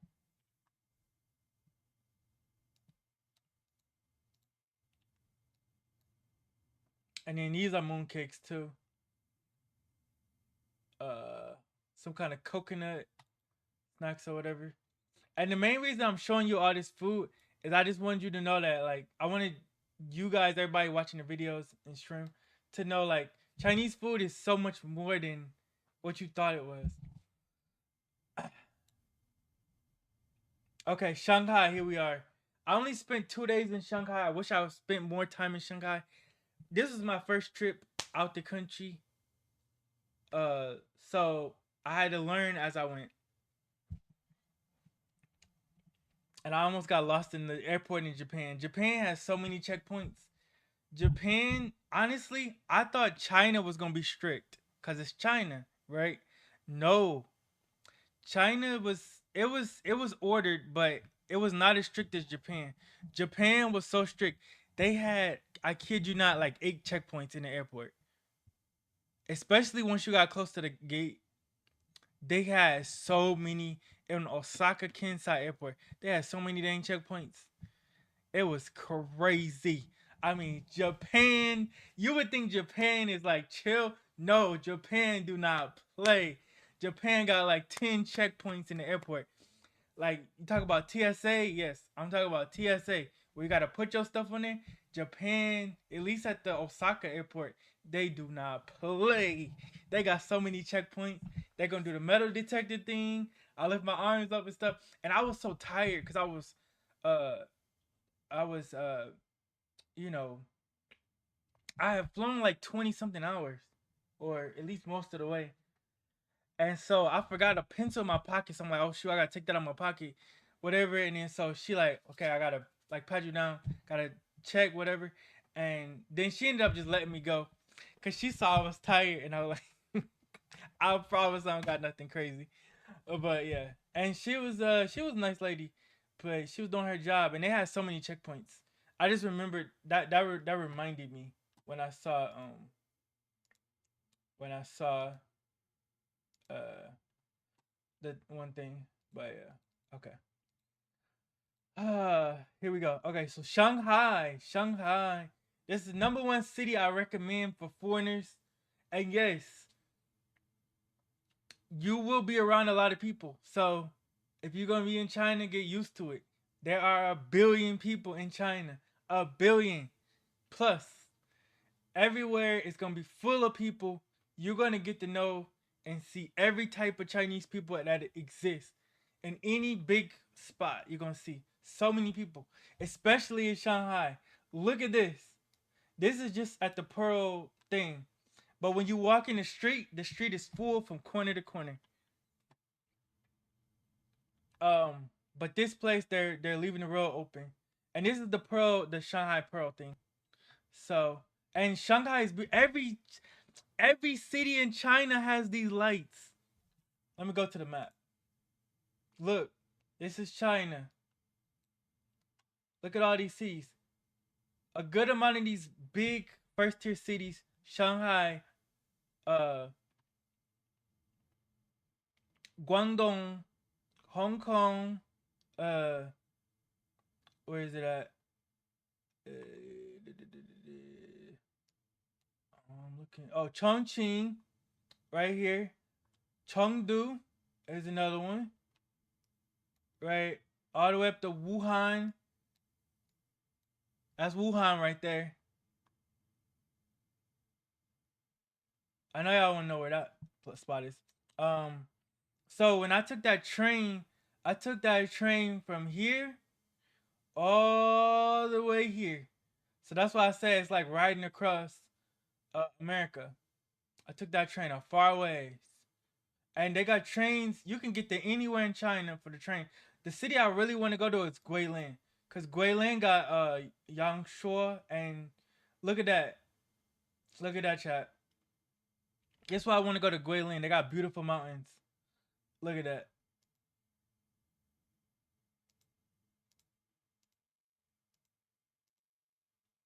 Beautiful. And where's Chengde? They got Zhangjiajie right here too. Look at Zhangjiajie. This is where they filmed the Avatar movie.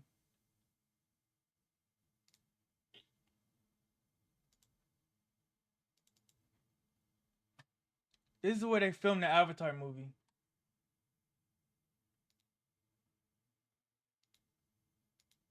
And it really looks like this. This is not AI. This is not fake. This is real. And you can ride a cable car through here. But let's get back to my stuff. So let's get back to Shanghai.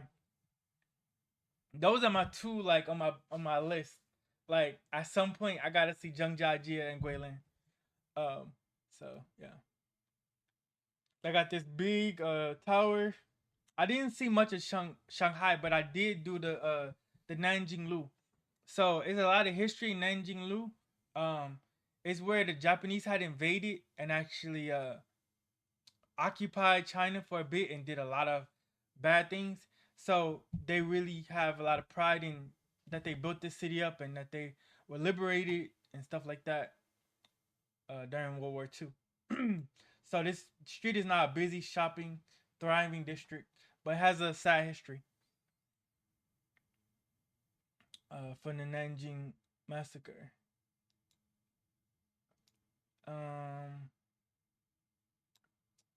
There's a lot of nice places. You got some noodles, some more food. What is this?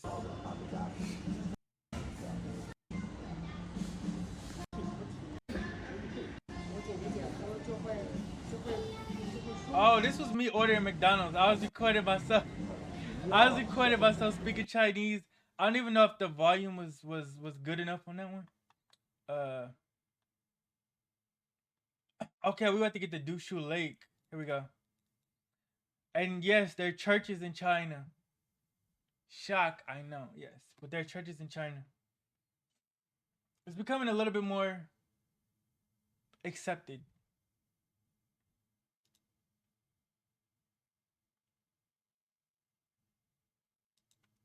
So this is Changyang Lu. You got some more stuff. You got some kind of latte, and then some kind of waffle with fruit in it. Bellray. I had the Bellray coffee. It was good. Yeah. Bellray. Breakfast, tea, coffee, takeout. This is Dushu Lake, another lake. And you got some beautiful rocks and stuff. And this is on the west side of Suzhou.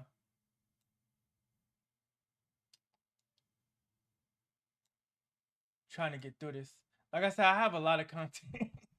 So I was playing Call of Duty in the beginning, but yeah. Once I put that message out, I had started. Like you can see that, like you have these beautiful bridges. And once again, this is my own experience. Nobody told me to do this. I wanted to do this, share my own experience. I felt like it would be wrong not to share this experience, especially since I have a channel. And I know a lot of you guys have never seen China and only know what you heard on the news or what people say. But this is the real China from my experience. I lived there for 2 months and experienced it myself. And this is Dushu Lake. It's big, big. And then you get to the cross. I bet you never thought you would see this in China. This is probably gonna be your biggest culture shock for y'all that may not know. Yes, there's many churches in China. Despite, being a not really religious country. Well, besides the Buddhism. But there's many Christians. About 100 million Christians in China.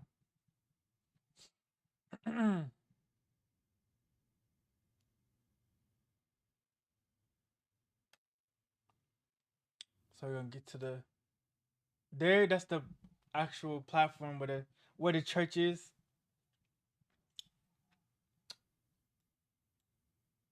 And yeah. So what happened was I didn't even know this was here, but the same people I met climbing that mountain invited me to this place, right? They came just to take pictures, but I know that who that was. We know that was God. But yeah, cuz I didn't notice it was here, but they invited me to take pictures cuz they were taking pictures on the mountain. And so that same old lady that met me on the mountain um invited me to Dushua Lake. And I found this. I'm going to take a picture.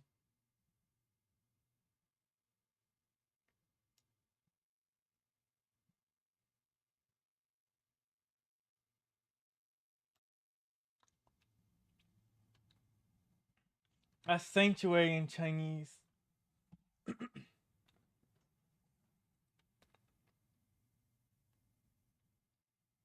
Yeah. I bet that's not a photo you expected to come out of China. I bet it's not. But yeah, God is everywhere. And so this is the church. They got a whole Jesus statue and everything. And then like it looks so perfect. The rays of God are like beaming down on the cross. It's so beautiful.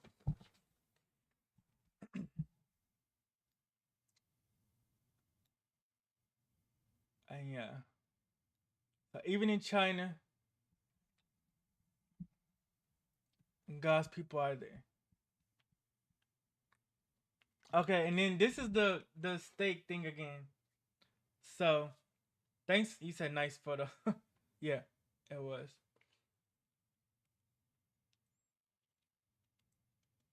So this is the different thing. You guys know I love steak by now. As much as I show you guys. So I got some broccoli, right? And then they have spaghetti with peas and a little bit of sauce, macaroni and cheese. I was allergic to cheese, so some of the stuff I can see, some of it I can't. So that's why.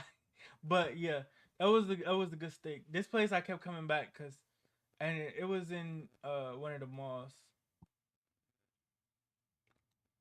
Yeah, I love steak too. Yeah. So this is uh China in tangible cultural heritage shoe embroidery.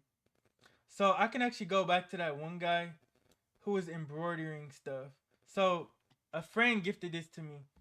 It's stitch art. It takes 10 days to do. It takes 10 days to make this.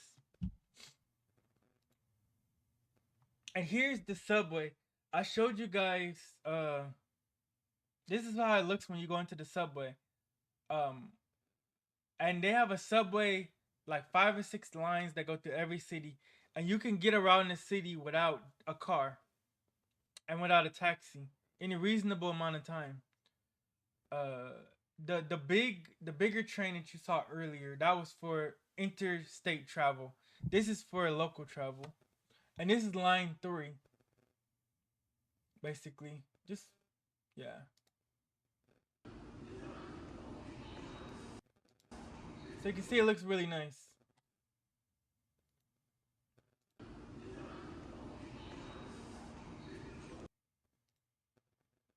Super clean, super nice. And then this is another view from the hotel in Chongqing.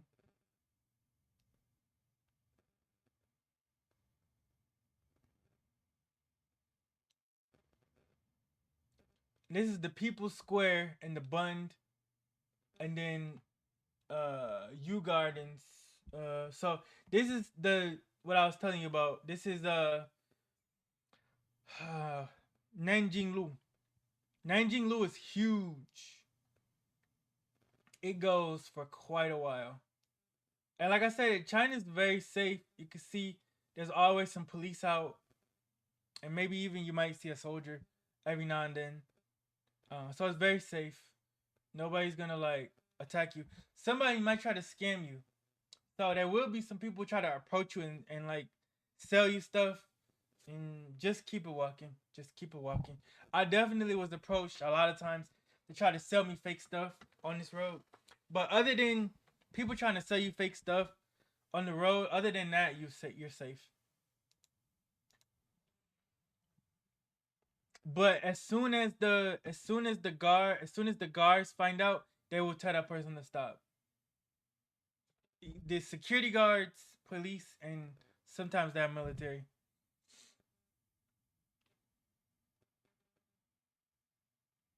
So China's very safe, but of course, have your own awareness and pray before you go anywhere. You should pray. It's really beautiful. Shanghai fashion store. I should have went in there, but I was just trying to cover the whole street, and it was so big of an area. They got the M&M's world, M&M world, and they got the chocolate world too. You guys are gonna see the chocolate world. They got everything M&M, M&M T-shirts, M&M cups, M&M shirts, M&M. If you can name it and it's M&M, they got it in the store.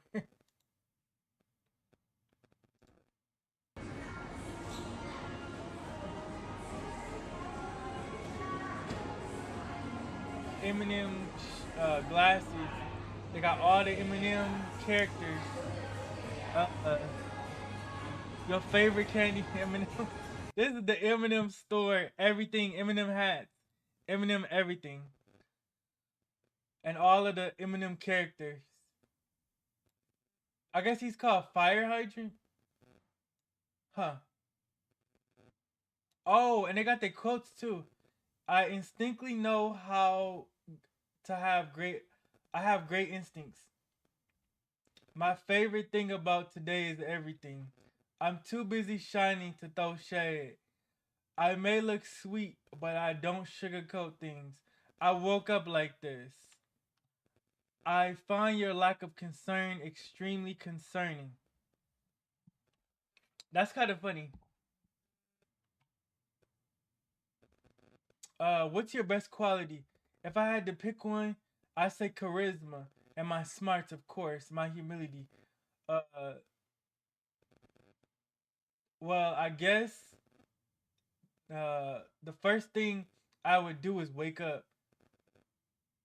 What's your best quality for this Eminem? Uh, she said, being a hyper woman for my friends. I think we all win when we see more women in leading roles. And I would, okay. uh, I'd answer interview questions like this because honestly, that saves slow time to crawl. This is funny. My dream was just to be happy. It's so delicious. Irony that I'm always blue. Are you an optometrist or a pessimist?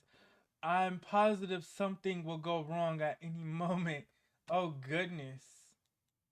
He's the scary Eminem. I didn't know the M&Ms had personalities. Did you? Did you guys? I never read it until now.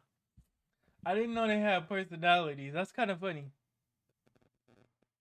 They also got the Lego store. The Lego store. Lego my ego.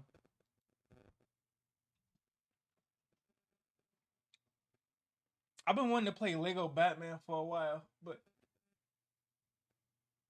we might have to put it in the rotation for this year. We may get around to it. But yeah, I've been when it was a game I had played when I was a kid. I just never finished it, and I've been thinking about just looking at the Legos, making me think of that. I think I got Lego Incredibles too. Yeah, Lego Incredibles. I'm looking on my PS5. I got Lego Incredibles right now. Uh, Here we go. McDonald's. Meng Deng Lao. That's how you say it in Chinese. Ten Ting Zai Arlo. The restaurant's on the second floor. Uh, what did I just say?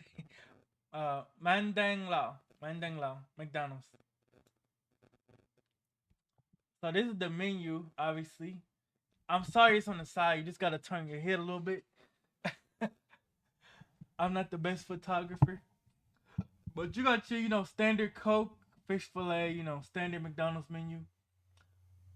Then you got a little different kind of Chinese Big Mac style, like Chinese style Big Mac. Um, and you got these pies, whatever this is.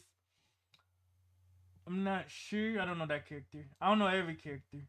but my reading's decent.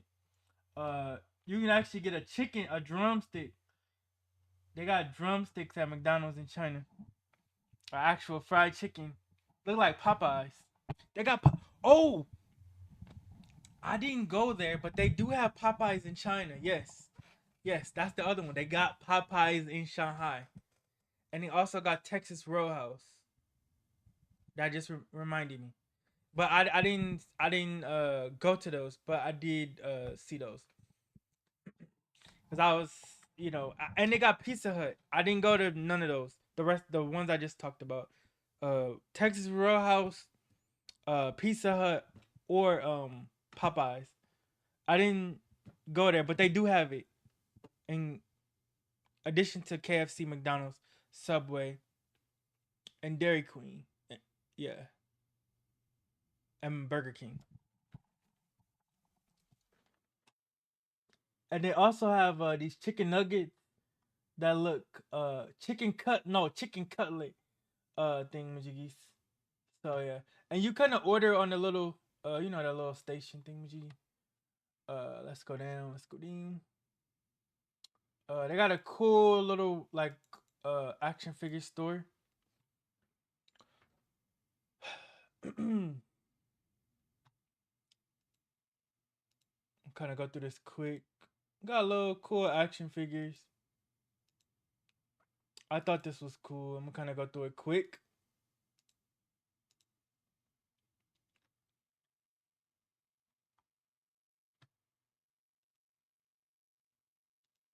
I think this is like the Chinese Transformers or something like that. I got different ones. Bobbleheads, the Bumpet heads, and all this stuff is made in China anyway. Kind of get through this quick, so we can get back to the travel content. They got Godzilla. They got a lot of different ones. And this is back on that street.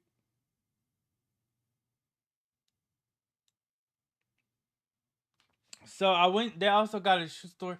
I went and looked for some shoes, and I was just thinking like, what if I got some Jordans in China? So I didn't get these because I couldn't find my size. But I was like, okay, at least I'm gonna take a picture of it. So these was actually some pretty nice Jordans. Pretty nice shoes. I wish they had my size, but I'm a big guy. I'm a size 13. Got some big feet. KD got big feet.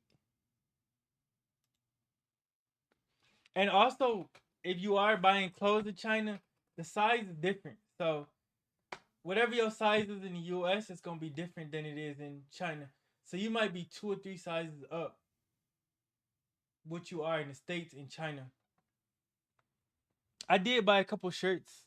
And also it was one nice lady, she bought me a shirt. Like Chinese people very, very nice, very welcoming, and they wanna be hospitable. Um the Peace Hotel. The Peace Hotel. This is the Bund in the daytime. This is the daytime view. I wish I could have found my size, but it's all good.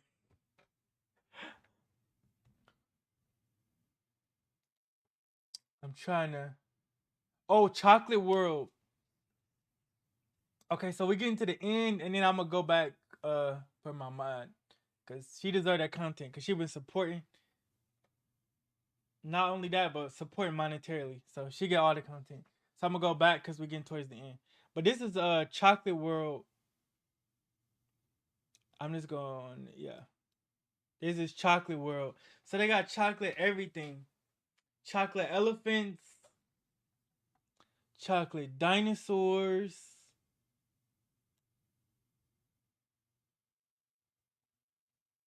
and even the ground is chocolate. But it's all in the display case, of course. This is the Chocolate World. Chocolate panda bears, chocolate hippo, baby chocolate hippo, chocolate squirrel, chocolate panda, the chocolate squirrel, chocolate baby hippo, chocolate Kung Fu Panda, chocolate. I need some water.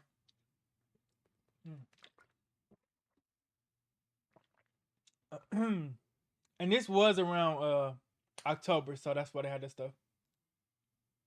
Chocolate T Rex. Look at them teeth. Look at them chompers. And Jurassic Park on this mug. Chocolate T Rex. Chocolate pterodactyl thing. I think some of that chocolate might have washed off. Chocolate triceratops. Chocolate long neck.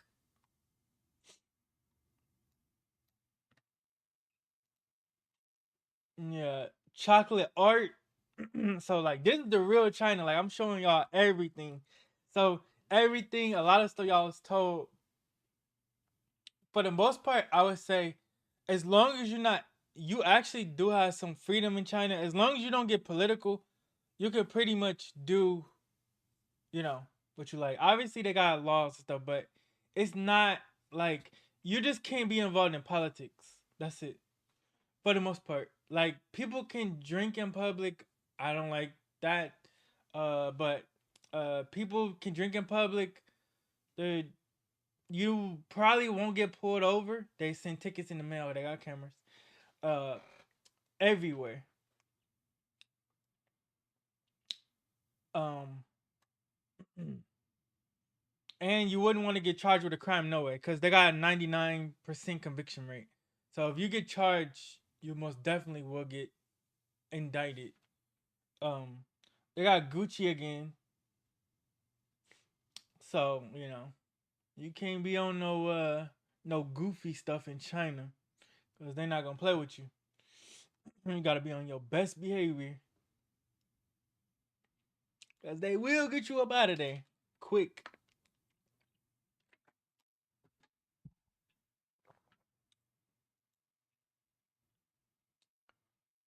Um, so you got the Eminem man again, and you got this. Oh man, it's so much good food, so much good food everywhere. Okay, um, let's see. And then this is me leaving. I think, yeah, this is me leaving China, and I'm gonna go back to the beginning. Uh, so this is the air, me in the plane. Uh, just leaving. This is, I think, the Shanghai airport. From the night view, it's all lit up, of course. Yeah, this is me coming back from PVG to LA. 35,000 miles. Oof. And then this is what I like to call the twilight zone. This is where daytime means nighttime, because one side of the earth, uh, China is a bit over a day ahead of us, like 14 plus hours ahead of us. So right now it's nighttime in China, and then when it's nighttime here, it's daytime over there.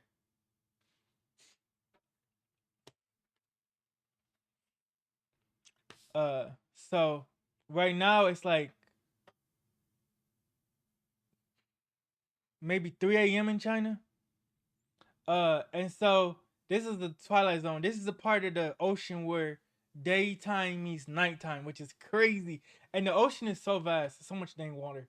That's one of the coolest things is flying over Pacific Ocean, and you get to see. The craziest thing is you time travel. So when I left the states, it was daytime. No, no, no, no, no. It was daytime, and then after I got halfway over the Pacific Ocean, it turned to nighttime. That was the trippiest thing ever. So once you get like halfway, all of a sudden it'll be like getting brighter and brighter, and then you'll be in the daytime. It'll trip you out.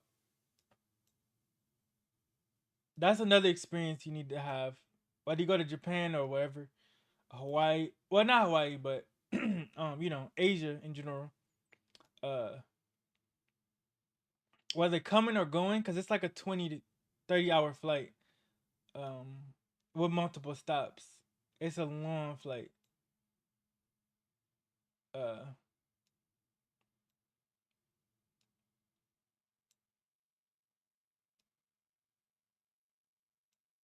but it looks beautiful, from the top, seeing all them lights.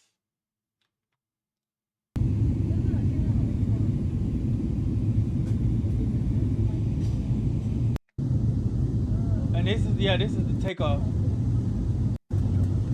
back to the station. We're helping your tray tables and video monitors. And then I got some chocolate from Chocolate World. I got the strawberry chocolate. I call it the Shanghai chocolate, even though the picture upside down. My bad, y'all. I should have flipped this around on my phone.